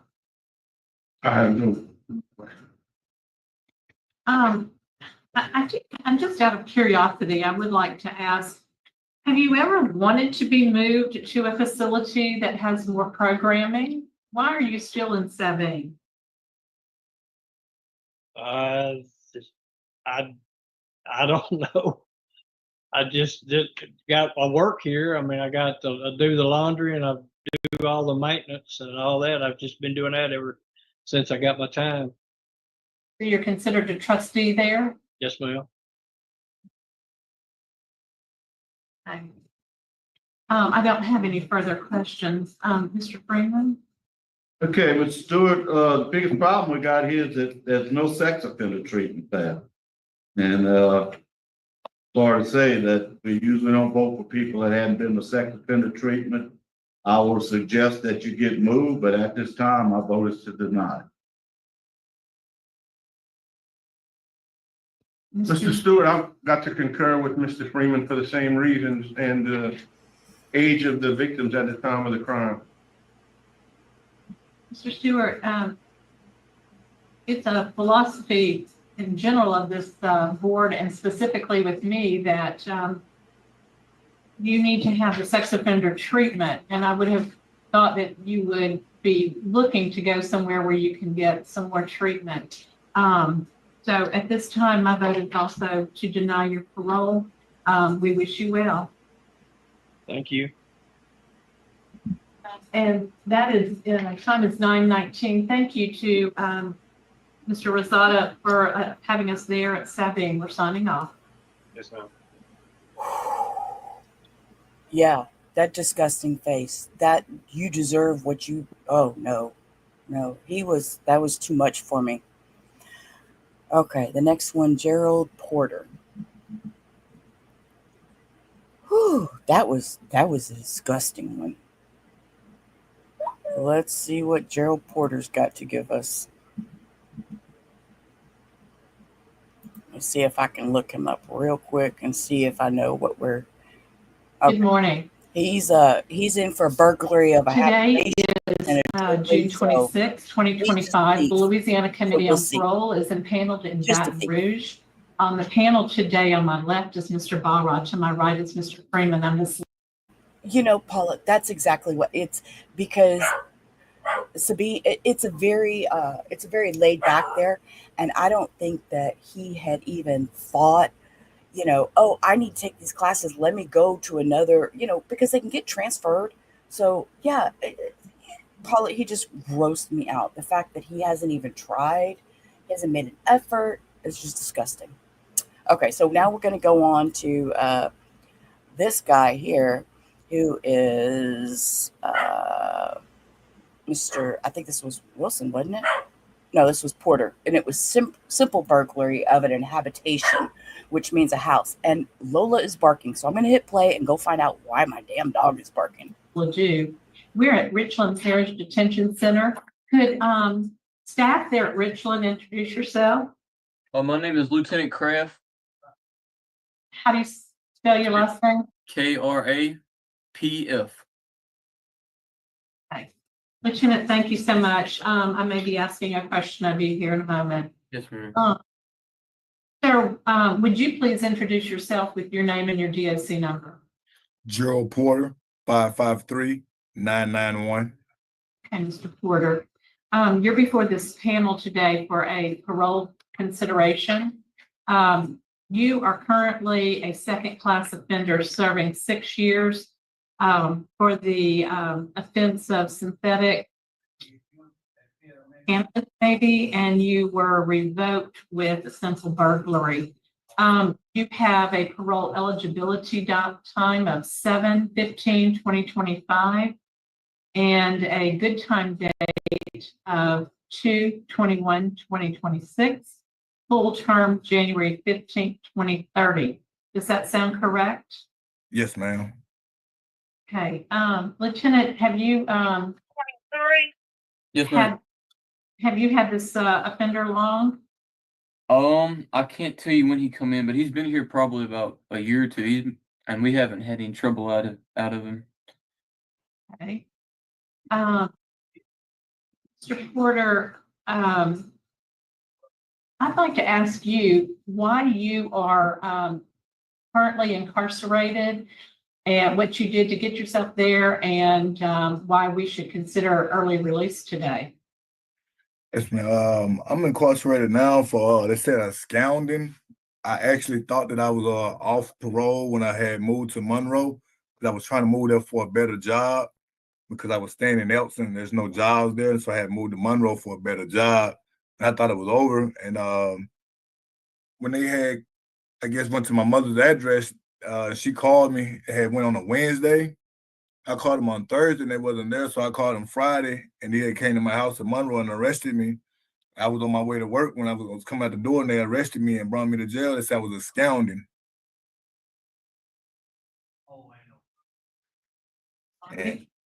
Why should we consider releasing early today? Yes, ma'am. And that's I was just trying to maybe get back into society to rejoin with my family and my kids, you know, and maybe start going back to work and, you know, trying to put this behind me. Right, we're, Mr. Barrock is going to be asking you some questions. We'll, answer them for him. Yes, ma'am. Yeah, the report I'm seeing says you're in jail for a little bit more than absconding. It says that you're in jail for simple burglary of an inhabited dwelling, and according to the police report on December 18th, officers were called out to a residence on 317 Locust Street in Epps, Louisiana, because someone assaulted and robbed the residents of that area. During the investigation, the victim stated at approximately 2 a.m., someone knocked on the door, and the victim, Albert Meadows, advised that he went to the door and asked who it was, and the answer came back that it was his neighbor, Freddie Smith. When Meadows opened the door, 3 subjects dressed in black hoodies and masks forced their way in the residence, hitting Meadows in the mouth with their fists and knocking him to the floor. Meadows advised the subject had a hammer, a board, a knife that they used to threaten him with. Meadows stated the subjects forced his girlfriend to get on the floor and hit her with the hammer and fist. Meadows' girlfriend's niece came into the kitchen and attempted to help. And once the subject began hitting her with the board and their fist, Meadows advised that the subject robbed them of $4,000 and all victims in the residence except for Bernard Williams were transported to the hospital by ambulance. That's detailed crime, not absconding. That's why they got you in jail. And then the second part of it is that the Delhi Police Department found you unresponsive on the street, passed out on August 19th, 2019, and they charged you with possession of synthetic marijuana for the second offense. So that's why you're in jail, not absconding. I don't see, they don't even have nothing mentioned about absconding in here about why that you're in jail. So with that being said, I'm gonna ask you again, what have you done to make a change? Why do you think now would be a good time to release you? You just said you absconded the last time. We didn't even know about that. Yes, sir. That was the reason that they revoked my probation. They said it was a scoundrel. They said I was on the run. The original charge was for the simple burglary, yes, sir. But they said the reason that they was locking me up because they said I was absconding. But you weren't. You were still at the residence where you're supposed to be. No, I had moved from my mother's house. I had moved to Monroe, yes, sir. I had moved to Monroe from Elps, yes, sir. That is a. If you don't stay at the address where you tell the parole officer that you're going to be, you go stay with your mother in another place, that's considered absconding. But I was still staying with my mother, but I was also staying in Monroe like 3 days out the week because of the job that I had. I was staying in Monroe 3 days out the week as well. You let your parole officer know about that? No, sir. No, sir. Because when I had, excuse me, sir. So that's probably the problem. They didn't know.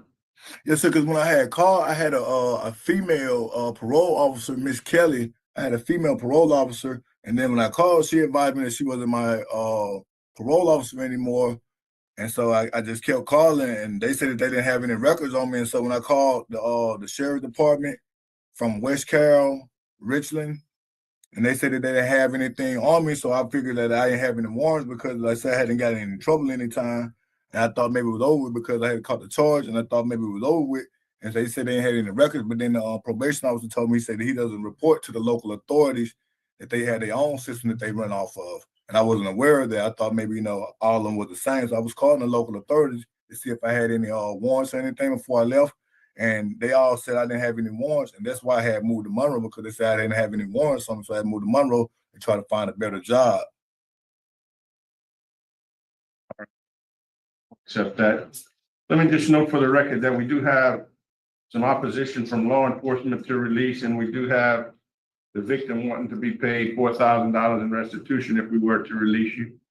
The sheriff is of West Carroll and. Okay, hold up. Y'all hear that? I gotta rewind that a second. Let's hear that opposition again. And we do have the victim wanting to be paid $4,000 in restitution if we were to release you. Yeah. The sheriff. I agree with that. West Carroll and West Carroll is opposed. The chief of police from Oak Grove is opposed. the district attorney from that parish over there is opposed, and the attorney general's office is opposed. So you got a lot of law enforcement that don't want to see you back on the street. That's all the questions I had. Mr. Porter, did you get a disciplinary write-up in 1124? Yes, sir. Okay. You're not. Okay, stop. On 11/24. You're talking 6 months ago, dude. 7 months ago. And you have to think that hard about it? Come on. Come on. You know you got to write up. You know you got William opposes and Lois agrees. We should pay that man that $4,000, but we don't think you should get out just yet. My Being opinion. eligible for parole today. He got a disciplinary write-up for cussing out the low court. Okay. But it was still, your behavior with that disciplinary report certainly flavors my decision today. And that But was bottom line is, it's just the bottom line. You get out 2/21/26, no matter what we do. You have mandatory classes of substance abuse and pre-release, which you have not taken. If you take that, you're gonna be out immediately. And They like I don't offer them said, classes here. mandatory that you have to have that. They don't offer them classes here. We could try to get you moved. Get transferred, to buddy. a place where they have them, but the bottom line is you got to have them by law to get out. So How long have you been incarcerated? 18 months. 18 months. Okay. Mr. Barra, I think that concludes the questions. Mr. Barra? Yeah, this is a no-brainer here. We can't release you anyway. You haven't completed the proper classes, so I'm gonna have to vote to deny.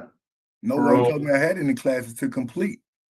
Based on the serious and violent nature of your original crime and the strong law enforcement opposition that we have. Like Mr. Freeman said, we're gonna recommend you to be moved to a place where they have those classes. And then by the time you finish those classes, you'll be out with your good time. My vote is also to deny, does not have the required class. My note is to deny based on your conduct while you've been incarcerated. Lieutenant, you understand that the parole board needs for him to, so if you could communicate, we need for him to be moved where he can get his required classes.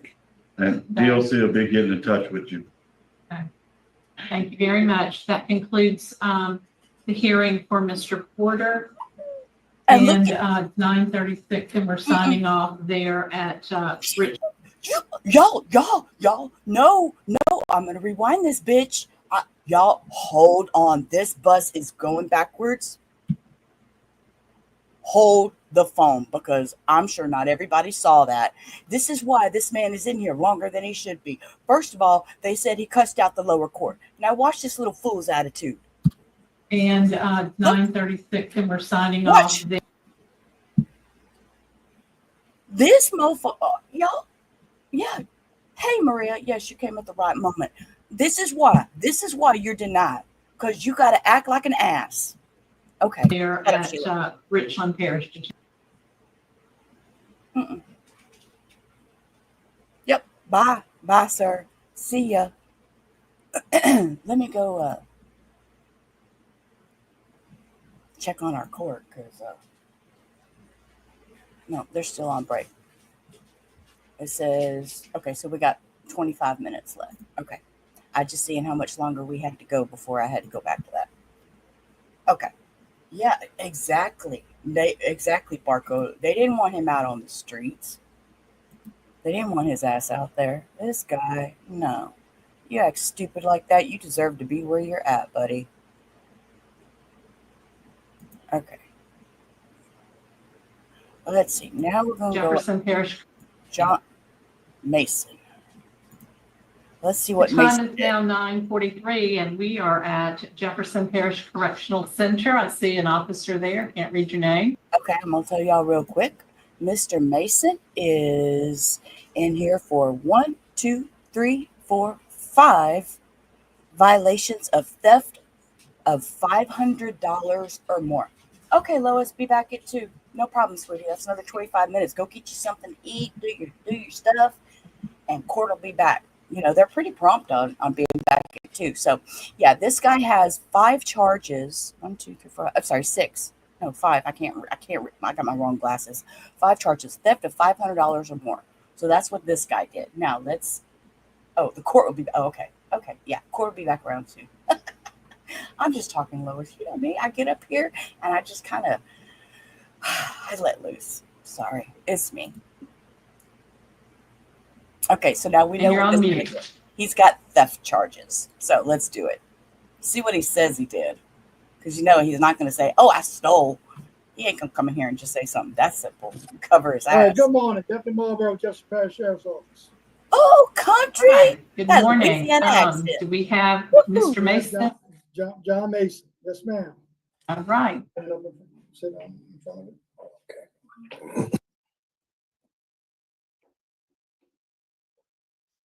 Morning, Mr. Mason. Good morning. I'm going to introduce the Louisiana Committee on Parole panel to you. On my left is Mr. Barra. To my right is Mr. Freeman and Ms. Ledoux. Why don't you tell me your name and your DOC number? My name is John Mason Jr., DOC 388-3899-73. Sorry. That doesn't correspond with what I have. Let's see. What are the last 4 of your Social Security number? 4184. The last 4 again? 4184. And your date of birth is what? 2377. Okay. I have you at your DOC number is 389973. Yes, ma'am. Okay.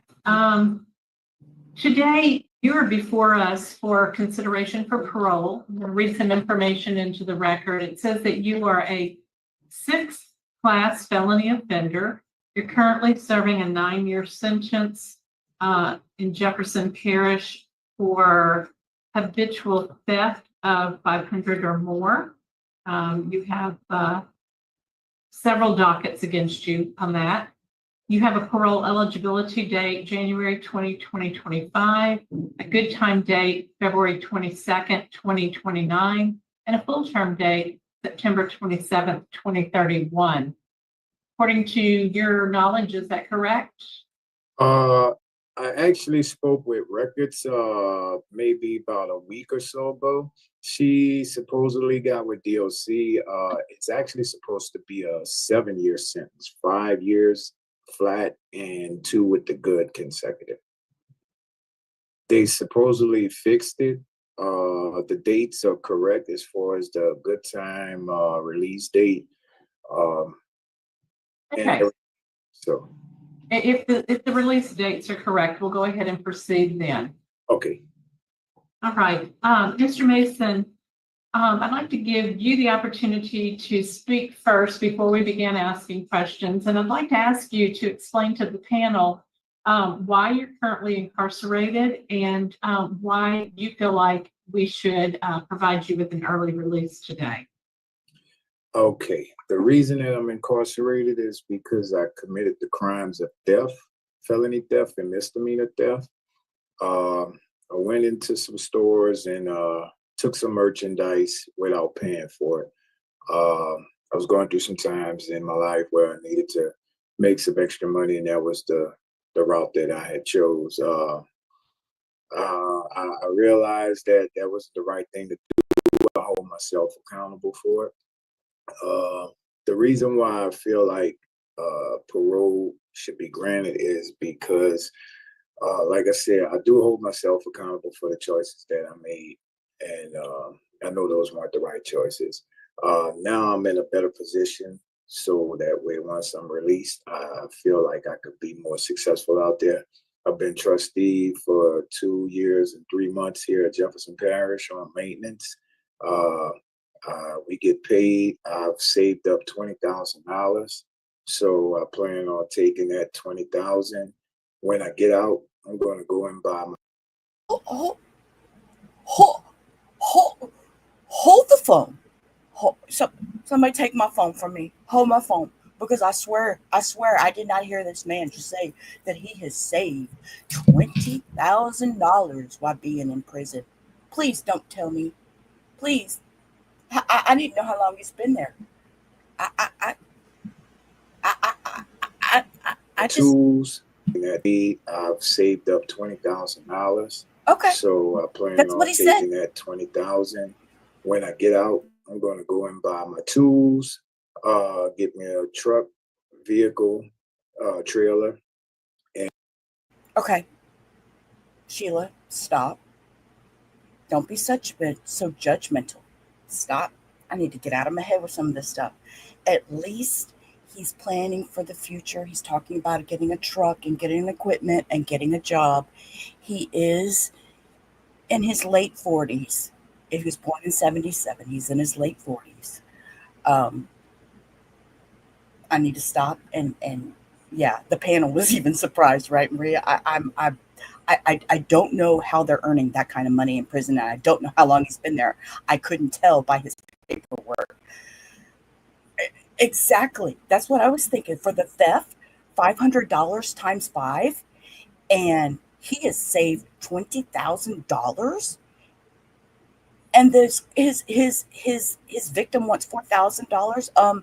Yeah, that should have already been taken out of his commissary or wherever he's saving this money for. Oh, I can't get out of my head on this one. Okay, play, Sheila. Just hit play. And I also have my job when I get out. And I've been offered a job with the parish, working with general services as a general service labor. And, I'll be able to work for the parish, not in the jail, but at the courthouse across the street. I've been trained by one of the parish plumbers, work with him every day on maintenance. And they've told me that, once I get out, I fill out the application, I got a job. So. Okay. Well, I'm going to ask Mr. Freeman. I will note, though, before we go on, I'd like to introduce and ask for input from Randall Myers, Assistant DA, Jefferson Parish. Mr. Myers, would you like to speak to the panel? Yes, ma'am. Good morning. Randall Myers, Assistant DA, Jefferson Parish. We're opposed to Mr. Mason's request at this point.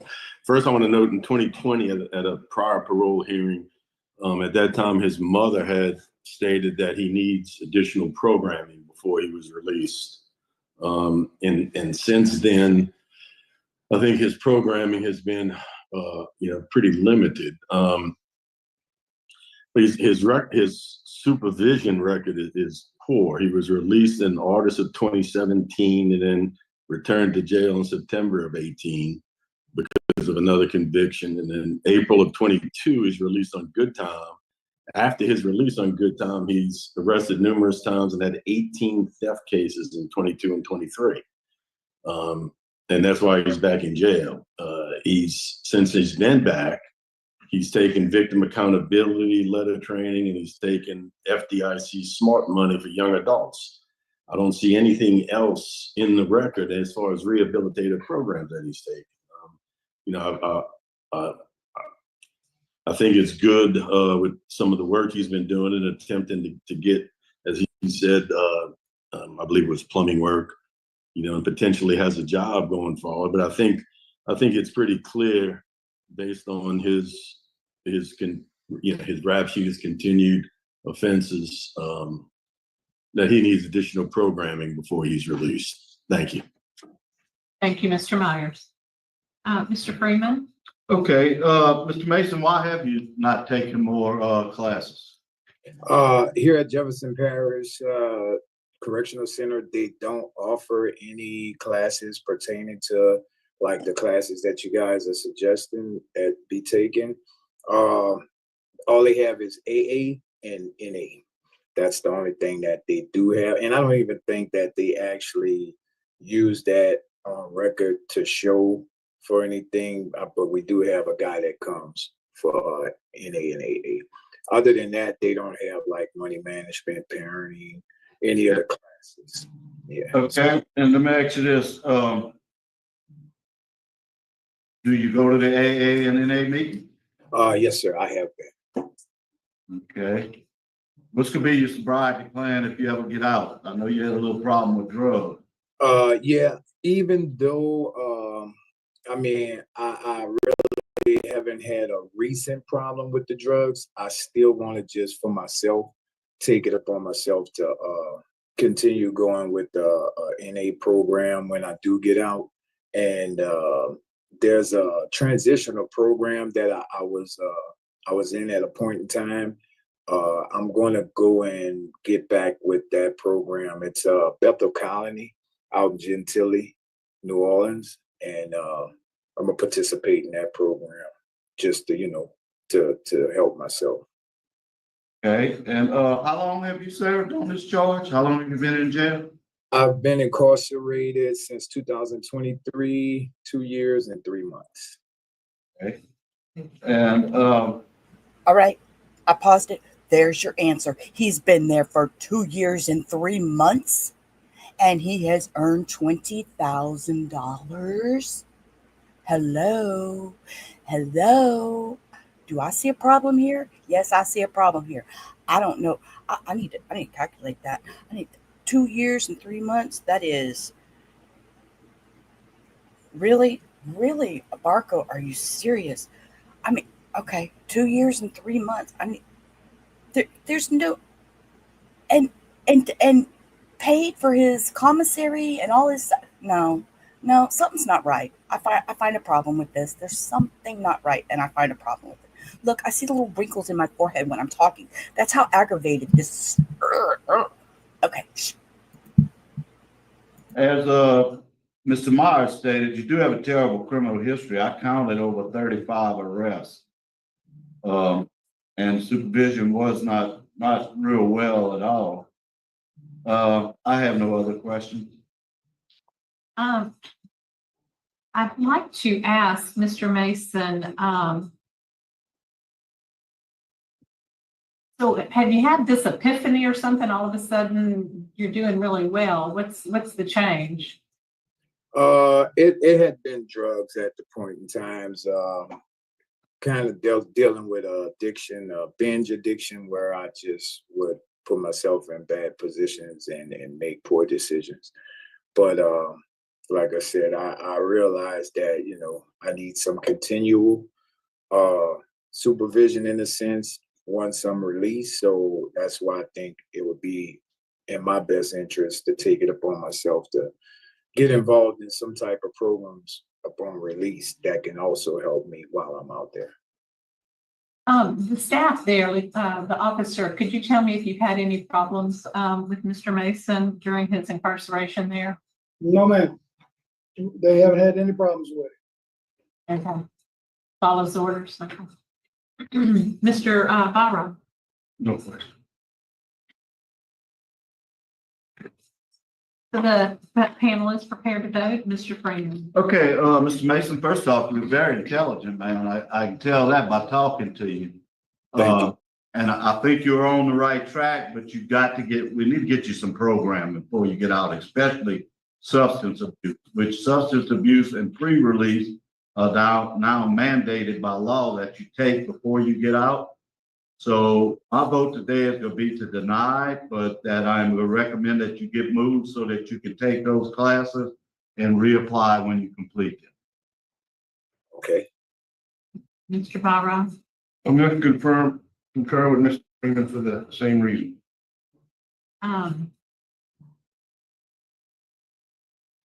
Yeah, I'm going to deny. You have to have those classes, and so that means that you're not going to have this job. We can't release you without these classes. They have to get these classes. Okay. Okay. So today your request for parole has been denied. I wish you well. I hope you. Yeah, you're doing well. Keep up. Okay. Thank you. Okay. Okay. Now, quick question. I know that there's a program, I think, Steve Hall. Yeah, and Bossier. Would that be possible? I'm not really familiar with it. I've just heard about it. So We can't dictate where they send you. We Right. can write on there that we suggest Steve Will. Okay? okay, cool. Thank All you. right. The time is now 9:55, and that concludes our business there at Jefferson. Thank you so much. Okay. Thank you. Yeah, there's just too much going on with that man, and looking me doing my calculations, it was $769 and change a month. So I'm kind of with Barco. There had to be some kind of side hustle going on. Okay, let's hit up this last guy, Mr. Matthew Jones. He seems to not last very long, so. Oh, he looks happy to be here. Hello, Mr. Jones. Let's see, what did you do, Mr. Jones? If I can find you. Oh. Schedule 2, Schedule 2, Schedule 3, Schedule 2, Schedule 2, Schedule 3. And 2 of those are Good morning. So, let's hear his I story. think you're on mute. He's a habitual Child DRUG feeding. user, so let's hear what he's got to say. This is Matthew Jones. Don Omar. Okay. Good morning. Good morning. Don Omar. The Is this Don Louisiana Omar? Committee on Parole is impaneled in Baton Rouge at headquarters. We are at the remote site Union Parish Detention Center. I saw an officer. Ma'am, could you identify yourself, please, for the record? Officer Martin. Hey, Officer Martin, thank you very much. I'd like to introduce the panel. This was Thursday's hearing, so we've seen this one. This is actually his name was Matthew Jones. It's in Don Martin. To you on my I think. left is Hold Mr. up. Barrod. To my right is Mr. Freeman and Ms. Ledoux. Okay. I'm going to read some information from the file after you identify yourself with your name and your DOC number. My name is Matthew E. Jones. My DOC number is 535950. Okay. Mr. Jones, I see that you are a third-class offender, currently serving a 12-year sentence for habitual distribution of cocaine. Looks like you were revoked and sent back in 21. You have a parole eligibility date 9/20/21, so you're being reheard. You have a good time date July 8, 2028, and you have a full term date 9/20/2030. Does that sound correct? Yes, ma'am. Okay. Mr. Jones, I'd like to ask, why are you incarcerated currently, and why is today a good day to consider release for you? I'm incarcerated today because I did my third offense distribution charge, and they had gave me 10 years on it under habitual offender, and I've been in jail ever since. And why I should make parole today is probably because I'm not the same person I was when I caught this charge. I'm a way different. I'm a different person that cannot afford to come back to jail again in my life. And I've been. Okay, just because I can. Okay. Here we go. Let's look. See? Look. There's your Don Omar. There's your Don Omar. I didn't know who the hell he was, so I had to go look him up. And I see the resemblance. Okay, we'll go back over here. Sorry, guys. And learning that on this, since I've been down these 7 years, that I'm losing my family, my loved ones, everything, man. And they still waiting on me. So I got to at least be out there for them, if not for nobody else and myself. I noticed you had a hearing in 2022 in which you were actually paroled. What happened with that? They paroled me to the Steve Hall program. When they sent me up there, as we were going through intake, I had some tobacco in my pocket that I could have from at the other facility that I didn't know I could have there. So that I gave it to them, and and the next day they come up with a write-up. I guess they called headquarters and told them that I had a write-up, and they rescinded my parole. But 2 days later, Warden called me down in his office, and he threw the write-up out, but they had rescinded my parole already. See what I'm saying? So I had to wait and come back in front of y'all now. Okay. I noticed that you have maxed out accumulating good time, 390 days.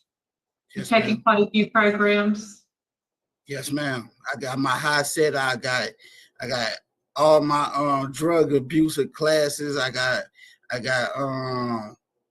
I say Drug Dealers Anonymous. I got Cage of Rage. I got a lot of stuff, and it helped me. Okay, stop. I have to rewind that. Did he say Drug Dealers Anonymous? That is, look at the closed caption. That is what he said. I didn't know there was such a thing. I know about NA, AA, but sorry, I didn't know there was Drug Dealer Anonymous. We learn something new every day. Cage of Rage. I got a lot of stuff, and it helped me. It has. What about Thinking for Change? Did you take that? Wait, Cage the Rage? That even sounds horrible now that I'm saying that out loud. Cage you have that. Oh, okay. Shut up, Sheila. Shut up. Yes, ma'am. I took Thinking for a Change 1 and 2. What did you learn from that? I learned Thinking for a Change. Thinking it comes your core beliefs, and that's so true. From your core, from things you were taught growing up that really not true, right? It's not what you thought it was today. That you've been having the core beliefs all your life. That is not the truth. It's not the truth, and you gotta learn to change. Officer, have you I'm gonna pause it one more time. I'm gonna say one thing. I need not be so judgmental. He's been in there for a while. He's taken his classes. Unlike a lot of the people we've seen that said, the classes weren't available. The classes weren't available. Well, you know what? This guy took his classes. I have to give him that. So, what, Lois? I quit looking at social media for a while. Oh my gosh, Lois, don't tell me that. Okay, go back to now you're going to have me all this anxiety all over the place. Okay, let me finish this. Let this guy talk because our court's fixing to come back. had any difficulties with this offender since he's been there? No, ma'am. Okay, so his conduct has been good? Yes, he's no disciplines. He work off campus, compound trustee for the highway department for 9 months. I see. Okay. I'm sorry, 6 months. I'm sorry. It's really not. Oh, it really not? Yeah. So how long have you actually served on these charges, Mr. Jones? I've been incarcerated almost 7 years, going on 7 years on these charges. What I say. So you had some failed supervision in the past. You tell me what do you expect when you go back out and you're gonna if we were to release you today, you have a full term date of 2030. So you're gonna have a long time being supervised. Yeah, people, places, and things. I cannot go around the same people I've been around. I got some people right now that have been supporting me that gonna keep me away from childish, foolish things, gonna give me a job and just gonna keep me around people who's doing the right thing. And I'm still gonna try to get to my meetings whenever I can because I can't come back to jail. It's not happening. So where are those people today? Did they know you were having a hearing? Yeah, a couple of them did, and they had to work. And I told them if they could, I didn't want them to take off work just for this parole hearing thing. So I just told them to go ahead and work. But I got some people out there that love me to death, man. I'm blessed. Okay. Mr. Freeman, Mr. Barra, do you have questions for Mr. Jones? Yeah, what happened at the St. Tammany Parish Jail? When I first came to jail, Like you had some kind of problem over there with being intoxicated and Suboxone, and what was all that about? no, okay. When I first came to jail, we was in a dorm, and the dude fell out in the dorm, so they drug tested everybody in the dorm, and everybody failed the drug test for Suboxone, and that's what that was. That when I first came to jail in my parish jail 6 years ago. And you were using Suboxone in jail at that time too? Yeah, I had took a piece. Yes, sir. All right, that was my only question. Appreciate the honesty. I have no question. Mr. Jones, Mr. Jones. Yes, ma'am. I'm very impressed with your awareness of your situation. Yes, ma'am. As a third-class offender, you don't have any more chance. No, I lost too many people. I know I don't have no more chance. It's now or never. And I think I'm ready. I'm ready. Okay. Well, today my vote is going to be to grant your parole, and I hope that your actions are as good as your talk. Yes, ma'am. How many substance abuse classes you taking over there? Because I strongly, do you think you need some more treatment? I want you to stay out too.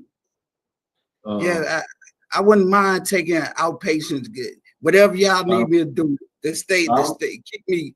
I'm willing to do it. I'm willing to do it, sir. All right, I'm gonna go on and concur with my colleague. I'm gonna add a special condition of 3 AA meetings a week. I want you going to those meetings. If you start flipping, you better call somebody. Yes, like sir. I said, you're a third offender, fourth ain't gonna make it. Yes, sir. And, No I'm gonna have a curfew on you from 9 to 6, unless you need to go to work or church. Yes, sir. No problem. No problem at all. That's my vote today. Good luck to you. Mr. Barra. Thank you. I'm gonna concur and vote to grant with order of outpatient substance abuse treatment, evaluation, and a follow all recommendations. Thank you, sir. Absolutely. All right. So you have been granted parole today. We wish you well. Thank you. Thank y'all so much. God bless y'all. Thank you. Okay. 10:16. We appreciate the staff there at Union Parish, but that concludes our business. Thank you. Thank y'all. Yeah. Oh, he's happy. He's happy, but this is his last chance. This is his last chance, right? For sure. He needs to make sure he has all those emotions under control completely, because this is his last chance. I mean, they'll keep him for good. If he goes back again, there will be no more free ride. Well, I say free ride. It's not a free ride, but you understand what I'm saying. Okay, we have one more. Marcus Young. Let's see what Mr. Young did. He is also a D offender. No, D, I shouldn't say D because William's going to take that wrong. A rug offender. Okay, but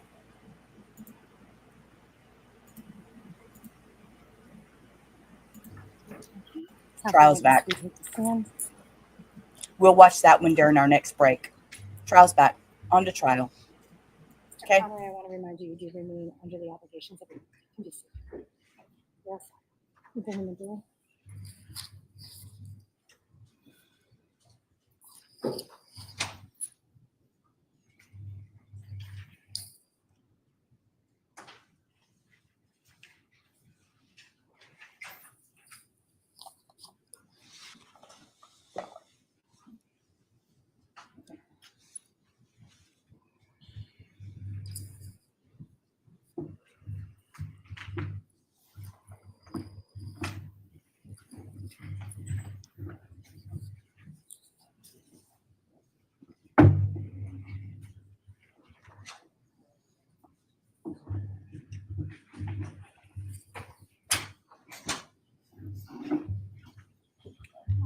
Council, please stipulate to the presence of our jury before we begin.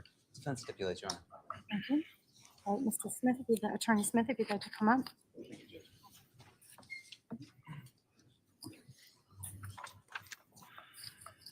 Oh, good afternoon again, Mr. Connery. Good afternoon.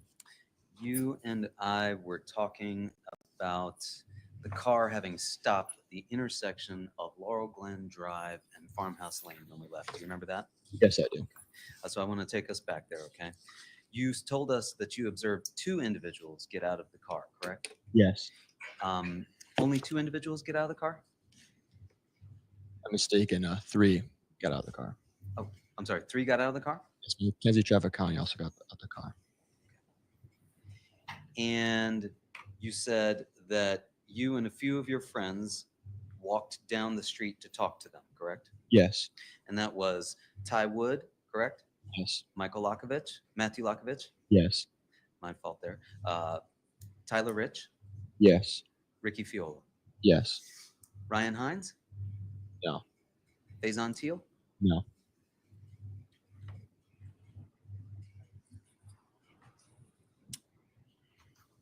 And you said that Tyler Rich and Ricky Fiola were ahead of you, correct? Yes. And that you were walking with Ty Woods, right? Yes. And you walked all the way down to where the car was parked at the end of, or at the intersection of Laurel Glen Drive and Farmhouse Lane, right? Yes, it was a little bit before it. A little before. Where the group was a little before the intersection. Like, Okay. But you walked down to where the car had come to a stop. when I got down there, the car must have drove away or something because it was only them 3 around there. Okay. So when you got down there, you couldn't see the car? Not that I'm aware of. No. So at that point, it was the group of you that had walked down there and just Mackenzie Trafficante, Raul Valle, and Tyler Da Silva? Yes. Were they all on the same side of the street? No. Where was Mackenzie Trafficante? She was kind of sitting on the curb next to Raul Valle on the side of the street, and then Tyler Silva was on the other side. On the same side of the street as Tyler Rich's house, or on the opposite side of the street? Same side. So Mackenzie Trafficante and Raul Valle were on the opposite side of the Yeah. street. Okay.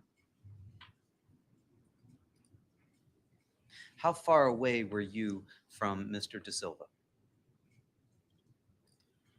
Almost like not face to face, but like good talking distance. Like, And how far away were you from Mackenzie and Raul?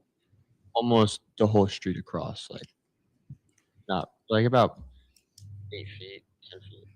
And at this point, you could not see Jack Snyder's vehicle? No, I don't remember seeing the vehicle. And you told us that you witnessed Mr. Fiola talking to Mr. Valle. Yes. And he was still standing beside Ms. Trafficante at that point? Yes. And you said you did not see Tyler Rich interact with Mr. Valle at all, correct? No, I didn't see it. You didn't see Mr. Rich spray anything in Mr. Valle's direction? No, I didn't see that. And you didn't see anybody except for Mr. Fiola by Mr. Valle? Yes. So your recollection is that it was just Mr. Fiola, Mr. Valle, and Ms. Trafficante on one side of the street? Yes. And therefore, yourself, Ty Wood, Tyler Rich, the 3 of you, and Matthew Lakovich, I'm sorry, the 4 of you, were all on the opposite side of the street with Mr. Da Silva? Not as so the completely opposite side of the road, but like more towards that side, like not really close to where Ricky Fiola was. And you said that the 3 of you were talking with Mr. Da Silva, correct? Yes. You didn't see anyone engage in any fighting? No. You didn't see anyone chasing Mr. Snyder's vehicle? No. You didn't see anyone throwing anything at Mr. Snyder's vehicle? No. You didn't hear anyone uttering any threats towards Mr. Snyder or the group? No, I didn't hear that. And you think that it was just yourself, Ty Wood, Michael Lakovich, Tyler Rich, and Ricky Fiola, correct? Yes. Just those 5. You said you spent 10 seconds with Mr. Da Silva, correct? Then you turned and you walked back, right? Yes. You walked back to 43 Laurel Glen Drive? Yes. Did you pass Mr. Rich along the way? Yes. Where did you pass Mr. Rich along the way?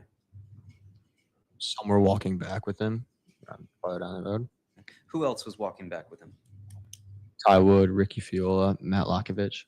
Did they pass you at some point? They caught up to us and then walked with us. Okay.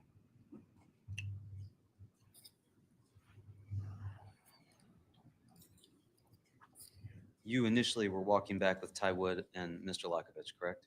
Yes. And then you described all making it back into the basement, right? Yes. Was anybody still outside in the yard when you went into the basement? Yes. Who was outside in the yard when you went into the basement? I'm not sure, but people were out there, yeah. How many people were outside when you went into the basement? Probably 10. So then there were 20 people that were down in the basement when you went in there? Yeah, around like 17, 18 people. You made it all the way into the basement? Yeah. Down to the bottom of the stairs? Yeah. Where you ran into Taylor Capella talking with Jimmy McGrath? Oh, no, I didn't see that. You didn't see them at the bottom of the stairs talking? I could have, but I walked right by them. I went into the basement. I didn't stop at the stairs. I went into the basement and was just talking with friends. Did you see Jimmy McGrath? Could have. I could have seen him down there. I just don't remember. You don't remember seeing Jimmy McGrath downstairs, do you? I don't know. It's a long time ago. So if I walked downstairs and I saw people, I just didn't know who was where. I wasn't paying attention to where everyone was. Just people were down there. You didn't see Taylor Capella downstairs, did you? It could have been down there, but I don't remember seeing her. You didn't see Matthew Lakovich downstairs, did you? He also could have been down there, but when I walked downstairs and I was talking to people, I don't remember who was where, who was doing what, who was outside. Well, you remember talking to someone downstairs? No, I don't. Oh, you don't remember talking to someone downstairs? No, I might have, but I don't remember if I talked to someone. I remember who I talked to. Do you remember talking to someone downstairs? Could have, but to be honest, no. Did you not make it downstairs? I did. You did. You're certain of that? Yeah.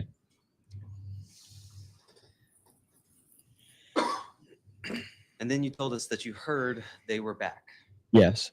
You understood that to mean that the vehicle driven by Jack Snyder was back out front, correct? Yes.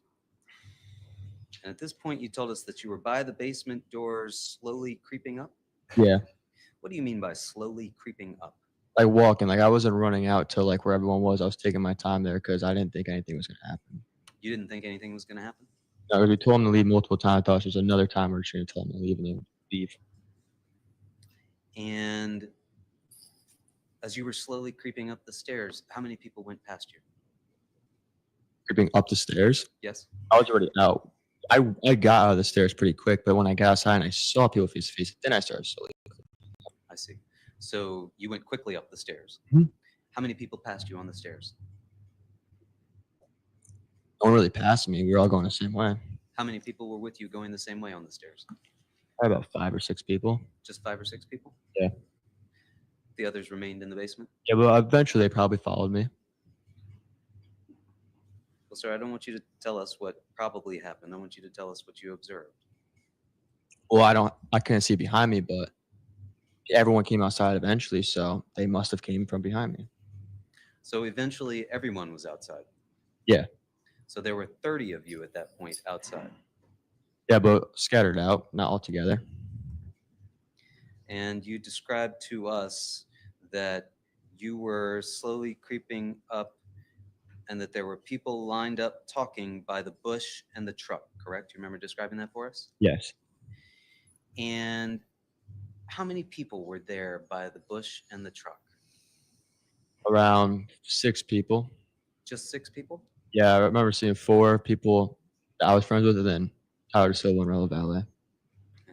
And the 4 people that you recall seeing were Ty Wood, Yes. Tyler Rich, Yes. Ryan Hines, Yes. and who was the 4th person? I saw Faison over there a little bit, but he was kind of just in front of me, creeping up too. Like, the 4th person, I'm not too sure who I saw. And you told us that they were just face-to-face talking with Tyler De Silva and Raul Valle. Yes. So you did not see the car arrive, correct? No. You did not see Mr. Valle and Mr. De Silva approach this group, correct? Yeah. But by the time you got outside, you claimed that they were already up by the black truck and the red bush. Yes. And it was just Mr. Valle and Mr. De Silva that were talking with these other 5, maybe 6 people now, you've told us. Raul and De Silva were talking to 4 people. 5 and 6 total, including Raul and Tyler. Okay. So 5 or 6, including Mr. Valle and Mr. De Silva. Yes. So only 4 people out there and then the 2 of them. Yes.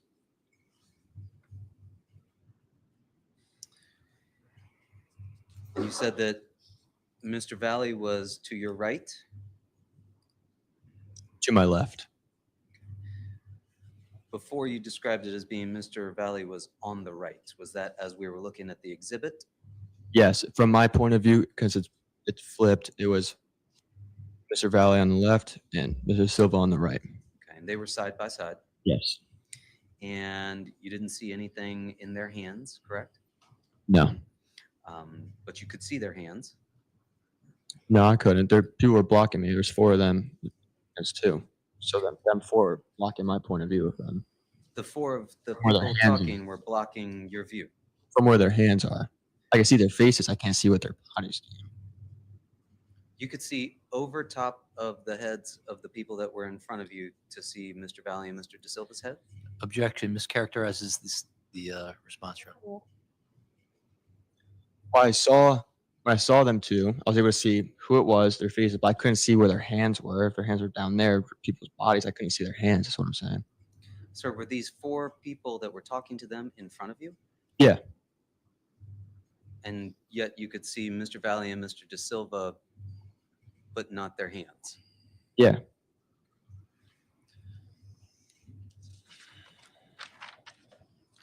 And you also told us that you were not close enough to hear what was being said, right? No. But you've described this group of 6 people as being right there by the black truck and the red bush. Yes. And how far back from them were you?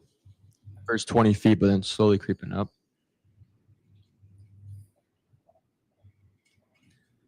20 feet away, 4 people in front of you, but you can see the 2 people that are in front of them. Yes, and then eventually became 15 feet, then 10 feet, and then the fight broke out. In any event, you told us that it seemed less peaceful than when they were talking before. Yes. And you said at this point you were back by the AC unit, A little bit in front of it. but that there were garage lights that shined right at them. Yeah. You said this conversation that was going on lasted 10 to 15 seconds. Yeah. And at that point, you told us that Mr. Valle was talking with Ryan Hines and Ty Wood, Yes. but you couldn't hear what they were saying. No. And that Mr. Rich was talking with Tyler De Silva, Yes. but you couldn't hear what they were saying. No. And then you told us that you saw Mr. Valle make a movement. Yes, I did. At this point, had you moved so that you could see around these 4 people that were talking to them? No, but I was able to see his body jolting because I was creeping up and getting closer and closer. I see. You could see his body jolting, Yeah, like a sudden movement. a sudden movement. Did he hit someone? No, he did not. Was he saying anything? I'm not aware of. He was still behind and to the side of Mr. De Silva? He wasn't behind him. They were next to each other. But They were standing side by side. yes. They were standing side by side, but facing 2 different groups? No, the groups were together in the beginning.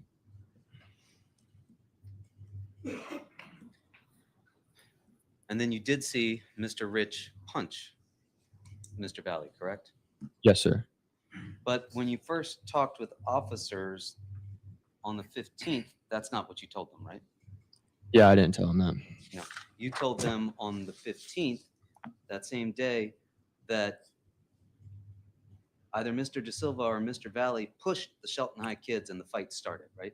I was wrong. That was wrong. What I said was wrong. Why, at that time, shortly after the incident, did you tell him something that was wrong, but today you're telling us something different? Because when he jolted, I thought he made contact with someone from Shelton, but he ended up not. And Tyler Rich stepped in and punched him. And I didn't know that at the time when I was talking to the cops.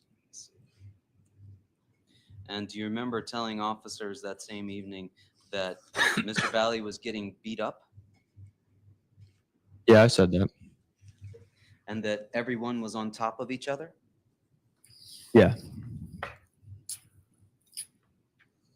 So after Mr. Valle was punched by Mr. Rich, you couldn't see Mr. Valle anymore, correct? No, I saw groups separating, and people went towards Valle and people went towards De Silva. Right. And you saw that there were a number of people on top of Mr. Valle, right? Around 2 to 3 people, because 2 people were on top of him and 1 person was to the side engaging in the fight, not on top of him, standing over him. Had the people in the basement come out of the basement at this point? Yeah, Where were they all? around, bystanding, just watching. Just by standing and watching? Did you see anybody with their cameras out? No, I did not. Did you see any phones out?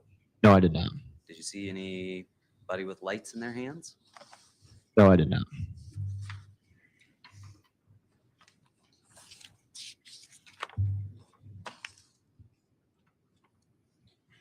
And you ran over to where you told us that Ryan Hines and Faison Teal were fighting to the left, right? Yes. That was where Mr. Valle was, correct? Yes.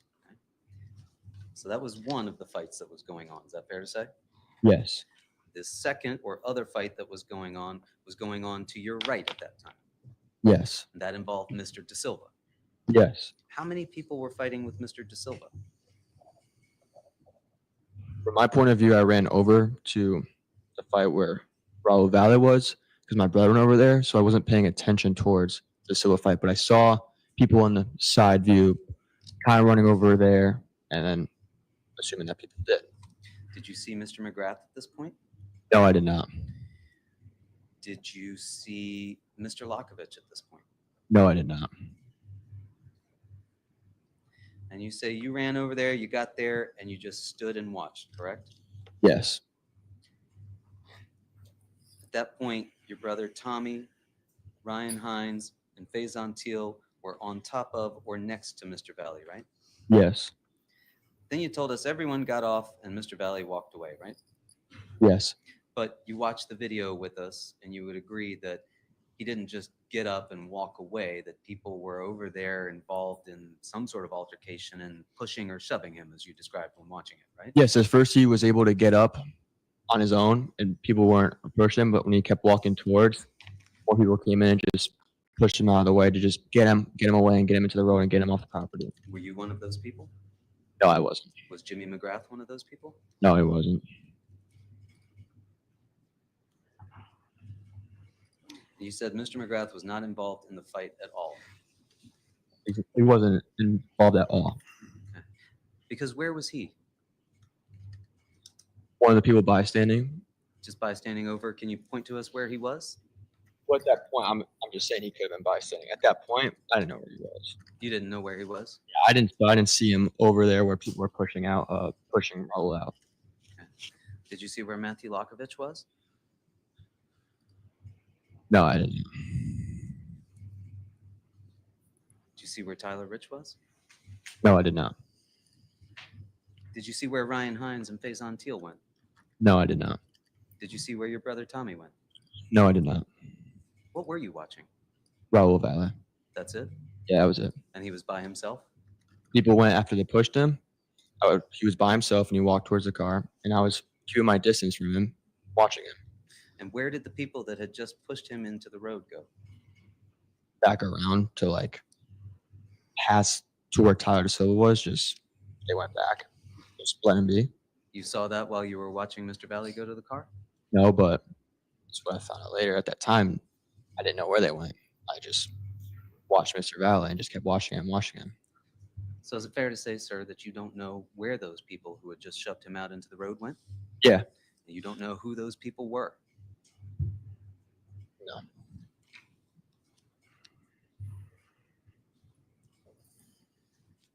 So you don't know if Mr. McGrath was involved or not?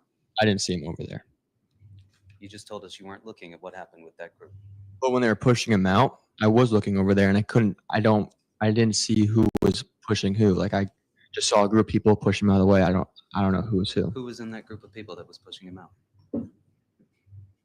Not to my knowledge, I don't know. Showing people, definitely. Kids that you'd grown up with and known most of your life, if not all your life? Some of them maybe. Not all of them I've known my whole life. One of them, your cousin, Will Berardi. No, not one of them wasn't him. I'm sorry? I wouldn't say one of them was him. Okay. One of them, your brother, Tommy Connery. No.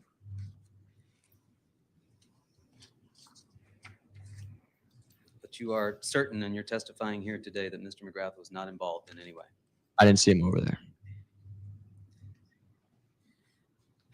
And you were telling us that you were watching Mr. Valle as he went back to the vehicle, correct? Yes. Did you see the vehicle moving? No. And you saw him open the door, the interior light go on, close the door, and then you said he goes back into the yard, right? Yes. And you didn't see him with a knife. No, not that moment. You said he went right after the closest person to him, right? Yeah. And that was Mr. McGrath. Yes. Who else was standing with Mr. McGrath? Closest person that would be towards Mr. McGrath was Mr. Lockovich. Who else? I don't know. Was it just the two of them? That's the only two I saw. It's the only two you saw? Mhm. Was there anybody that you saw on the other side of Mr. Valle? No. Did you see Jacob Villalobos? No, I didn't see him. Did you see Matthew Samperi? Sorry, Michael? Michael Samperi. I'm sorry. No. Did you see Sal Perry? No. Did you see Ryan Hines? No, I didn't see them. Did you see Faison Teal? No, I didn't see him. Do you recall seeing Mr. Lockovich that evening when Mr. Valle came back onto the lawn, or is that based on what you've seen in the video now? No, I remember seeing him. You remember seeing Mr. Lockovich that night? Yeah. Beside Mr. McGrath? Yeah, near him. Near him? Like the closest one to him. Close enough to touch him and put his hand on his back? Mr. Lockovich touched Jimmy? Yes. I'm not aware of. And what did you see Mr. Lockovich do? He walked away from Raul and Jimmy and like went the other way. Went the other way? Yeah, he went towards like when Raul came back, he just kind of like walked away and wasn't paying attention to where Raul was. Jimmy. He was just there. He was near. When he was walking by, he was just there.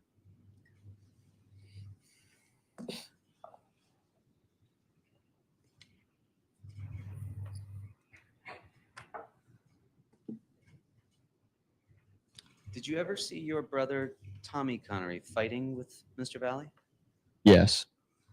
When your brother Tommy was fighting with Mr. Valle, where were you? Next to them, like behind him. Behind them? Yeah. Who else was near you at that time? Faison and Hines. That's it? Yeah. Where was Ty Wood? I don't know.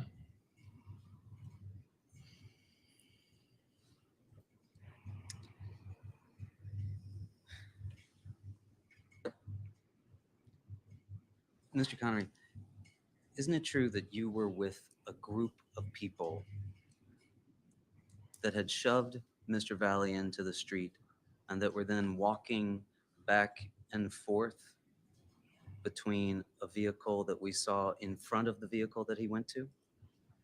Yeah, when the people who shoved him into the street, I was there, but I wasn't one of the people that shoved him into the street. I was keeping my distance, following him, walking around, and then saw him go to the car.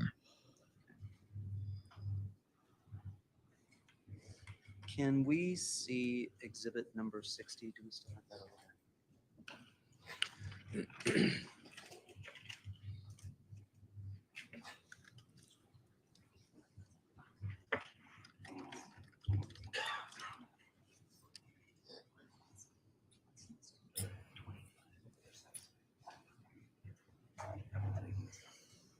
ask you to watch. You've got the same thing on your screen as we have on the big screen. Okay.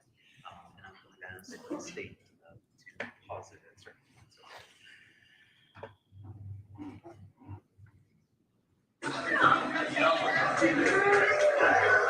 Yes, sir. Stop this. Do you see the camera has now turned towards the street? Yes. Do you know who this individual is with the dark pants, the light shoes, and the white top? Yes. Who's that? Alex Zaborak. Sorry? Alex Zaborak. Alex Dvorak? Zaborak. Zaborak. Thank you. And who is he to you? Oh, he's my brother's friend. That's your brother's friend? Yeah. Same grade? That's my brother, yes. So he's one of the older kids that's here at the party. Yes. And would you play again?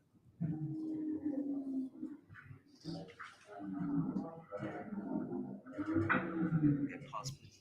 We just saw Mr. Zvorak go in front of the screen, right? Correct. Do you remember him being there at that time?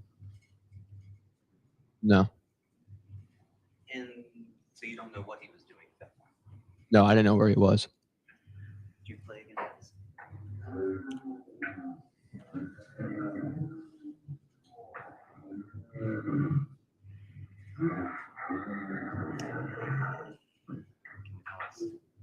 Okay, do you see yourself coming onto the screen at frame 341? Yes. And you would agree you're being followed by someone? Yeah, someone's behind me. Who is that? Joey Romano. Joey Romano. Joey Romano? Yeah. And who's Joey Romano to you? Another one of my brother's friends. Okay. Again, one of the older kids? Mhm. And where was he coming from? They're the same place that I was coming from. Do you remember seeing him there that evening? I bet the whole night. Was it the? This time period? Oh no. So you weren't with him? Oh yeah, I wasn't walking with him. He was just behind me. And can we play again, please? And can we pause it? And do you see a third person who's just come on shirtless with a pair of what appear to be blue camouflage shorts? Yes. And do you know that person? Yes, Matthew Lockovich. That's Matthew Lockovich. And where was he coming from? Looks like the same area that we were all coming from. Same area that you were all coming from? Mhm. Together? It could be. And do you see in between Mr. Romano and Mr. Lockovich another figure with a light top on back there? Yes. Do you know who that is? Yes. Who's that? It's Jimmy. This figure here in the middle, sir? That's Jimmy? Oh, they're looking up to the right. The person in the middle? Yes. I can't identify as that. It's not clear enough. You mentioned, though, Jimmy, right? Yeah, you see him on the right. And he's to the right of the frame here? Yes. But you don't remember seeing Jimmy over there in that area? No, I do not. But that's Jimmy there now. Yes. Walking back behind you, Mr. Romano, and Mr. Lockovich. So it looks like, yeah.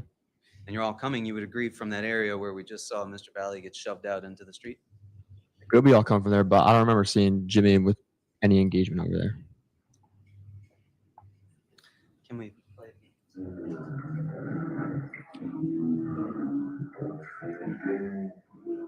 And both sides. Can we go back just a hair?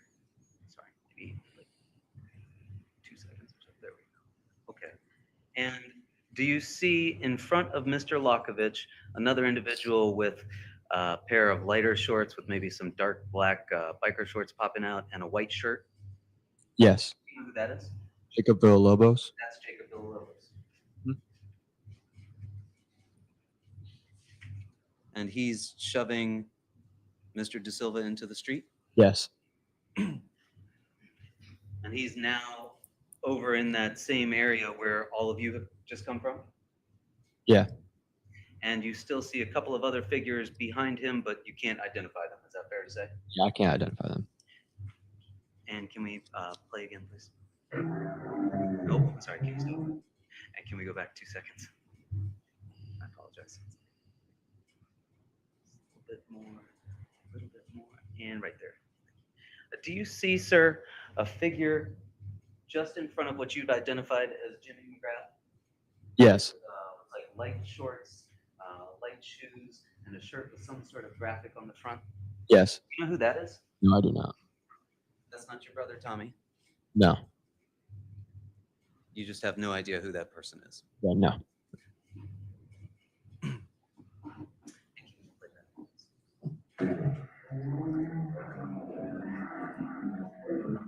Was it? Where were you looking at this time? Where Raul was? I'm sorry? Where Raul was? Where Mr. Valley was? Yes. Okay. And you say he's just stepped onto the grass, Yes. and you claim all those people just dropped back that had just been there, Yes, because I was screaming. and they just all immediately went back. They didn't run back, but they were cautious and started stepping back. Even the folks that were on the other side? Yeah. All of them. Yeah. But your focus was on Mr. Valley, but you could see what all these other people I were could doing. see out of my view that people were going away, and now I could only see Mr. Valle. Where was Mr. Lakovich at that point? Kind of next towards Jimmy. And where was Mr. Zaborak at that point? I'm not aware of. Where was Mr. Romano at that point? Not aware of. Where was Mr. Villalobos at that point? I'm not aware of that. But you're certain that you saw all these people back up? Yeah. Sir, didn't you see these people start to form the same wall they had formed before? What do you mean by a wall? Well, you've described before that 4 people were forming a wall and blocking your view at various points. Yes. These people didn't just disappear, did they? No, but they walked backwards, and I was still. They walked back, and I was able to see where Mr. Valle was. So they all just stepped back and gave you a prime view of Mr. Valley and Mr. McGrath. Yes. And Mr. Lakovich, where was he at that point? Stepping back as one of them, but just closer. Would you press play, please? And can you pause it, please? Did you just see a hand on Mr. McGrath's back there, down near his waist? His right hand. Can we go back maybe 2 seconds? Or, sorry. Do it. Can we go just a little bit more? A little bit more? Okay. Do you see what appears to be a hand down on his side there? Yes. Mr. Lakovich is gone at this point? He could be over there, but I didn't see him. I was just looking at Jimmy. And I was looking at Raul, and Jimmy was in my sight. Okay. You're looking at Mr. Valley at that point? Yes. There's nobody blocking your view. No, I was able to see him. So you don't know whose hand that was? No, I do not. And where was Mr. Lakovich? Backing up. And where was Mr. Zaborak? Also backing up. I don't know where he And was. where was Mr. Romano? I don't know where he was. And where was Mr. Villalobos? I don't know where he was. And what about that person you couldn't identify before who had on the light shorts and the dark top with the white graphic across the front? I don't know. And what about Faison? Don't know where he is.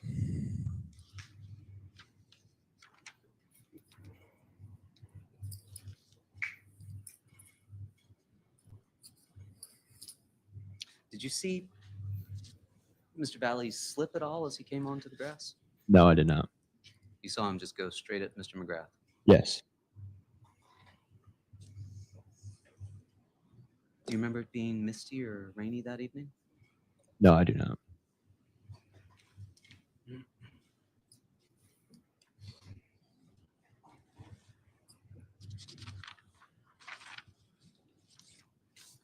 Did you see Mr. Lakovich take a swing at Mr. Valley? No, I did not.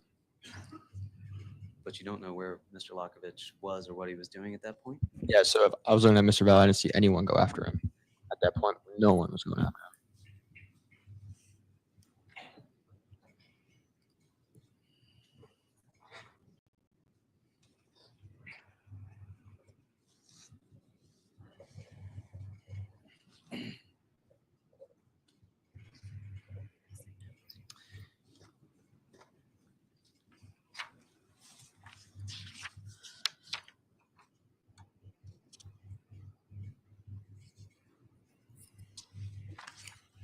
And then you told us that you saw Mr. Valley run to the car, correct?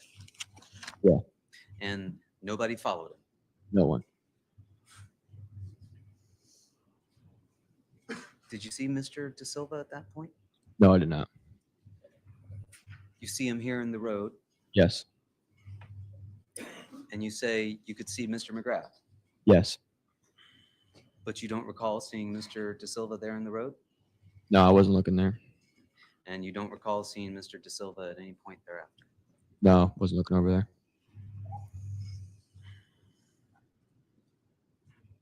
You agree, and you told us that it was chaotic during the fight. Yes. And you told us that there are things that you told the cops that evening that were wrong about what you had seen, correct? Yes. And today you've come in and you've tried to tell us to the best of your ability what you recall. Yes. And you think you've seen this video how many times? On 10. Around 10 times.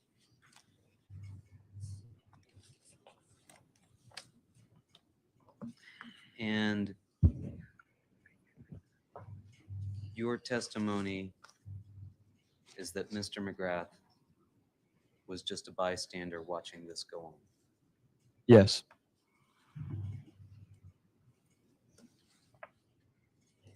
Thank you, Mr. Connery. Nothing further.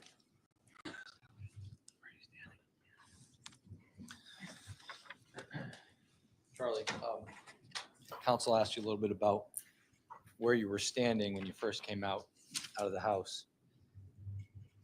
You were back by the top of the Vilco doors, and you were making your way towards the area where the red tree is in States 52. Yes. And that's where you saw the defendant and Mr. De Silva arguing back and forth with Tyler Rich, Ty Wood, Ryan Hines, Faison. Yes.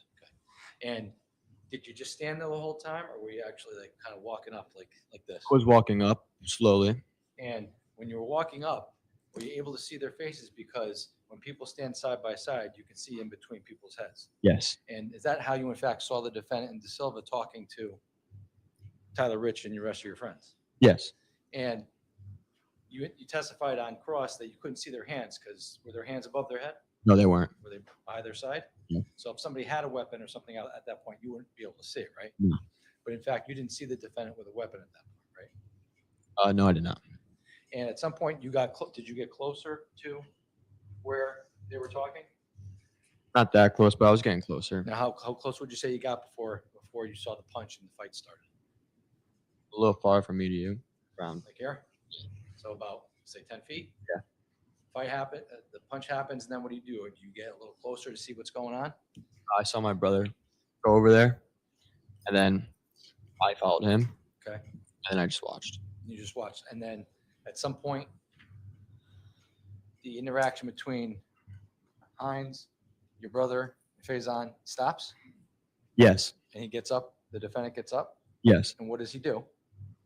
He walks towards the road, and kids come out and they push him to the road. So you go over there to see what's going on. Yes. At some point in time, defendant, where does he go after he's pushed out into the road? It's the car. And you walk away. With my eye on him, I walked away toward. So as you're walking away, you kind of turn and look, and you're keeping your eye on him.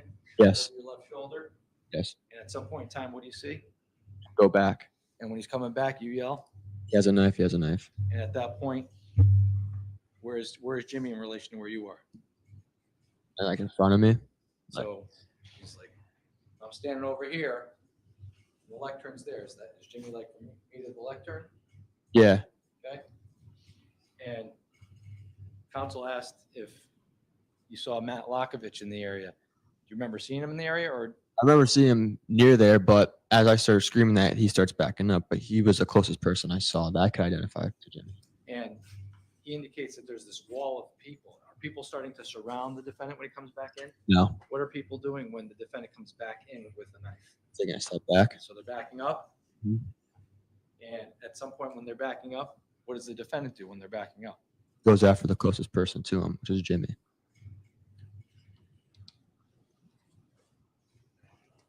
Did you see anybody go after the defendant right before Jimmy was stabbed? No. No further questions.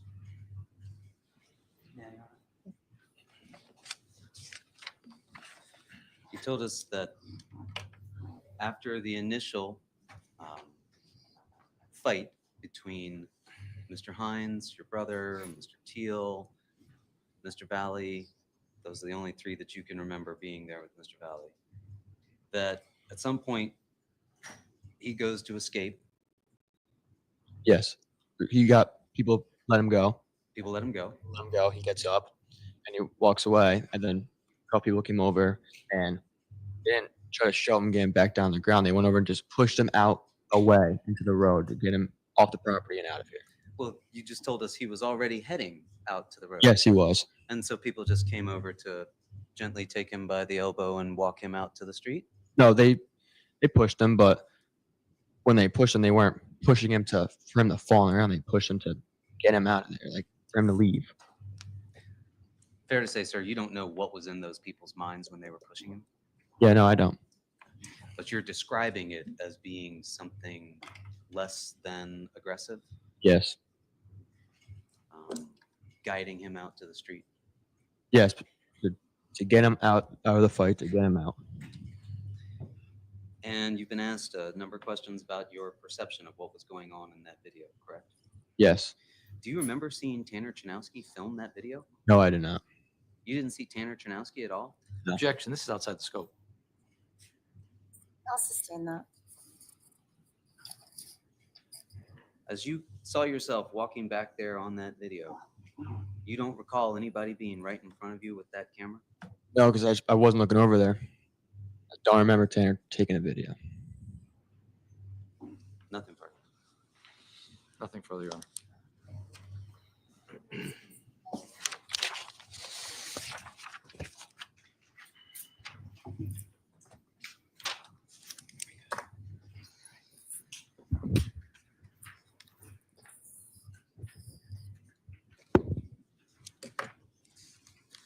Do you have any additional witnesses? No, Your Honor. State does not have any further witnesses. State rests. Attorney Smith? Your Honor, may the jury be excused for legal argument? Certainly. All right, at this point in time, I am going to excuse the jury just briefly.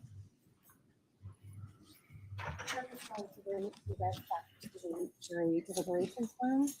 For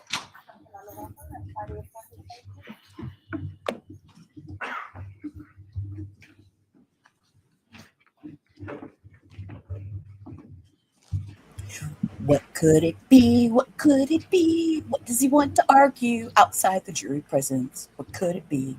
The state has rested after 25 witnesses. Thank you, Stephanie. You are on the ball, girlfriend. So, yep. The state has rested, and let's see what they have to say, but we're going to argue something outside the jury presence first. So, jury here we go. Has been excused. Attorney Smith, I'll hear from you on the record.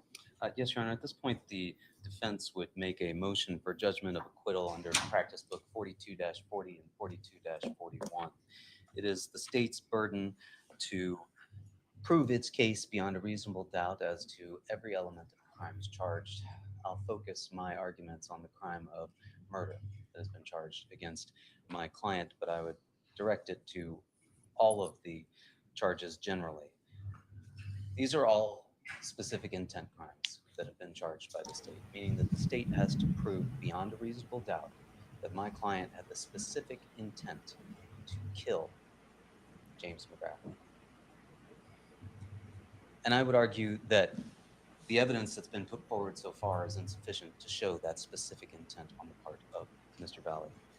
And I would also argue that to some extent, the state's charges here bolster that argument, because this fight takes place in a video that we have seen that encompasses all of 18 seconds.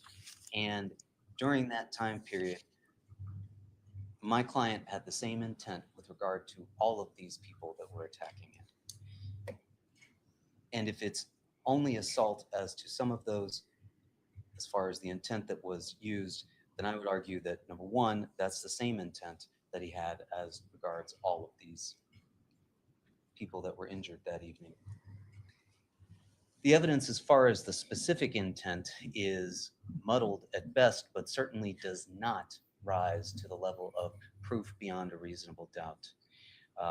We have heard from witnesses, many of whom were inconsistent within their own testimony, but certainly inconsistent in the aggregate as we look at what they claim to be able to see. Most striking, I believe, is the inconsistency between what they can recall and versus what they are unable to recall. And I understand that that is an argument that goes perhaps towards the weight of that evidence, but I think that it goes so strongly towards the weight of that evidence that it simply cannot be deemed as rising to the level of proof beyond a reasonable doubt that my client had the specific intent necessary to prove the murder charges, nor to prove any of the assault charges that have also been levied against him. And for those reasons, I would move this court to grant a judgment of acquittal pursuant to the practice book sections I've already cited.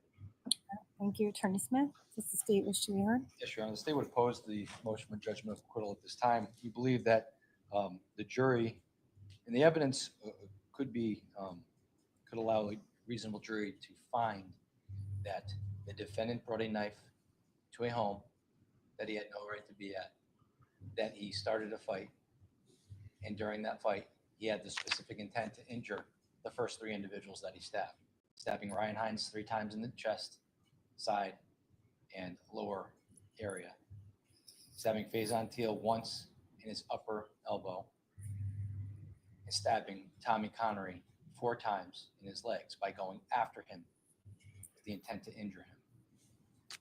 He then runs back, gets back to the car, and then comes back into the fight. We've heard evidence that people were leaving him alone. No one was going after him. He turns around and specifically goes after Jimmy McGrath and stabs him in the chest.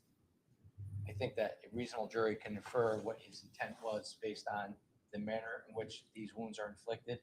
They weren't slash marks. These were purposeful stabbings. They can infer his intent based on the number of injuries that were sustained by the 4 individuals who were harmed here. There were 9 stab wounds.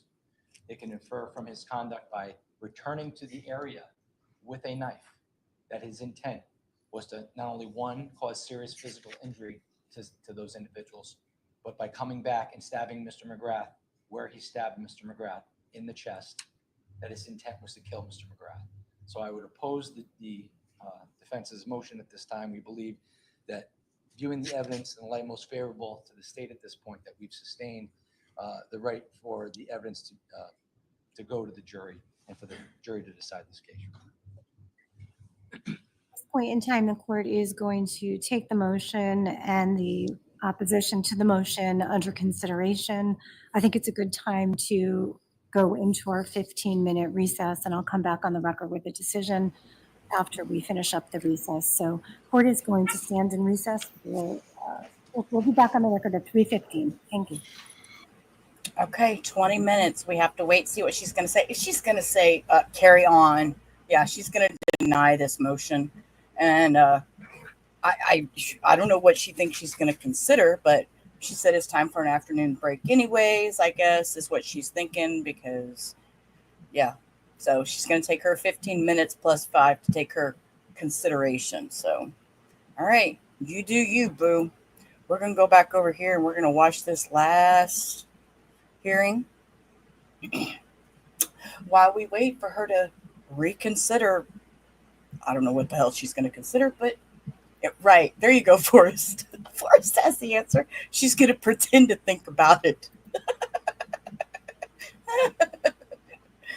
What does Denise say? Denise says, I'm torn.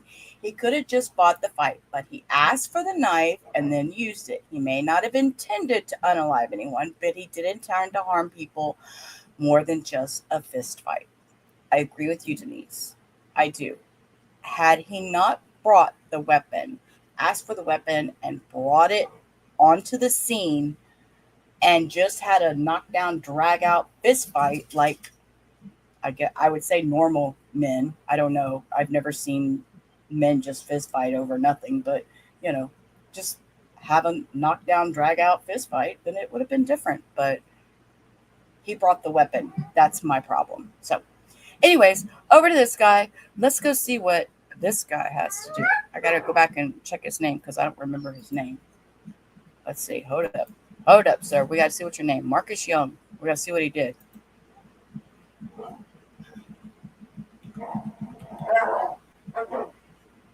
No need to happen. Okay. He's at Marcus Young. Hush over there. Y'all behave. Marcus Young.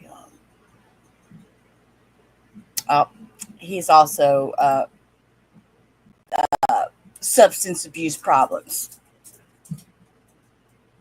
Yeah, substance abuse problems. So let's see what Mr. Marcus Young On parole is impaneled at headquarters in Baton Rouge. Today on the panel to my left is Mr. Barrod, to my right is Mr. Freeman. We are at the remote site of Southwest Transitional Work Program. The time is now 10:24. Do we have anybody from TWP program there in the room? Yes, ma'am. Cheryl Cook from administration. And good. I'm going to ask you about his conduct here in a moment. So, sir, would you please introduce yourself with your name and your DSC number? My name is Marcus Young, 7/8/2020. Okay. Mr. Young, you're before this panel today as the first felony offender, currently sentenced to 7 years for possession of cocaine. You were released and came back. You were revoked on supervision. You have a parole eligibility date 7/4/2025, a good time date March 15th, 2026, and full term date of 10/3/2030. Does that sound correct? Yes, ma'am. Mr. Young, I'd like to ask you to explain to the panel why you are currently incarcerated and why do you think that you should be considered for release? Well, I'm currently incarcerated. I think I went on ahead and violated myself due to the fact that I think it was either September or either October, I was on parole, on probation, and the officer that arrested me, I think he kind of made up some stories about me being in 2 different places at one time, and I don't see it happening. So I went on and violated myself instead of me going through the court system, which they was going to keep throwing my court date off 6 months at a time. So I just went on and violated myself. Okay. So what was your initial charge that you were on probation for and what happened there? I was arrested back in, I think, July for Schedule 1 possession, and which I don't think that was correct either, because at the time of my arrest, when they said they allegedly caught me with some drugs, there were like 7 other people there. So I'm the only one that went to jail that day. Okay. And why should we consider you for release? Since I've been in, I've been kind of keeping my distance away from a lot of inmates in here. I realize the things that they do in here is kind of really stupid and aggravating. So the time that I have been spending in here, I been winging myself to stay, just stay ahead above everything and just not just violate myself or get myself back in no trouble anymore.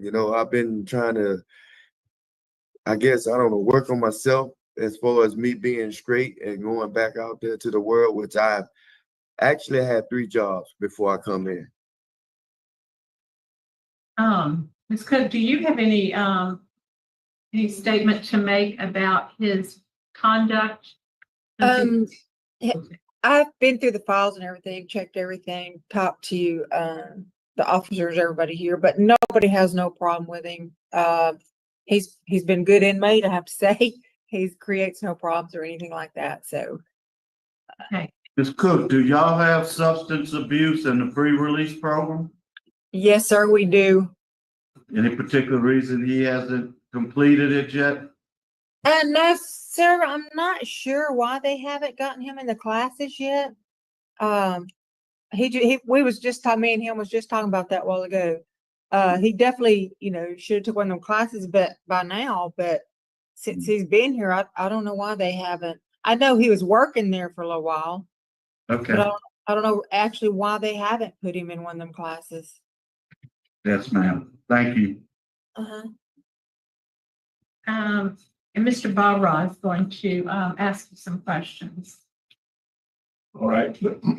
I heard what you said about you don't think the drugs were yours and this, that, and other, but maybe because you were on drugs, your memory's a little cloudy.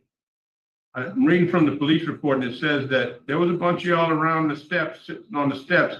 And when they patted down you, they found a bag of crack cocaine that in your waistband. That's why they put it on you, because they found it in your waistband, is what the report says. There was other stuff on the steps, but that wasn't yours. But the stuff that they charged you with was in your waistband. So just to let you know about that. Also, I see in your statement of reasons for granting parole that you were in living in balance and cage your rage at that time. Did you finish those two? No, sir. I wrote them last year of September, and I think I sent the letter to DOC to let them know that they never even put me in the classes. They was telling me about work come first and classes come last or something like that. And I didn't understand that. Like everybody that came to jail either had good time already or was currently going straight to, I guess, the classes to get good time. And I never understood. They put me straight into work field. So when you wrote this letter, you really wasn't in the class, but you said you were. No, sir, I wasn't in the classes. I was trying to, I guess, let them know Right. that You wasn't in. So you never got in. No, sir. Right. You got a drug problem? No, sir. No. I think you do, but okay. That's the only question I have. Are you currently working there? Are you in work release or just in that facility? I'm in work release. The last job I had, well, my job before the one they just gave me, which I think they took me off the schedule, it was because of my parole hearing. But the last one, I think my time expired on it. Where were you working? SRA. SRA? And where are you going to be working now? They haven't placed me anywhere yet.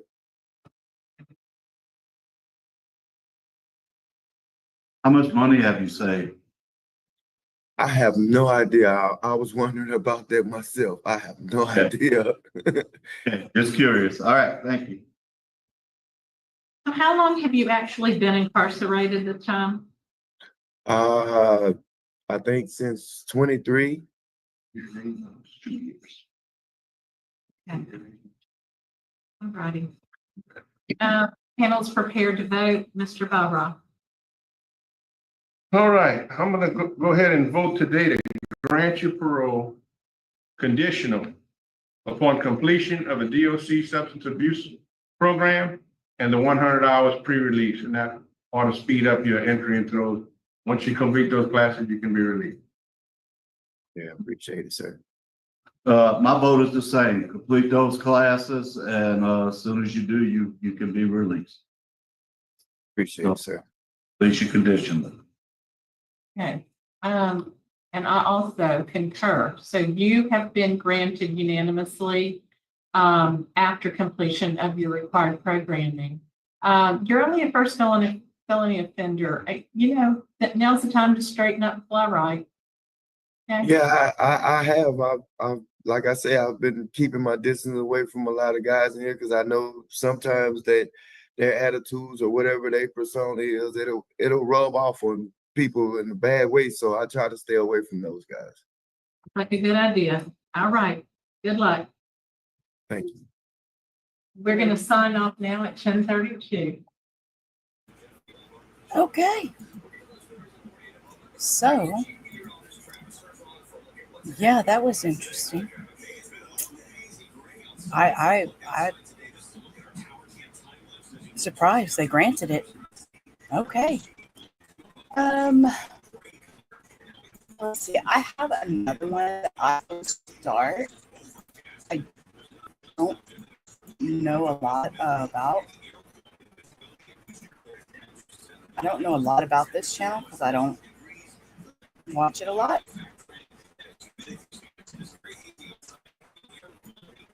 I don't watch it a lot. So we're going to watch this for about 5 minutes and see what happens. I don't really know. It is Dade County felony bond hearing, and it's today's afternoon hearing. So I don't know. Let's see. And we can't hear the lady. So we have no clue what she's saying. I can't hear her, so I know y'all can't hear her. And she's just over here just yapping along. And there's no sound.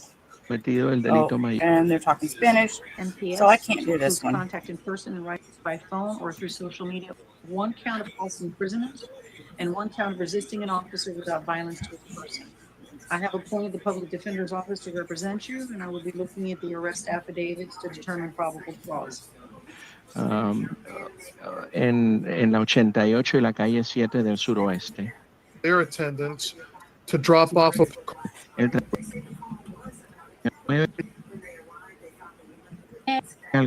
No. Hang on, guys. Hang on. I sound like a robot. I'm sorry. Muy bien. Señor pretrial Play, services with an alternate of 500. Lo que entiendo es que hay suficientes indicios para sustentar el cargo de. I sound like a robot. Let me check my sound. Hang on just real quick. I sound like a robot.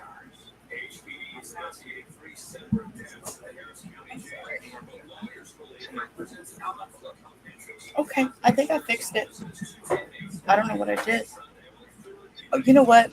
Hector's watching TV in the background, so I need to find something for us to watch. Give me-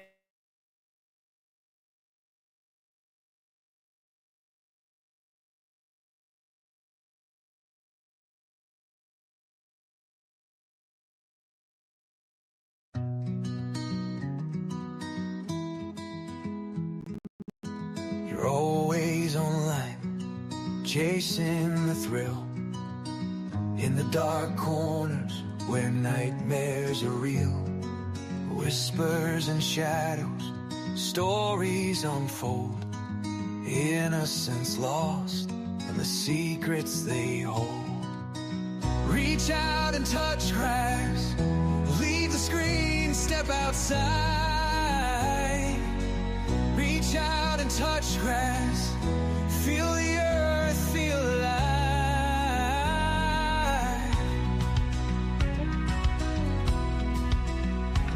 Sensational headlines, the dramas you muse.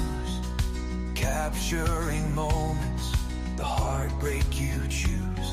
Behind every story, a life to reclaim. Remember the human, not just the name. Reach out and touch grass.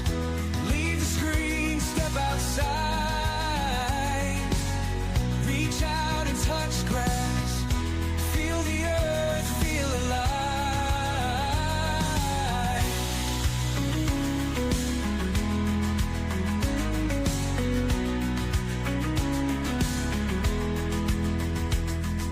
Spotlights glow, don't forget to breathe. Disconnect to reconnect, it's okay to leave. Step away, take a break, find some peace of mind. True crime and drama, but balance you'll find. Reach out and touch grass. Leave the screen, step outside. Reach out and touch grass. Feel the earth, feel alive.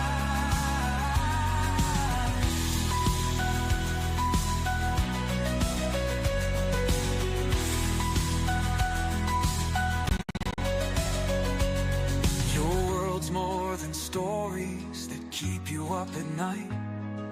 Ground yourself, find the light. Everything's alright. Reach out and touch grass, you'll be just fine. Breathe deep, step away, it's your time to shine. Reach out and touch grass, leave the screen, step outside. Reach out and touch grass, feel the earth, feel alive.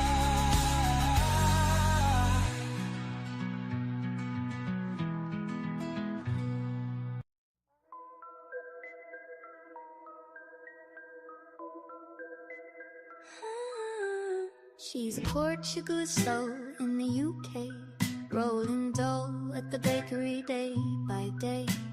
Sugar on her apron, flour on her face, but when evening comes, she steps into a darker place.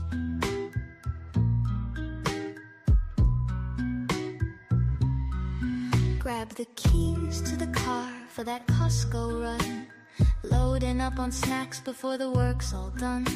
'Cause once she's home, it's time for the show. True crime on YouTube, spotlight aglow. Late night trials and conspiracies. She's digging for truth for the world to see. Documents on Discord, she's on the hunt. In the hush of midnight, she's on the front.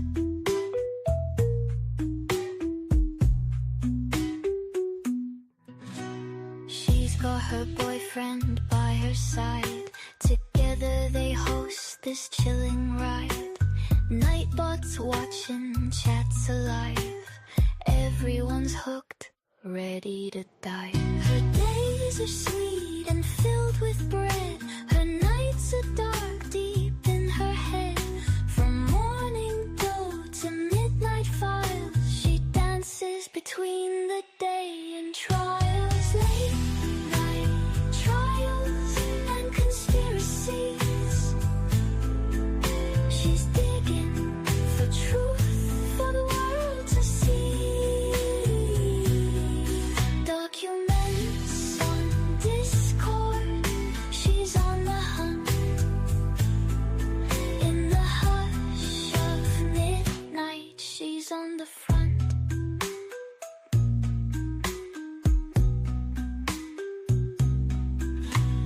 Portuguese pride in the UK sun. She'll solve every case till the morning comes.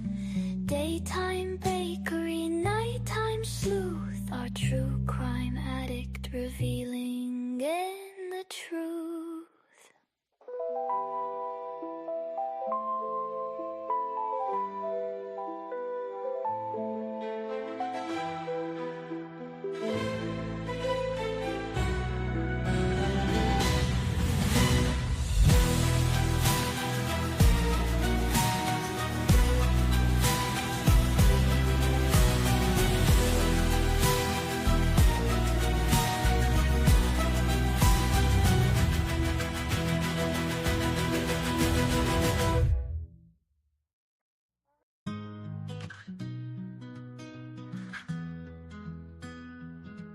The gavel echoes, noise in the hall. I'm sneaking glances at the clock on the wall. A courtroom circus spinning its wheel. My stomach's growling, it's the real appeal. Oh, lunch break, come save me now. Tie the judge's vote to a plow. Drive me to the sandwich stand. Freedom tastes like food in hand.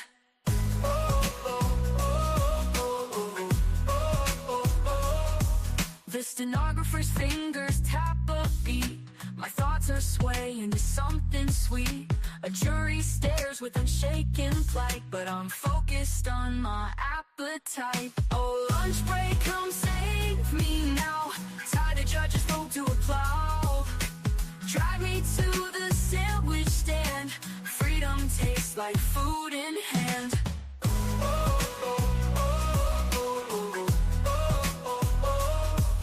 Outside the case, the sun shines wide. The world is waiting just there outside. But here I sit in lost cold shade, tossing dreams of lemonade. The lawyer's words, they drone and pine, but my soul screams out for the food line. Justice might be served today, but I just want my lunch tray. Oh, lunch break, come save me now. Tied a judge's rope to a plow. Drag me to the sandwich stand. Freedom tastes like food in hand.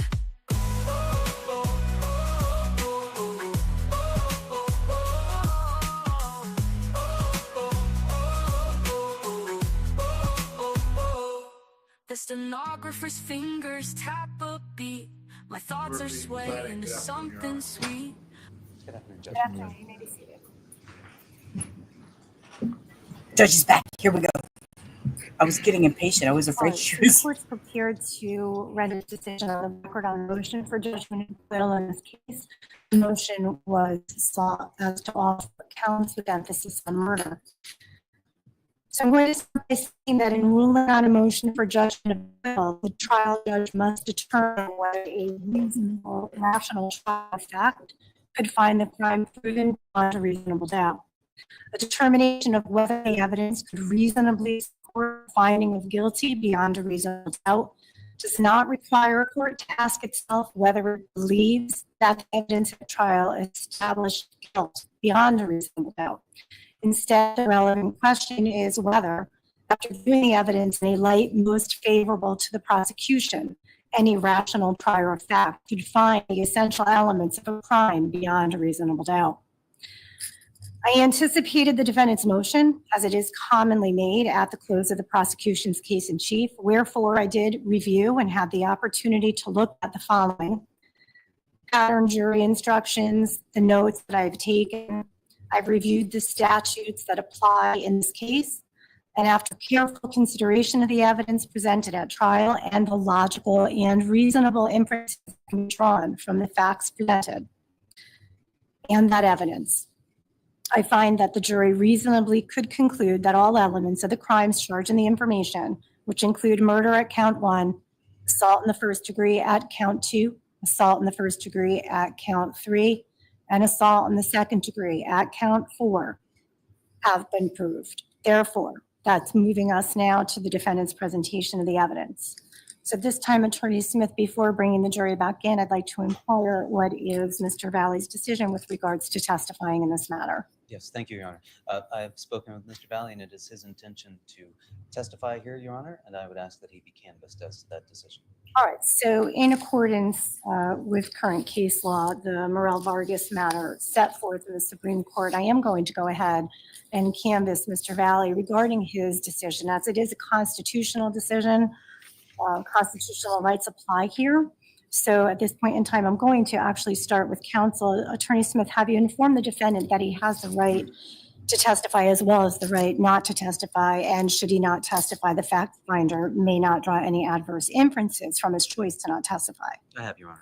Did you also explain to the defendant his right to testify as well as to not testify belongs to him alone and that no one else can make that decision for him, including counsel? Yes, I did, Your Honor.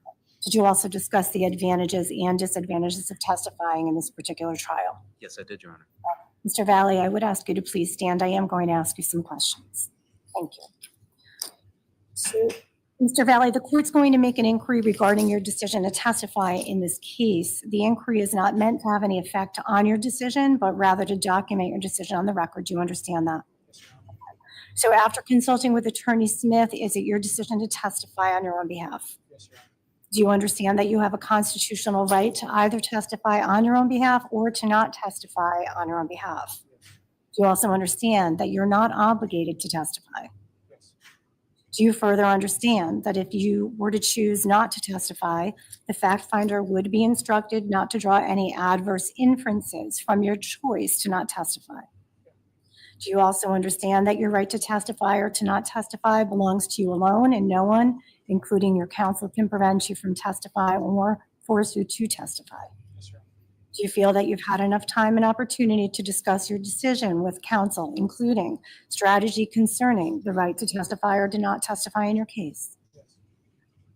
And you also feel that you've had enough time to consider the advantages and disadvantages of testifying? Have you understood the information that counsel has provided to you relative to your decision?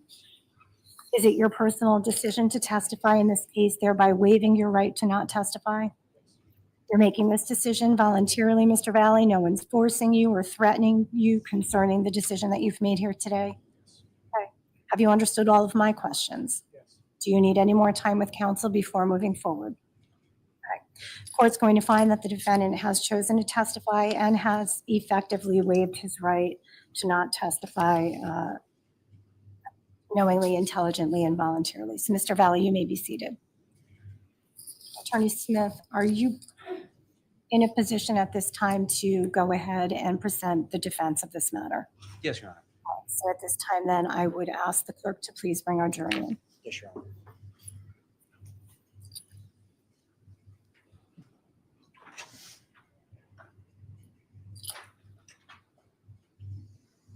I'm not sure if I stated it on the record. The clerk sent me a note, but just in case I didn't, the motion for judgment of acquittal is denied.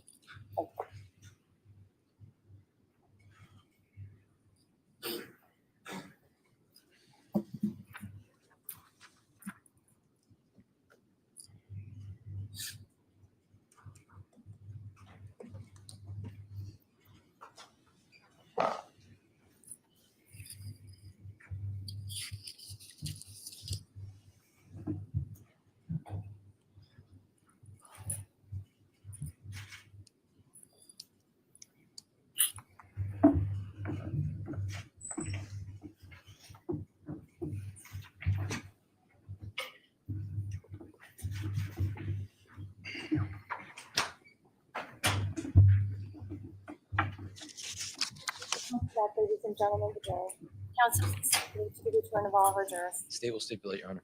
Defense stipulates, Your Honor. Thank you. At this time, I would ask the defense to please present its next witness or first witness. Yes, Your Honor. I would ask for Mr. Valle to be called to the stand and put under oath by the clerk.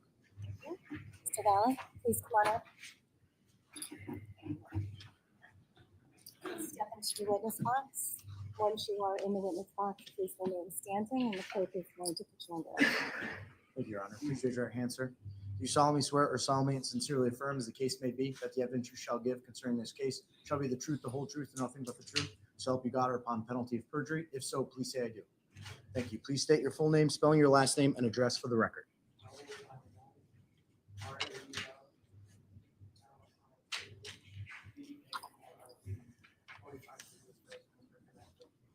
Thank you, sir. You may be seated. Thank you. Attorney Smith, whenever you're ready. Thank you, Your Honor.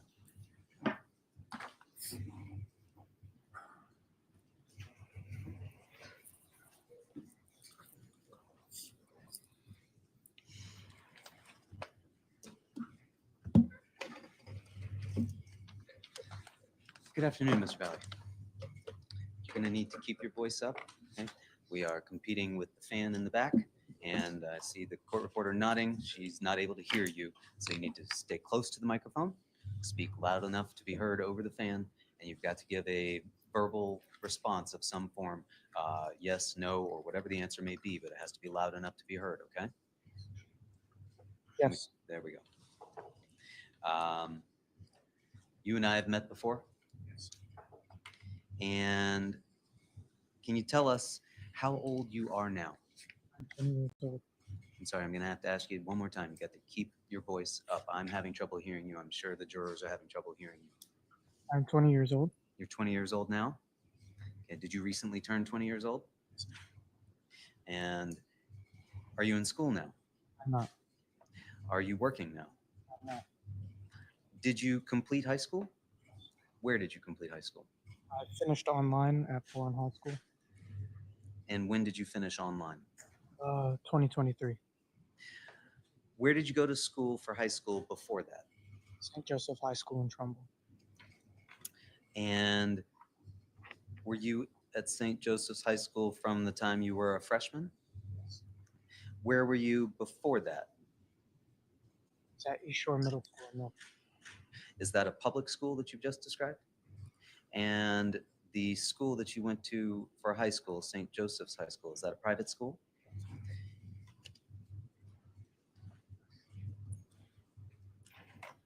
Prior to going to St. Joseph's High School, had you been in the Milford Public Schools since you were a child? Did you grow up in Milford? Yes. Did you grow up anywhere other than Milford? I lived in Florida for 2 years. Anywhere else in Connecticut? New Haven. When you say you were in Florida for 2 years, was that before you came to Connecticut? I was in Connecticut and then I moved to Florida. And then I came back. Okay. Did you go to any New Haven schools? Do you remember how old you were when you moved to Milford? Very young. I can't remember the age. Did you start your schooling in Milford or somewhere else? And who lived in your house with you as you were growing up? My 3 brothers, my dad, and my mother. And your 3 brothers, what are their names? Raul, Eric, and Oscar. Did you say the first one was Raul? You have a brother who's also named Raul. And can you just explain, is that a brother from, is that a half brother or is that a full brother? Full brother. The name was passed down from my grandfather. I see. And do you go by a nickname? Yeah. And what is that nickname? Vito. And what does that mean? Like the younger. I see. Is that like Pablito or Carlito? Yes. When you were at St. Joseph's High School, did you have a circle of friends? And who was in that circle of friends? Close to me, I would say James Albert, Tyler De Silva. Those were the 2 I was closest with. Everybody else was on the football team, and I was close with them too, but not as close. That was Tyler De Silva and somebody named James Albert. When was the last time you saw Mr. Albert? Yesterday. And when was the last time that you saw Mr. De Silva? Here in court. Did you have a girlfriend while you were at St. Joseph's High School? And who was that? Kenzie Traficante. And when did you and Ms. Traficante become involved with one another? My junior year. And what year was that? 2022. Was that the 2021-2022 school year? And did you date Ms. Traficante the entire school year? Say almost, not fully though. And did you have any hobbies while you were in school? Really just play sports, football, wrestling, hanging out with friends on the weekends or whenever I had free time. Were you into fishing or hunting? Yes. Which of those, fishing or hunting? My father. You're not a hunter? Where would you go fishing? My father owned a boat, so we would go into the ocean. Were you in the practice of carrying a pocket knife? No, but when we went fishing, there was not that safe. Were you ever trained in how to use a knife? In May of 2022, where were you living? 45 years old. Same place you're living today? How long have you lived at that home? About 5 years, 6 years, I think. Mr. Valle, I'm sorry, I am going to have to ask you to just please raise your voice and respond, and people are having difficulty hearing you. Thank you. Around 5 to 6 years. Okay. Prior to that, you had still been living in Milford, but just in a different home or somewhere else? Yeah. And you were in your junior year of high school in May of 2022. Is that what you told us? Had you started applying to any colleges yet? Yes. Which colleges? Mainly in Florida. And you told us you knew a girl named Mackenzie Traficante because she was your girlfriend. Yes. And how did you meet Ms. Traficante? She was a cheerleader and I was on the football team, so I saw her quite often. And did you take her to the prom that spring? I did. Was that your prom or her prom? Her prom. Why were you allowed to go? She was a senior, so it was her prom, and they're allowed to bring anybody they want, pretty much. And when did that prom take place? May 13th, 2022. May 13th, 2022? Did you attend that with any other couples, or was it just you and Ms. Traficante? Yeah, I attended it with Tyler De Silva and whoever he went with. I don't remember who he went with, and a few other people in my grade who wanted to go to the prom as well. Found a date. You mentioned knowing a boy named Jack Snyder. Yes. And you mentioned going to the prom with him as part of a group. Yes. And who was Jack Snyder to you? Really a football teammate and a classmate. Was he part of your close friend group? I'd say I was really close with 2 people, but I was friendly with everybody. So. Had you known Mr. Snyder since coming to St. Joseph's High School? No. I'm going to repeat the judge because I'm having trouble hearing you. If I'm having trouble hearing you, I'm sure everybody else is, okay? Got to really make an effort for us to keep your voice up. Are you nervous? I understand. We need to be able to hear you, though, okay? And you told us that you knew a boy named Tyler De Silva. Yes. Did you meet him when you came to St. Joseph's High School? No, I knew him before. And how long had you known Mr. De Silva? Since I started playing football in Milford around the age of like 8, I would say. Okay. And in May of 2022, how old were you? 16 years old. So at that point, you'd known Mr. De Silva for about 8 years, you think? Yes. Would you describe Mr. Snyder as a close friend? No. Would you describe Mr. De Silva as a close friend? What makes him somebody that you would describe as a close friend? Been through everything with Tyler De Silva. Every free weekend we had, we spent together, parties together, just together all the time, pretty much. Are you still close with Mackenzie Traficante? No. When was the last time you saw Ms. Traficante? In court. Here? Yes. When was the last time that you saw Tyler De Silva? Here in court as well. And when was the last time that you saw Mr. Snyder? Here in court as well. When we say the last time, from May 14th of 2022 until here in court, had you seen them at all? No. When was the last time that you were close with them? Before this all happened. So you say before this all happened. When we're talking about this all happened, we're talking about May 14th, 2022, are we not? Yes. Do you remember how that day began? Yes. How? Prom was the night before. Woke up, texted my girlfriend, and arranged to hang out with her. That was Mackenzie Traficante? Was there anybody else at home at that time?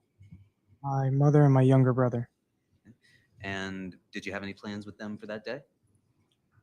Later at night, yeah, but for the day, no. And what were they doing that day? They were leaving to Florida on the same night to go visit my oldest brother and my nephew. Were you planning at that point to go with Ms. Traficante for the day? Yes. And you mentioned that you had texted her. Did you end up making plans with her? Yes. And what did you do with Ms. Traficante? We went to the beach and a little bit of hiking. When you say you went to the beach, can you tell us where? In Milford. Do you recall what beach that was? Gulf Beach. I'm sorry? Gulf Beach. Gulf Beach? And you say you went hiking as well. Can you tell us where you went hiking? Downtown, there's like a little trail through the woods and stuff and a little pier. And what time did you meet up with Ms. Traficante that day? I want to say early afternoon, but I can't remember the exact time. How did you come to be with Ms. Traficante? Did she drive to you? Did you drive to her? I went to pick her up. Did you have your own car? Yep. And after going to the beach and hiking, what did you do next? By that time, it was later in the afternoon, and we went back to my house. In Milford? Yes. And what did you do when you got back to the house? Just chill, relax.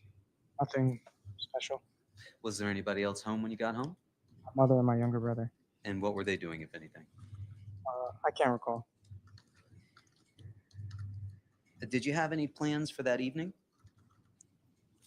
At that time, no. You say at that time, no. Did there later come a time when you did make some plans for that evening? Yes. And how did that come to be? I believe Tyler had texted me about a party that was going on, and he asked me to come with him. That's Tyler De Silva. And did you agree to go with him? Yes. Did Ms. Trafficante go along as well? Yes. And how did you end up going to that party? Yes. And where was that party?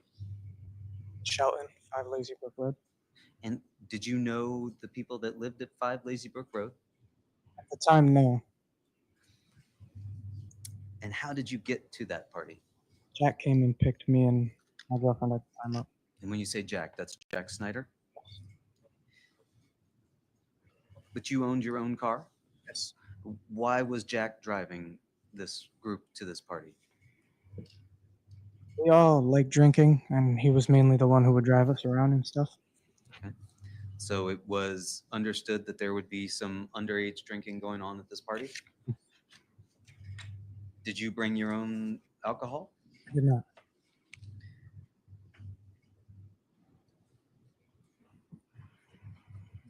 Did anybody in your party bring alcohol? Tyler De Silva. Were you with him when he got that alcohol? He got it from his parents. We never stopped to get it. I couldn't hear the end part. We never stopped to get it. You never stopped to get alcohol? No. And was that fairly standard for his parents to supply the alcohol when you were with him? Yeah.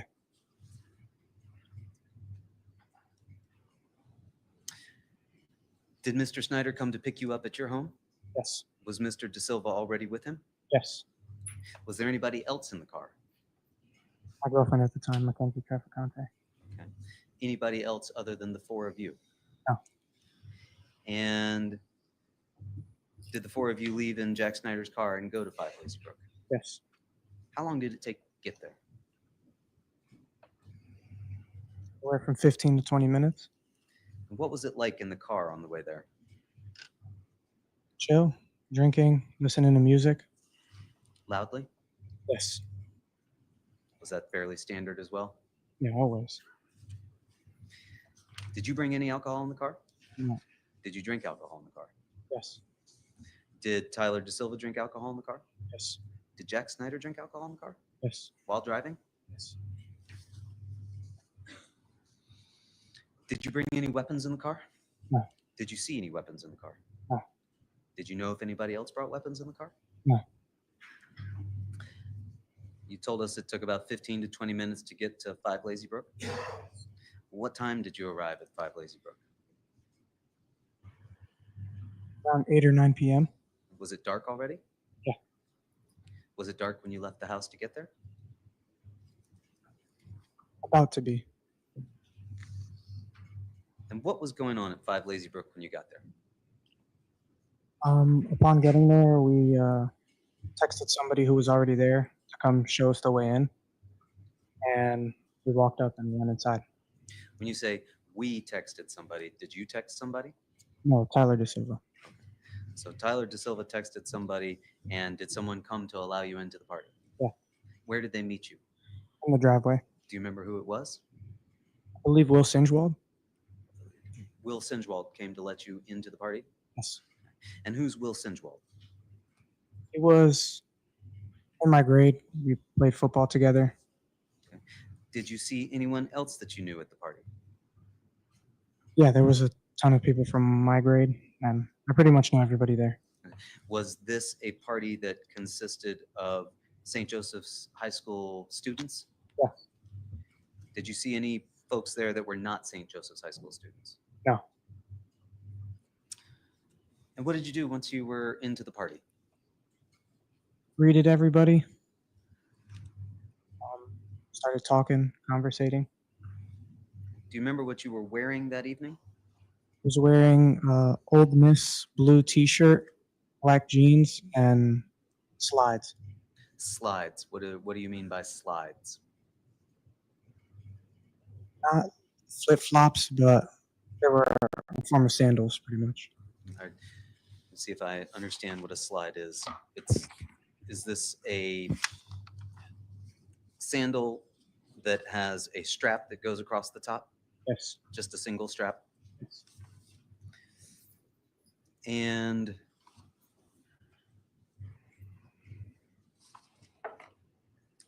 at some point, did you put on a neck pillow? Yes. And why did you put on a neck pillow? At the time, I thought it was funny. Okay. Were you doing anything in particular when you put on that neck pillow? Yes, we were playing beer pong. Okay. And is that a contact sport? No. So the neck pillow didn't have anything to do with the game of beer pong? No. It was just to be funny? Yeah. And at some point, did you also put on a motorcycle helmet? I did. And did you bring that with you? No. Where did you find that? Next to the beer pong table, there was a shelf with a whole bunch of random items. Okay. And is that where you also found the neck pillow? Yes. You put both of those things on? Yes. And how long did you have those things on while you were playing this game? The motorcycle helmet, we were kind of passing it around as like a good luck thing when we were shooting in beer pong. It was off and on. Okay. So you would take it off, you would pass it to whoever else was up to bat, so to speak? Yes. And the neck pillow, was that something that you also passed around, or were you the only one wearing that? No, I was the only one wearing that. How long were you there at the party just engaged in this behavior you've described? About an hour and a half. And after an hour and a half, did there come a time when some people arrived that you were not familiar with? Yes. And how did you become aware of these people? We were by the door, as that side of the beer pong table was by the door of the garage, and they came up. When you say they came up, what did you see?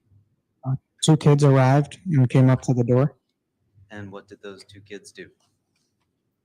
At first, they just said that they were invited by Austin Leifer. Objection as to what they said. Ask that it be stricken. Court will strike the response that was provided to that question. So ladies and gentlemen, jury, please delete that from your notes if you took a note, and otherwise don't consider it as evidence. Did you know either of those two folks? I did not. And did it appear to you that other people in the party knew who those two people were? No. Did it appear to you that Jack Snyder knew who they were? No. Where was Jack Snyder at this point? By the door. Where was Tyler DeSilva at this point? By the door. And did you see Jack Snyder interact with these two people who showed up? First, yes. What did you see Jack Snyder do at first? Just conversate. Did you see Tyler DeSilva interact with these people? At first, no. And what was he doing? We were still playing beer pong. So you and Tyler DeSilva were playing beer pong and Jack Snyder was interacting with these folks. Yes. And did there come a point when that interaction became aggressive between the two of them? Yes. And did there come a point when Mr. Snyder took a case of beer from one of the two? Yes. And what happened after that? It moved out into the driveway, and then a fight started. And when you say it moved out into the driveway and then a fight started, describe for us what people did once the group moved out into the driveway.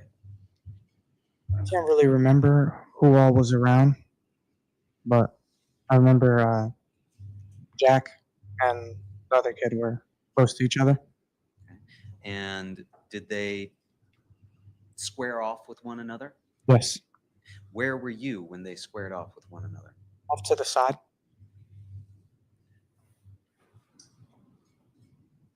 Did you put the helmet on in order to go outside? Objection. No. Leading. Sustained. I'll strike the response, ladies and gentlemen. Thank you. When you went outside, what were you wearing? A motorcycle helmet and my regular clothes.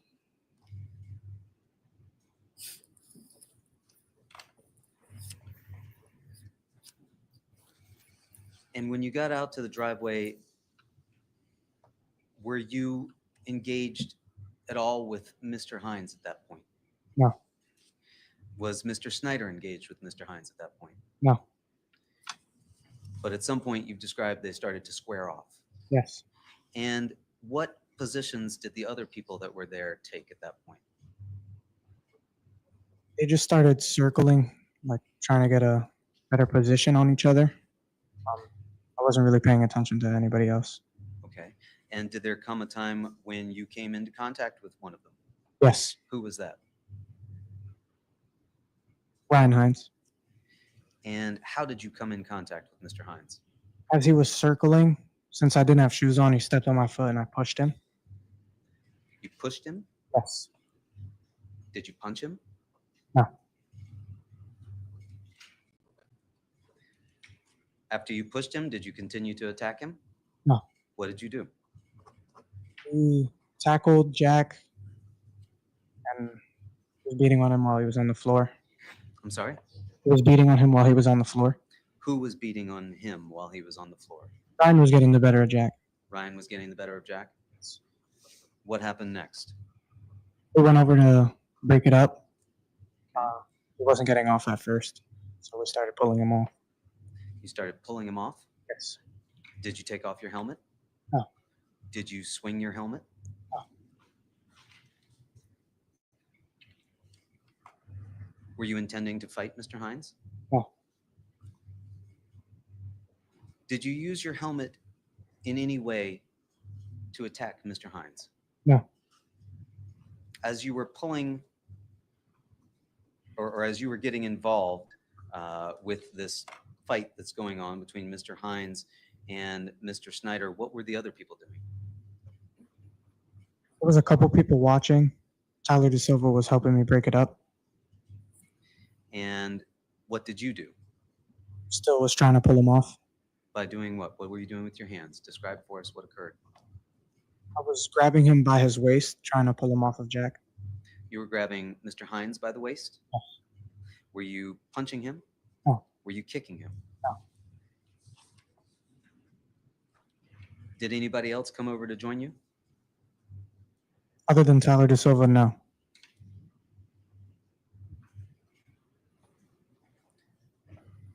Did you see anybody filming this? At the time, no.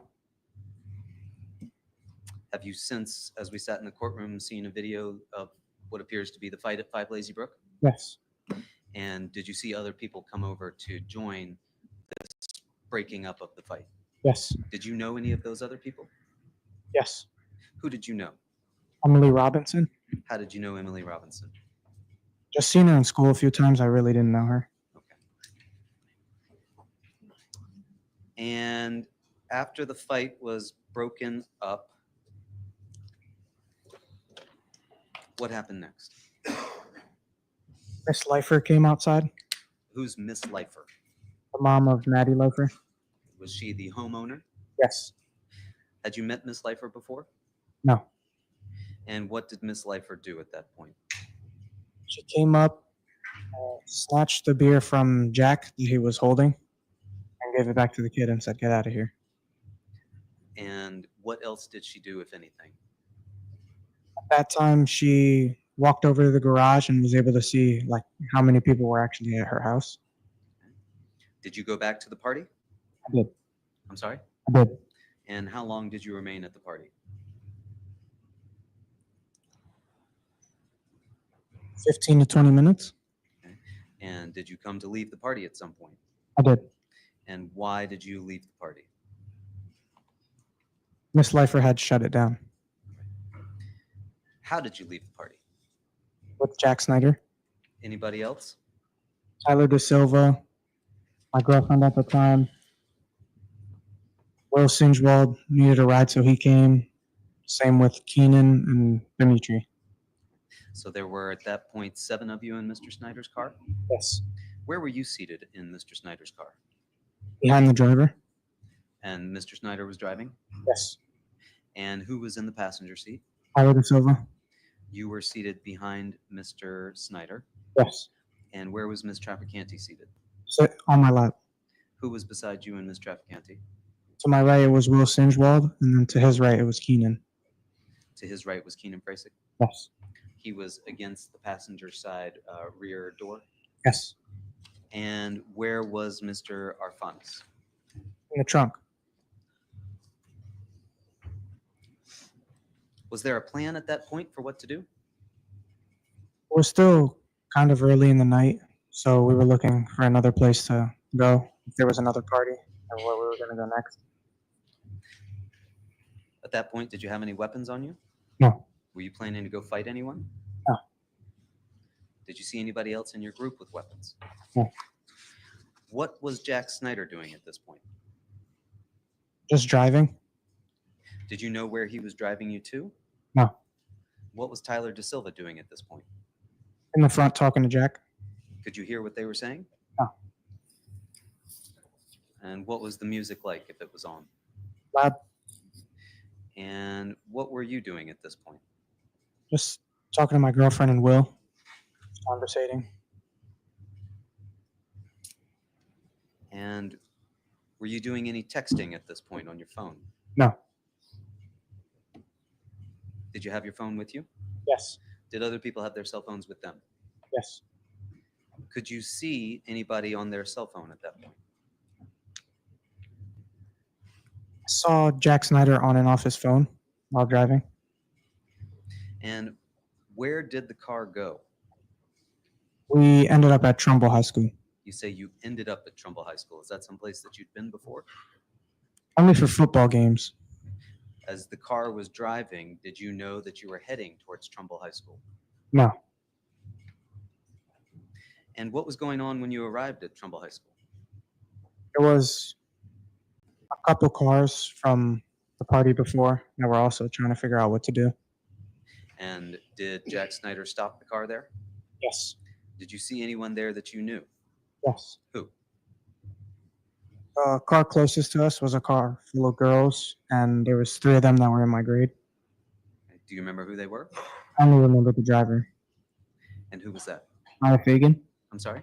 Maya Fagan. How did you know Maya Fagan? She was a friend of mine in the same grade. She was also a cheerleader. Did she know Ms. Trafficante? Yes. And did Mr. Snyder park the car? Yes. And what did the people in Mr. Snyder's car do?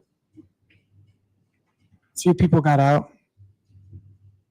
No, I don't think anybody stayed in the car. Did you get out of the car? At one point, yes. And did Ms. Trafficante get out of the car? Yes. And what did you do when you got out of the car? Talked to the car full of girls. And did you see what the other people were doing? I saw Jack and Tyler go over to another car, and I can't remember what Dimitri and Keenan were doing. You saw Jack and Tyler go over to another car? Yes. Do you know who was in that other car? No.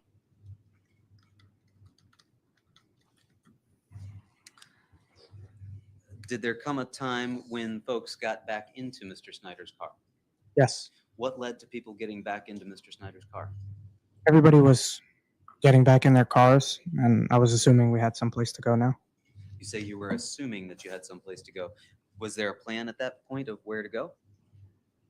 One of the girls in the other car had told me about Objection as to what they said.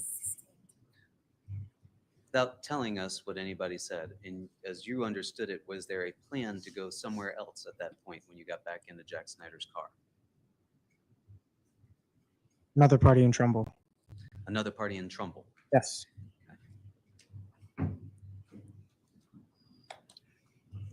And did you at some point become aware of a group chat that was going on? Yes. Was this a group chat that you had created? No. Were you a part of this group chat? Yes. How did you become a part of this group chat? I got added to it. You got added to it? How did you know that you had been added to it? As soon as you're added to a group chat and people are texting in it, you get a notification that pops up. And did you get a notification? Yes. When you got that notification, did you look at your phone? Yes. And what was the nature of the texts that were going back and forth on this group chat? There was a lot of people in it, and they were just talking crap to each other back and forth. Did you know any of the people that were in that group chat? Yes. Who? A couple of my friends I noticed were in there from my football team.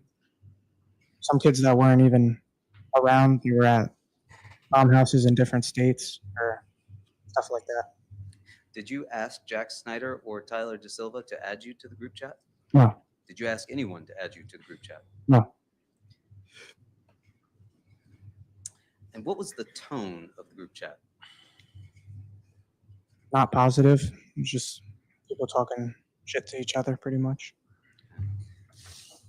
Did you participate in the group chat after you were added? Yes. What was the nature of your participation in the group chat? Around the same time we were leaving Trumbull High School, I texted in it.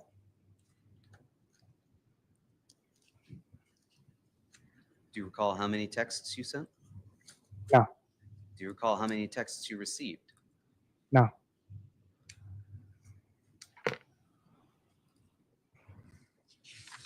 This occurred while you were leaving Trumbull High School? Around the same time, yeah. Did there come a point when you realized that you were not going to another party in Trumbull? Yes. How did you come to realize that you weren't going to another party in Trumbull? After driving for a little bit, Jack had turned down the music and I asked him where we were going. And what did you learn from Jack at that point? He said Objection as to what he said. To what Jack said. I asked what he learned. You just can't tell us what Jack said. Okay, it's what you learned upon speaking. So what did you learn from Jack about where you were going or where he was driving the car? We were going to a house in Shelton, And do you recall what the address of the house in Shelton was? 43 Laurel Glen. Was that an address that you had seen in the group chat? Yes. Was that an address that you were familiar with before having seen it in the group chat? No. Had you ever been to 43 Laurel Glen Drive before? No. Did you know whose home that was? No. Did you remain in the group chat? No. When you say no, did you leave the group chat? Yes. And how do you leave a group chat? You click on the top and then there's a little drop down that you can click leave. Is that what you did? Yes. Why did you leave the group chat? While they were going back and forth, there was a picture sent into the group chat. What was that picture? It was just a group of kids, and upon looking at the picture, I noticed that I recognized a few of the kids that were in the picture. And how did you recognize those kids that were in the picture? A couple of the kids, I wouldn't say I was friends with, but I had seen them at other parties, drank together, stuff like that. Did you recognize any of those kids from 5 Lazy Brook? I don't remember.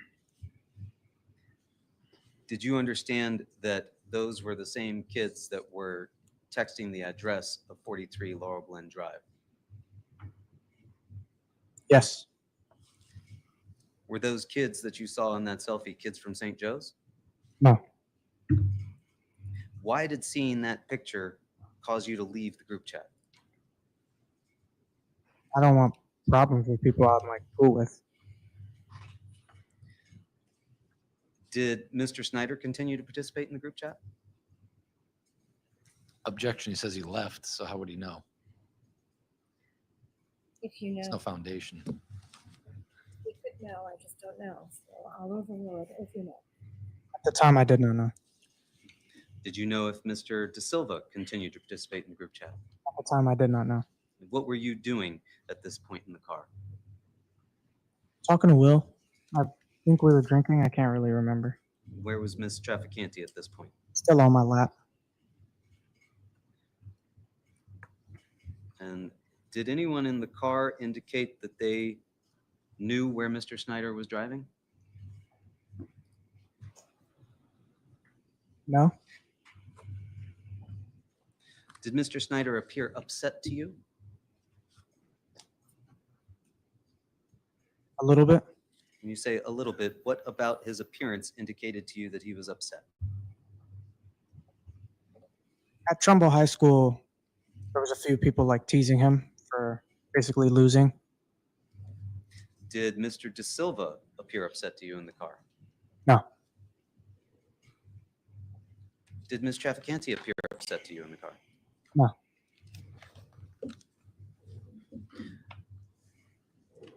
Did Mr. Sinjwald, Mr. Arfanis, or Mr. Frasick appear upset to you while they were in the car? No. Did you notice another car following your car? No. And did Mr. Snyder ultimately drive the car somewhere and stop? Yes. Did you recognize where that was?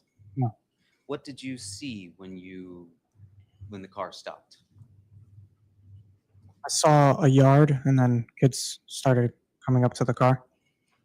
When you say you saw a yard, had you ever been to that house before? No.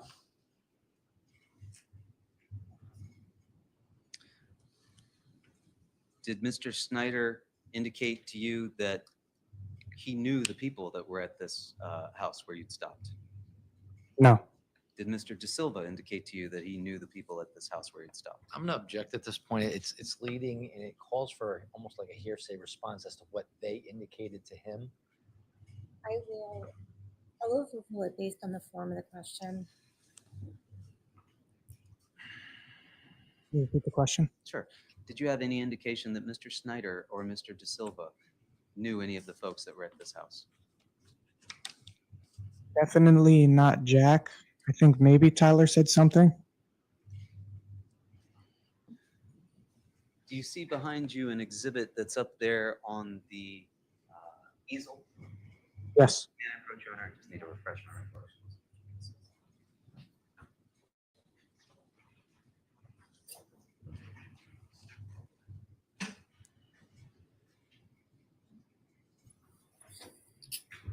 So on the easel behind you, Mr. Valle, it states Exhibit 52. Do you see that?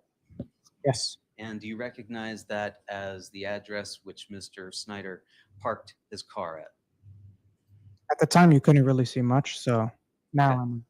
Well, can you put us there? Describe for us what could you see when you arrived there? I wasn't really looking around. The only thing I saw was kids coming up to the car. How many kids did you see coming up to the car? I want to say it was like rows of people. There was about 10. And then at the max, it was probably 30. And what did these people that you saw do? At first, I had my window rolled up. I didn't know if I saw anybody I knew. Jack started conversating. Tyler started conversating. And then I saw somebody I recognized. Who did you recognize? Ricky Fiola. How did you recognize Ricky Fiola? I've drank with him before at parties. Just hung out with him a couple times at parties that we were both invited to. And these people, did they stay on the driver's side of the vehicle? No. Where did they go? All around the car. Did they surround the car? Yes. Objection, leading. All around.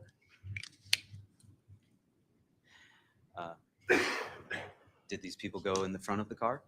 Yes. Did these people go on the passenger side of the car? Yes. Did these people go in the rear of the car? Yes. Did you feel surrounded by these people? Yes.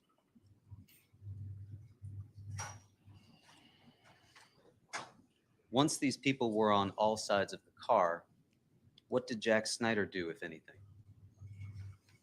I couldn't really hear his conversation. I was having my own conversation. So at that time, nothing.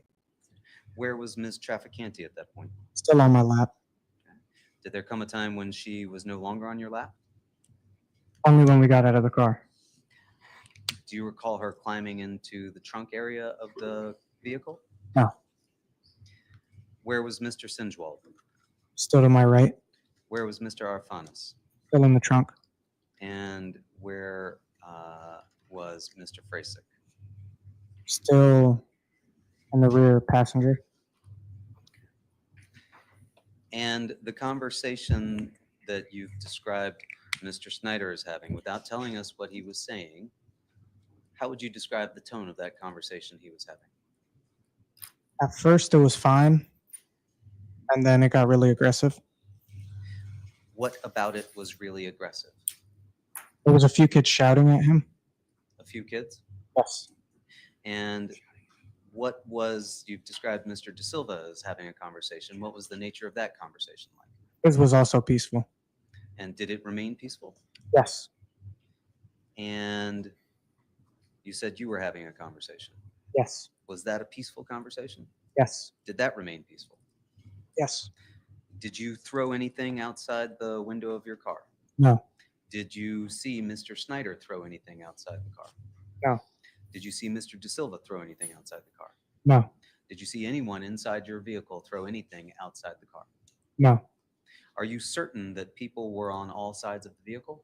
Yes. And you've described at least one of these conversations as taking a turn and becoming more aggressive. When you say more aggressive, you described yelling. Yes. And could you see the faces of the people that were outside the vehicle? No. Could you hear threats? Not that I can remember. Could you see people hitting the car? Yes. What did that feel like inside the car? It's weird to describe. I've never been in a situation like that. They were just punching and kicking and hitting the car from everywhere. On all sides of the vehicle? Yes. Could you tell if things were being thrown at the car? At the time, all I heard was the banging and stuff. Loud bangs? Yes. Did you hear glass shattering? No.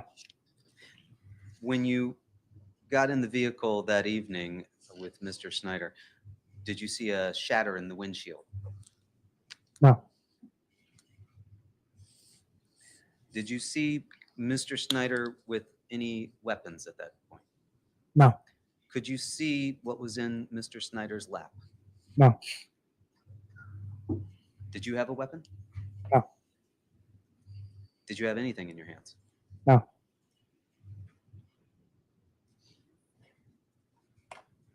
Could you feel the car begin to rock? Yes. And did you see anybody on the rear bumper? No, I didn't look backwards. Did you begin to worry? Yes. Did you begin to feel unsafe? I'm going to object. This is leading. How were you feeling as the car was rocking and the hands were hitting the car and other things were hitting the car? Nervous and a bit of panic. You say a bit of a panic. Had you ever been that panicked before? No. Did you feel like you could get out of the car? No. Objection. Leading. I'll allow that, but just keep an eye on the leading questions. Why didn't you feel like you could get out of the car? Because there were so many people surrounding the car.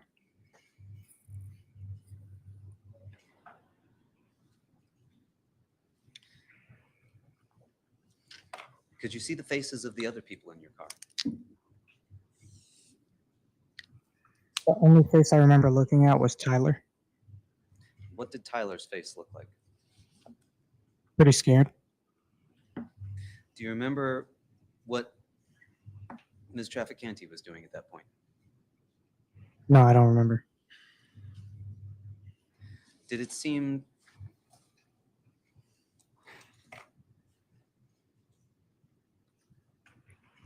to you that the situation in the car was calming down? No. I'm going to. Debate objection, counsel, but I would have sustained the objection. I'll allow the answer to stand.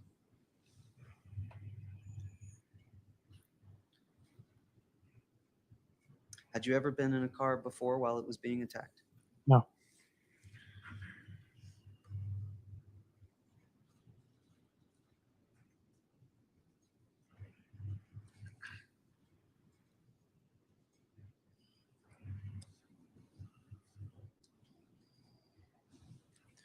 What sorts of things did you worry about as you sat there with the car surrounded and being rocked?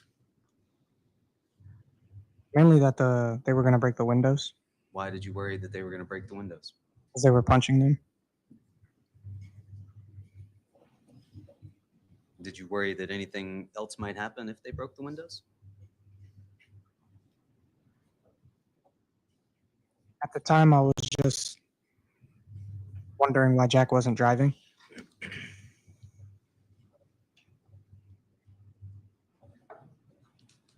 Could you tell if the car was still on at that point? Yes, it was.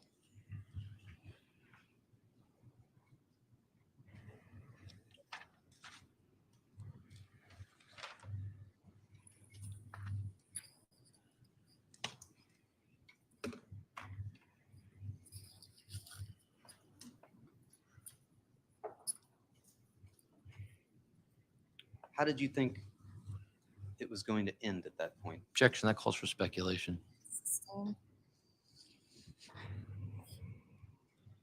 What did you expect was going to happen next? That they were going to break the windows.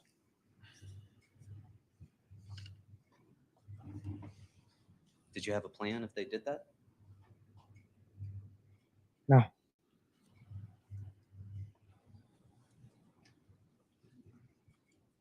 Anything about the demeanor of the people on the outside of the car lead you to believe that they were going to stop? I'm going to object. That calls for speculation as well. I'll overrule it. No.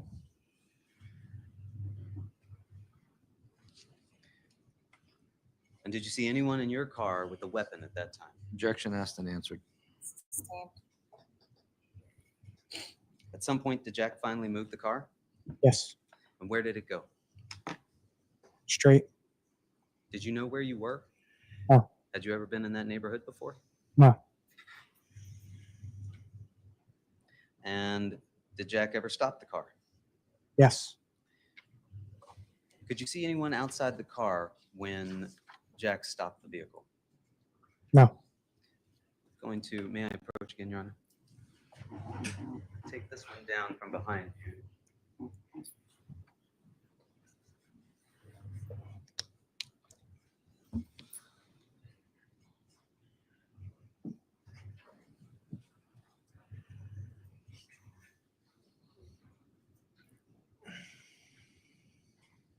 What you're looking at there is State's Exhibit 1.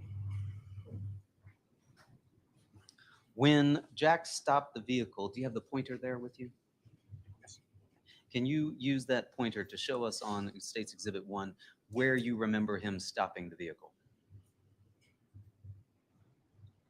Your Honor, can the record reflect that the witness has pointed to the area just before the intersection of Farmhouse Lane and Laurel Glen Drive in front of what has been identified before as 36 Laurel Glen Drive? So noted on the record. Thank you. And what did you do when Jack stopped the car? My girlfriend at the time was crying and asking to get out. Question is, what did you do when Jack stopped the car? I got out. Did it seem safe to get out at that point? Yes. Did you see anyone from the house that you had just left at that point? No. And where did you go when you got out? Side of the road. Can you show us on Exhibit 1 there which side of the road?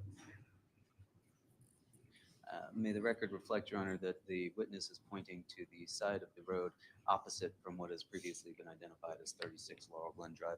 So noted on the record. Thank you. Did anyone else get out with you at that point? Yes. Who? Tyler De Silva and my girlfriend at the time, Mackenzie. Okay. Did anybody else get out? No. And when Mr. De Silva got out, where did he go? At first, he was right next to me. And when Ms. Trafficante got out, where did she go? She went to the end of the road. And so, in your recollection, the other occupants of Mr. Snyder's vehicle did not get out of the car? No. Where did Mr. Snyder drive the car at that point? Straight. Did you see where he went? No. Could you see any of the folks from 43 Laurel Glen Drive, the house that you had left? No. At some point, did you see any of those folks again? Yes. When was that? When they came running down the road. And what were they doing when you saw them come running down the road? I believe screaming and just running. Were they throwing anything? Yes. Do you recall what they were throwing? I believe only one person threw like a water bottle. Did it hit you? No. Did it hit anything? I believe it hit the car, but I wasn't really looking. Did you have any interactions with the kids from 43 Laurel Glen Drive? Yes. Who do you recall interacting with from 43 Laurel Glen Drive? Tyler Rich and Ricky Fiola. And when you were interacting with Tyler Rich, what was that interaction like? At first, he just ran past me and chased the car until it fully drove off. And after that, they all kind of started walking away. He was kind of asked people to walk away. Okay. Did you have any one-on-one interactions with Mr. Rich? Yes. What happened between you and Mr. Rich? As he was walking away, he came up to me and sprayed WD-40 in my eye. Did you do anything to him when he sprayed WD-40 in your eyes? No. Had you done anything to him prior to him spraying you in the eyes with WD-40? No. Did you see the can close enough to be able to identify it as WD-40? Yes. What did you do after he sprayed you in the eyes with the WD-40? I started holding my eye. Did you attack him? No. Did you have a weapon on you at that point? Yes. You did. Yes. What weapon did you have on you at that point? I had a knife in my pocket. Where did you get the knife from? Before Jack left, he tossed it to me. Okay, let's back it up a little bit. Before Jack left, Yes. when did Jack leave? When he dropped off me, Mackenzie, and Tyler at the end of the road. Before the Shelton High kids came? Yes.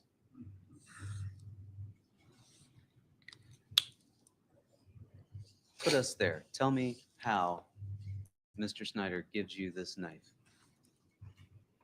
Mackenzie exited the vehicle. I got out right behind her, and then Tyler got out from the passenger. Me and Tyler were standing on the side of the road. Right before Jack's about to drive off, he says, Objection as to what he says. You can't tell us what anybody else says. You can tell us what they did. he tossed the knife. And what did you do when he tossed the knife? At first, it hit me and then fell on the floor. I picked it up and said, "What are you giving me a knife for?" And what did Mr. Snyder do at that point? He said, Objection. Here. Can't tell us what Mr. Snyder said. Your Honor, I would claim it not for the truth of the matter so much as the effect on the listener. I'll lay the foundation for that because I'm going to ask the jury to leave just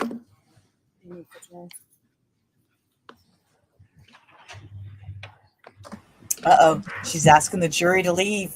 Uh-oh. They're going to have to school him on how to testify, but they're going to have to tell him, you know, you can't say he said blah, blah, blah. I bet. It probably won't be too spicy, William. We can only hope, though. But yeah. This will be interesting. Sidebar. And it was PB Blaster, not WD-40. I don't know why these kids. It's two different. It's the same principal item, but there's two different items. Some are saying PB Blaster, some are saying WD-40. Okay. I asked the jury to exit because, as we've often stated with our phrase that we like to use, I guess we can't. It's difficult to unring the bell. So you're claiming this as not being offered for the truth of the matter. I'll see an offer of proof on that outside the presence of the jury. Your Honor, he's just described what sounds like a surprising, unplanned event, and somebody has just thrown a knife at him, he claims. I'm not sure what he's going to tell us Mr. Snyder said to him at that point, but given the circumstances of the situation that he has described, I think it's important in a case where we're talking about what his intent was, in particular what his intent was with this knife, that we've already had other testimony about Mr. Snyder giving to him, and Mr. Snyder's version of what happened in that account. I think it's important to know what the effect was on him when he said this. I don't know what he said. I know that the question was, why did you give me that, was what he asked. Yes. And then his response was starting with, he said. Yes, Your Honor. So what would be the effect on the defendant at that point in time? Right. As far as understanding what he was thinking when Mr. Snyder gave him this, and what Mr. Snyder is telling him as far as why he is giving that to him.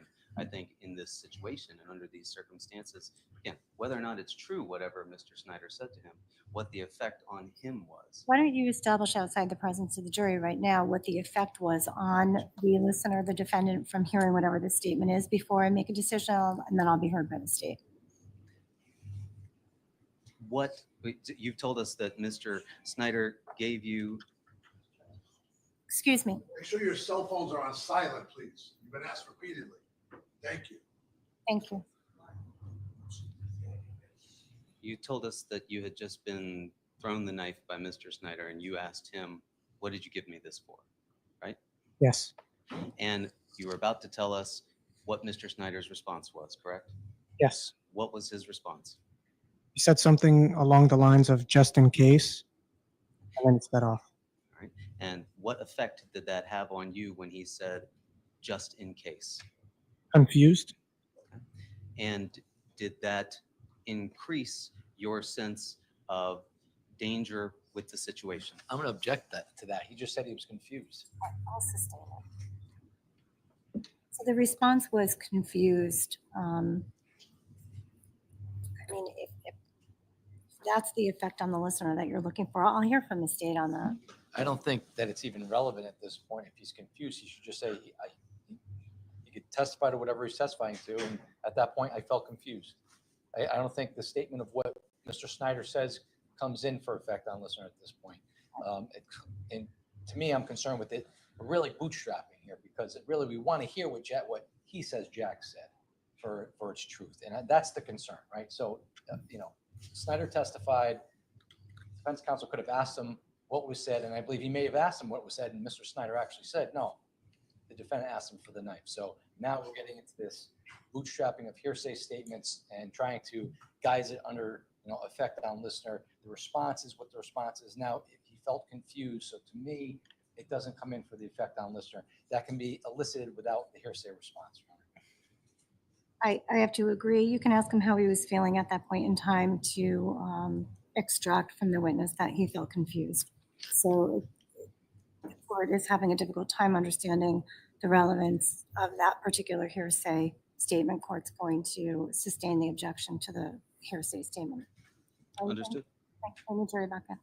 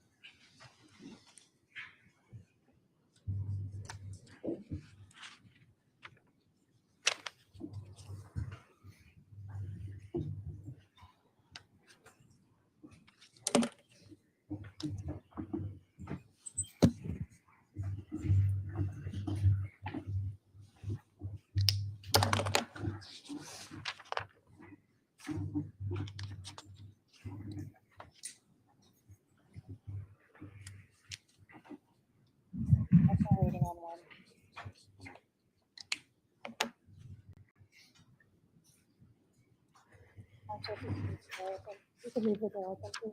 Thank you. Waiting on one door. Thank you. Counsel, please stipulate to the return of our jurors. State will stipulate, Your Honor. Defense stipulates, Your Honor. Ordinance to return of all jurors. All right, I believe that when the jury left, the question pending was what? That was the response. Okay. And how did you feel when he threw that knife to you? Confused. And what did you do with the knife? Put it in my pocket. Do you remember which pocket? My right pocket. And did you have that knife on you when Mr. Rich sprayed you with the WD-40? Yes. Did you at any point go into the bushes along the road there? No. You remained on the curb? Yes. Could you see where Mr. Snyder drove off to? I just saw the car take off like straight. Did it go out of your field of vision? Yeah, right as he sped off, I heard the kids screaming and running down the road. So I turned my attention to that. And did there come a point in time when Mr. Snyder returned? Yes. And what happened when Mr. Snyder returned? All the kids that ran down had already left. He came back and everybody got out of the car. Other than the interaction with Mr. Rich, did you have an interaction with any of the other Shelton kids while you were down there on the side of the road? Yes. Who else was that? Ricky Fiola. And what was that interaction like? He saw Tyler Rich spray me with the WD-40 and he came up to me.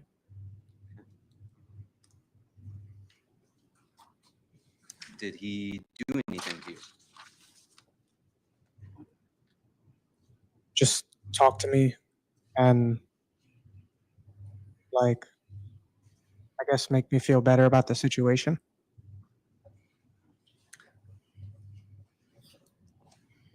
When the vehicle came back, did Mr. Snyder park the car? Yes. Can you show us on Exhibit 1 behind you where he parked the car? May the record reflect he has indicated, the witness has indicated on Exhibit 1 that Mr. Snyder parked the car in front of what's previously been identified as 36 Laurel Glen Drive. I'll go ahead and note that for the record. Thank you. What did Mr. De Silva do at that point? Me and Jack started inspecting the car. And what did you do at that point? I was still rubbing my eye. What did the other occupants of the vehicle do at that point, if anything? Mackenzie was still sitting in the same spot she was previously. I can't remember where Keenan and Dimitri were. I believe they were also standing by her. Were you upset at that point? Yeah. What were you upset about? And I got sprayed with WD-40 for no reason. Were you angry? No, more confused on why he did it. Did you know Tyler Rich prior to that? Yes. How did you know Tyler Rich prior to that? Same as all the other kids I knew from Shelton. Seen him at parties, drank with them before. But you'd never been to that house before? No. Did you know that that was Tyler Rich's house? No. Were you still scared at that point? Yeah. Were you more scared or more confused? More confused.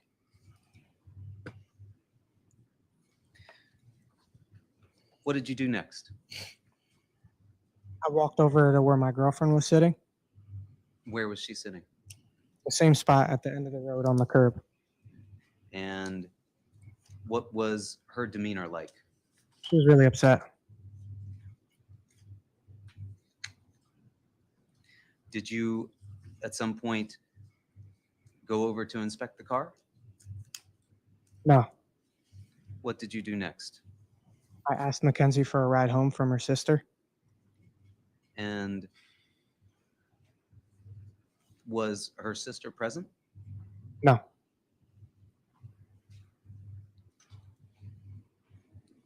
And what did you do after you asked her for a ride home with her sister? I started waiting there Where were you waiting? by my girlfriend and by the car. Can you point out to us on the exhibit where that was? Had she remained in the same position during the course of these events at the end of the road that you've been describing to us? Yes. And what was she doing while she was waiting on the curb? Could you see? She had her head down, like in between her legs, looking at her phone.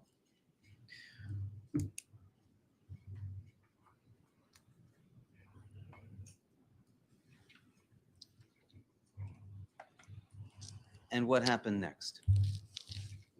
Tyler and Jack started talking about going back. Where were you at that point? Close enough to hear them. How far away? Want to say 5 feet? Away from them? Yes. And what happened next? Tyler started saying, Objection calls for hearsay. Well, the answer seems as though it's providing hearsay, so I would know. Question was what happened next. Sustain the objection to the extent that the witness is going to respond with what someone stated. Your Honor, may I remind the witness that he can't tell us? So again, listen to the nature of my question. Okay, you can't tell us what somebody else has said. Okay, so you were telling us what was happening at that point. Okay, can you tell us what you saw Mr. Snyder do? talk to Tyler De Silva. And what was Mr. Snyder's demeanor like when he was talking to Mr. De Silva? Agreeing with him. Did he appear excited or upset or calm? Couldn't really tell. And Mr. De Silva, what did his demeanor appear like to you? Confident. I'm sorry? Confident. He appeared confident? Yeah. Mr. Valle, I don't mean to be rude, but do you understand the word demeanor? Yeah. How did his face appear? He didn't really seem too worried. Did Mr. Snyder appear not too worried as well? Yes. Okay. And at some point, did they get back into the vehicle? Yes. Who got into the vehicle first? Jack. And did he get into the driver's side? Yes. And did Mr. De Silva get back into the vehicle? Yes. Where did he get into the vehicle? Passenger. And did you ultimately get back into the vehicle? Yes. Why did you get back into that vehicle? I was asked to by Tyler. Objection. I would ask that be stricken. All right, so the jury, if you wrote that down, please remove it from your notepads. Court is striking the last response concerning he was asked by someone else, okay? So that does not qualify or classify as evidence in this case, all right? Thank you.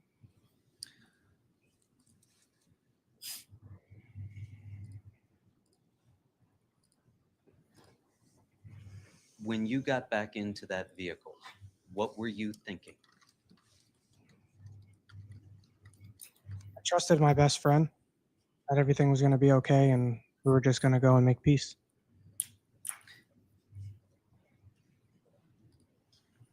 Did you understand that there was some plan to go and make peace in this situation? I'm going to object. That's leading. Sustained. You've just said that you trusted your friend to make peace. Yes. Objection. He did not say that. So I would ask that it be stricken. This is leading. All right, so I will strike the response, which was yes.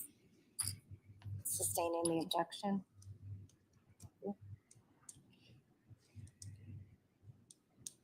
You got back into that vehicle last.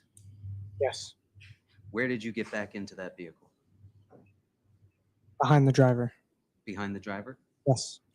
And did you still have the knife on you? Yes. Was it open? No. Where was it? Still in my pocket. Still in your right pocket? Yes. Did you have your hand in the pocket? No.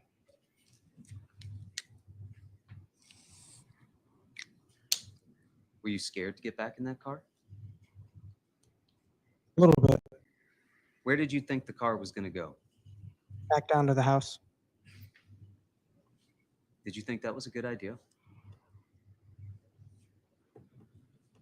At the time, few interactions had already been peaceful here and there. So it didn't seem like the worst idea in the world at the time. You understood that Ms. Trafficante was not going to be getting back in that car? Yes. Did you think it was a good idea to leave her there?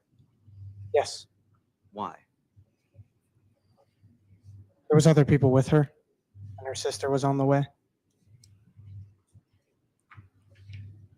Were you upset or angry as you got into that car? I'm gonna object. It's asked and answered. At the time that he got into the car, I don't believe that we've been to that location yet, so I'll overrule it. Can you repeat the question? When you got back into that car, were you upset or angry? No. Not about your eyes being sprayed with WD-40? No.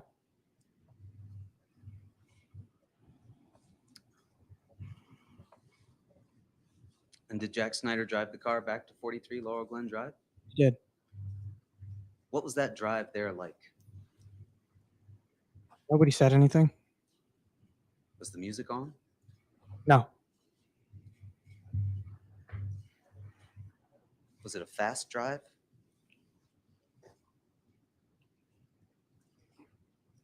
I can't remember. And did Jack Snyder ultimately stop his car at the same house as before? Yes. Did you see any people in the yard? Yes. How many? At first, they were far back in the yard, so I want to say 10. You say at first they were far back in the yard. Were there any on the curb or near the street? No. And you could see 10 people in the yard? Oh, yeah. Did you recognize any of those people? No. Did they remain where they were? Yes. What did Tyler Da Silva do when the car stopped? He opened his door and got out. What did Jack Snyder do when the car stopped? Nothing. Where did Tyler Da Silva go when he got out of the car? As soon as he got out, he started walking onto the lawn. Walking? Yes. Not running? No. Did you stay in the car? No. What did you do? As soon as Tyler got out, I got out. Why? It's my friend. I knew a couple people there. I was just going to help ease the situation, I guess. Where was the knife? In my pocket. Did you have your hand on it? No. Where did Tyler Da Silva go as you were following him out of the car? We started walking up the yard. May I approach Ron?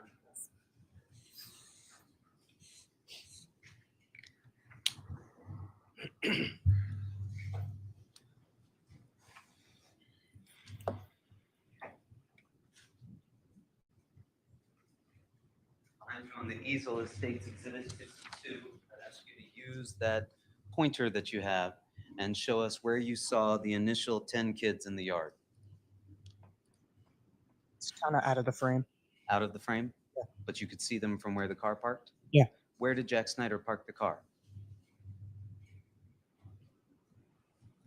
When you got out of the vehicle, was there anything blocking your path to the yard? I got out from this side, so no. You got out from the driver's side? Yeah. And walked around the car? Yeah. So when you got out of the car, did you lose sight of Mr. Da Silva? For a second or two. So you came following behind him? Yeah. And where did Mr. Da Silva go when he got out of the car? We started walking up the yard. Can you show us his path of travel? Got out right here. There was a car here, so we went. And he went onto the grass? Yes. And where did he go once he got on the grass, if anywhere? I met him around this area, and we started to walk up, and we were approached by somebody right here. Did you get up to where the red bush is? No. Did you get up to where the black truck is? No. Did you get any further than where the tree is in the middle of Exhibit 52? Yes.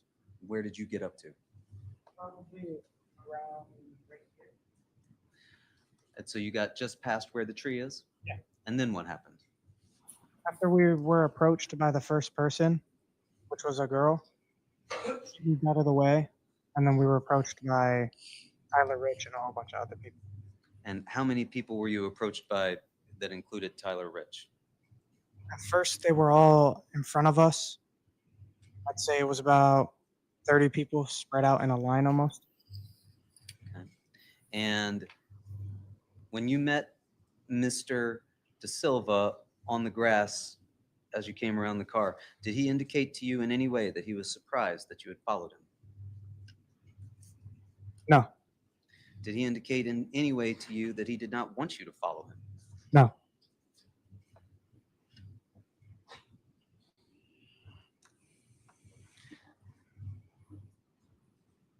You told us that you recognized Tyler Rich as one of the people that had approached you.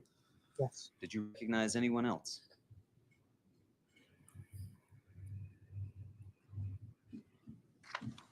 No. Did the people, you've described them as being in sort of a line, did they stay in one area? No. What did they do? Shortly after we were both in our own conversations, they started to surround us.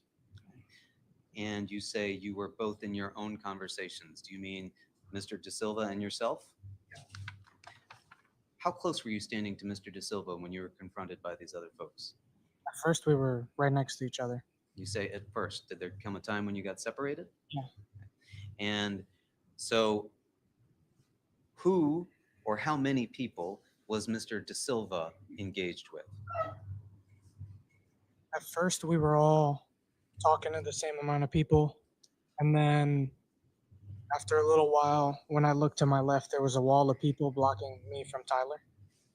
Okay. Let's break it down a little bit. You've said at first you could see Mr. De Silva was talking to the same amount of people as you were. Yeah. How many people was Mr. De Silva talking to?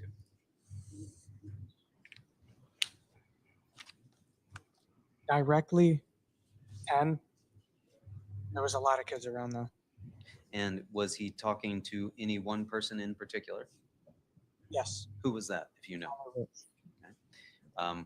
Were there other people with Mr. Rich? Yes. How close were they standing to Mr. Rich? Side by side. You described them as forming a wall. Yeah. And how many people were you engaged with at that point?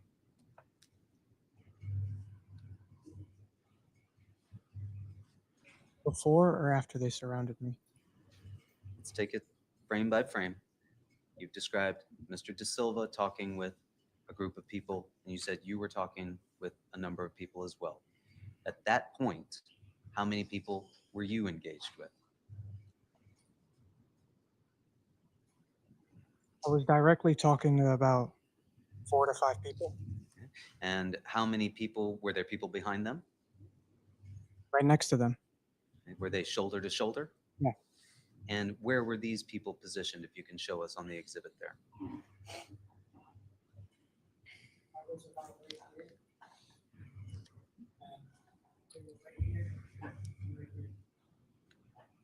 And did they stay just in front of you? No. What did they do? They started to surround me. Did you have, how were you wearing your shirt at this point? Normally? Did you ever at any point pull it up over your head? No. Where was the knife at this point? In my pocket. Did you have your hands in your pockets? No.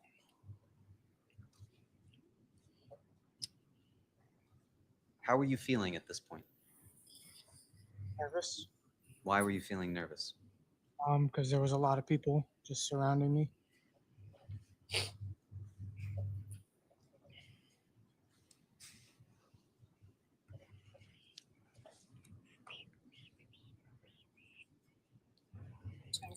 Yes, sir. I just want to just give you a heads up that it's 4:45. Do you have a few additional questions, or is this a good time to break? If Your Honor is inclined to take a break, I suppose this is as good a place as any to take one. All right.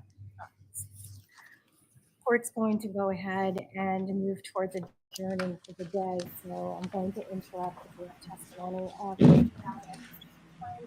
Before I do actually adjourn on the record, once again, I'll remind ladies and gentlemen of the jury to continue to abide by the code and that our sheriff conduct rules. Again, please don't discuss this case with anyone. And once again, there's been a lot of media attention. Please try to avoid that attention and avoid others trying to speak to you about this particular case. There have been multiple locations that have been mentioned. Do not go to any of those locations. Do not attempt to perform any of your own experiment or research or investigation into any of the issues that have arisen during this call to thank you so much. I really did it, but it's behind. Have a good evening, and we'll see you back tomorrow. It's adjourned. All right. So that ends our day. He has taken the stand. We only got a little bit into his testimony.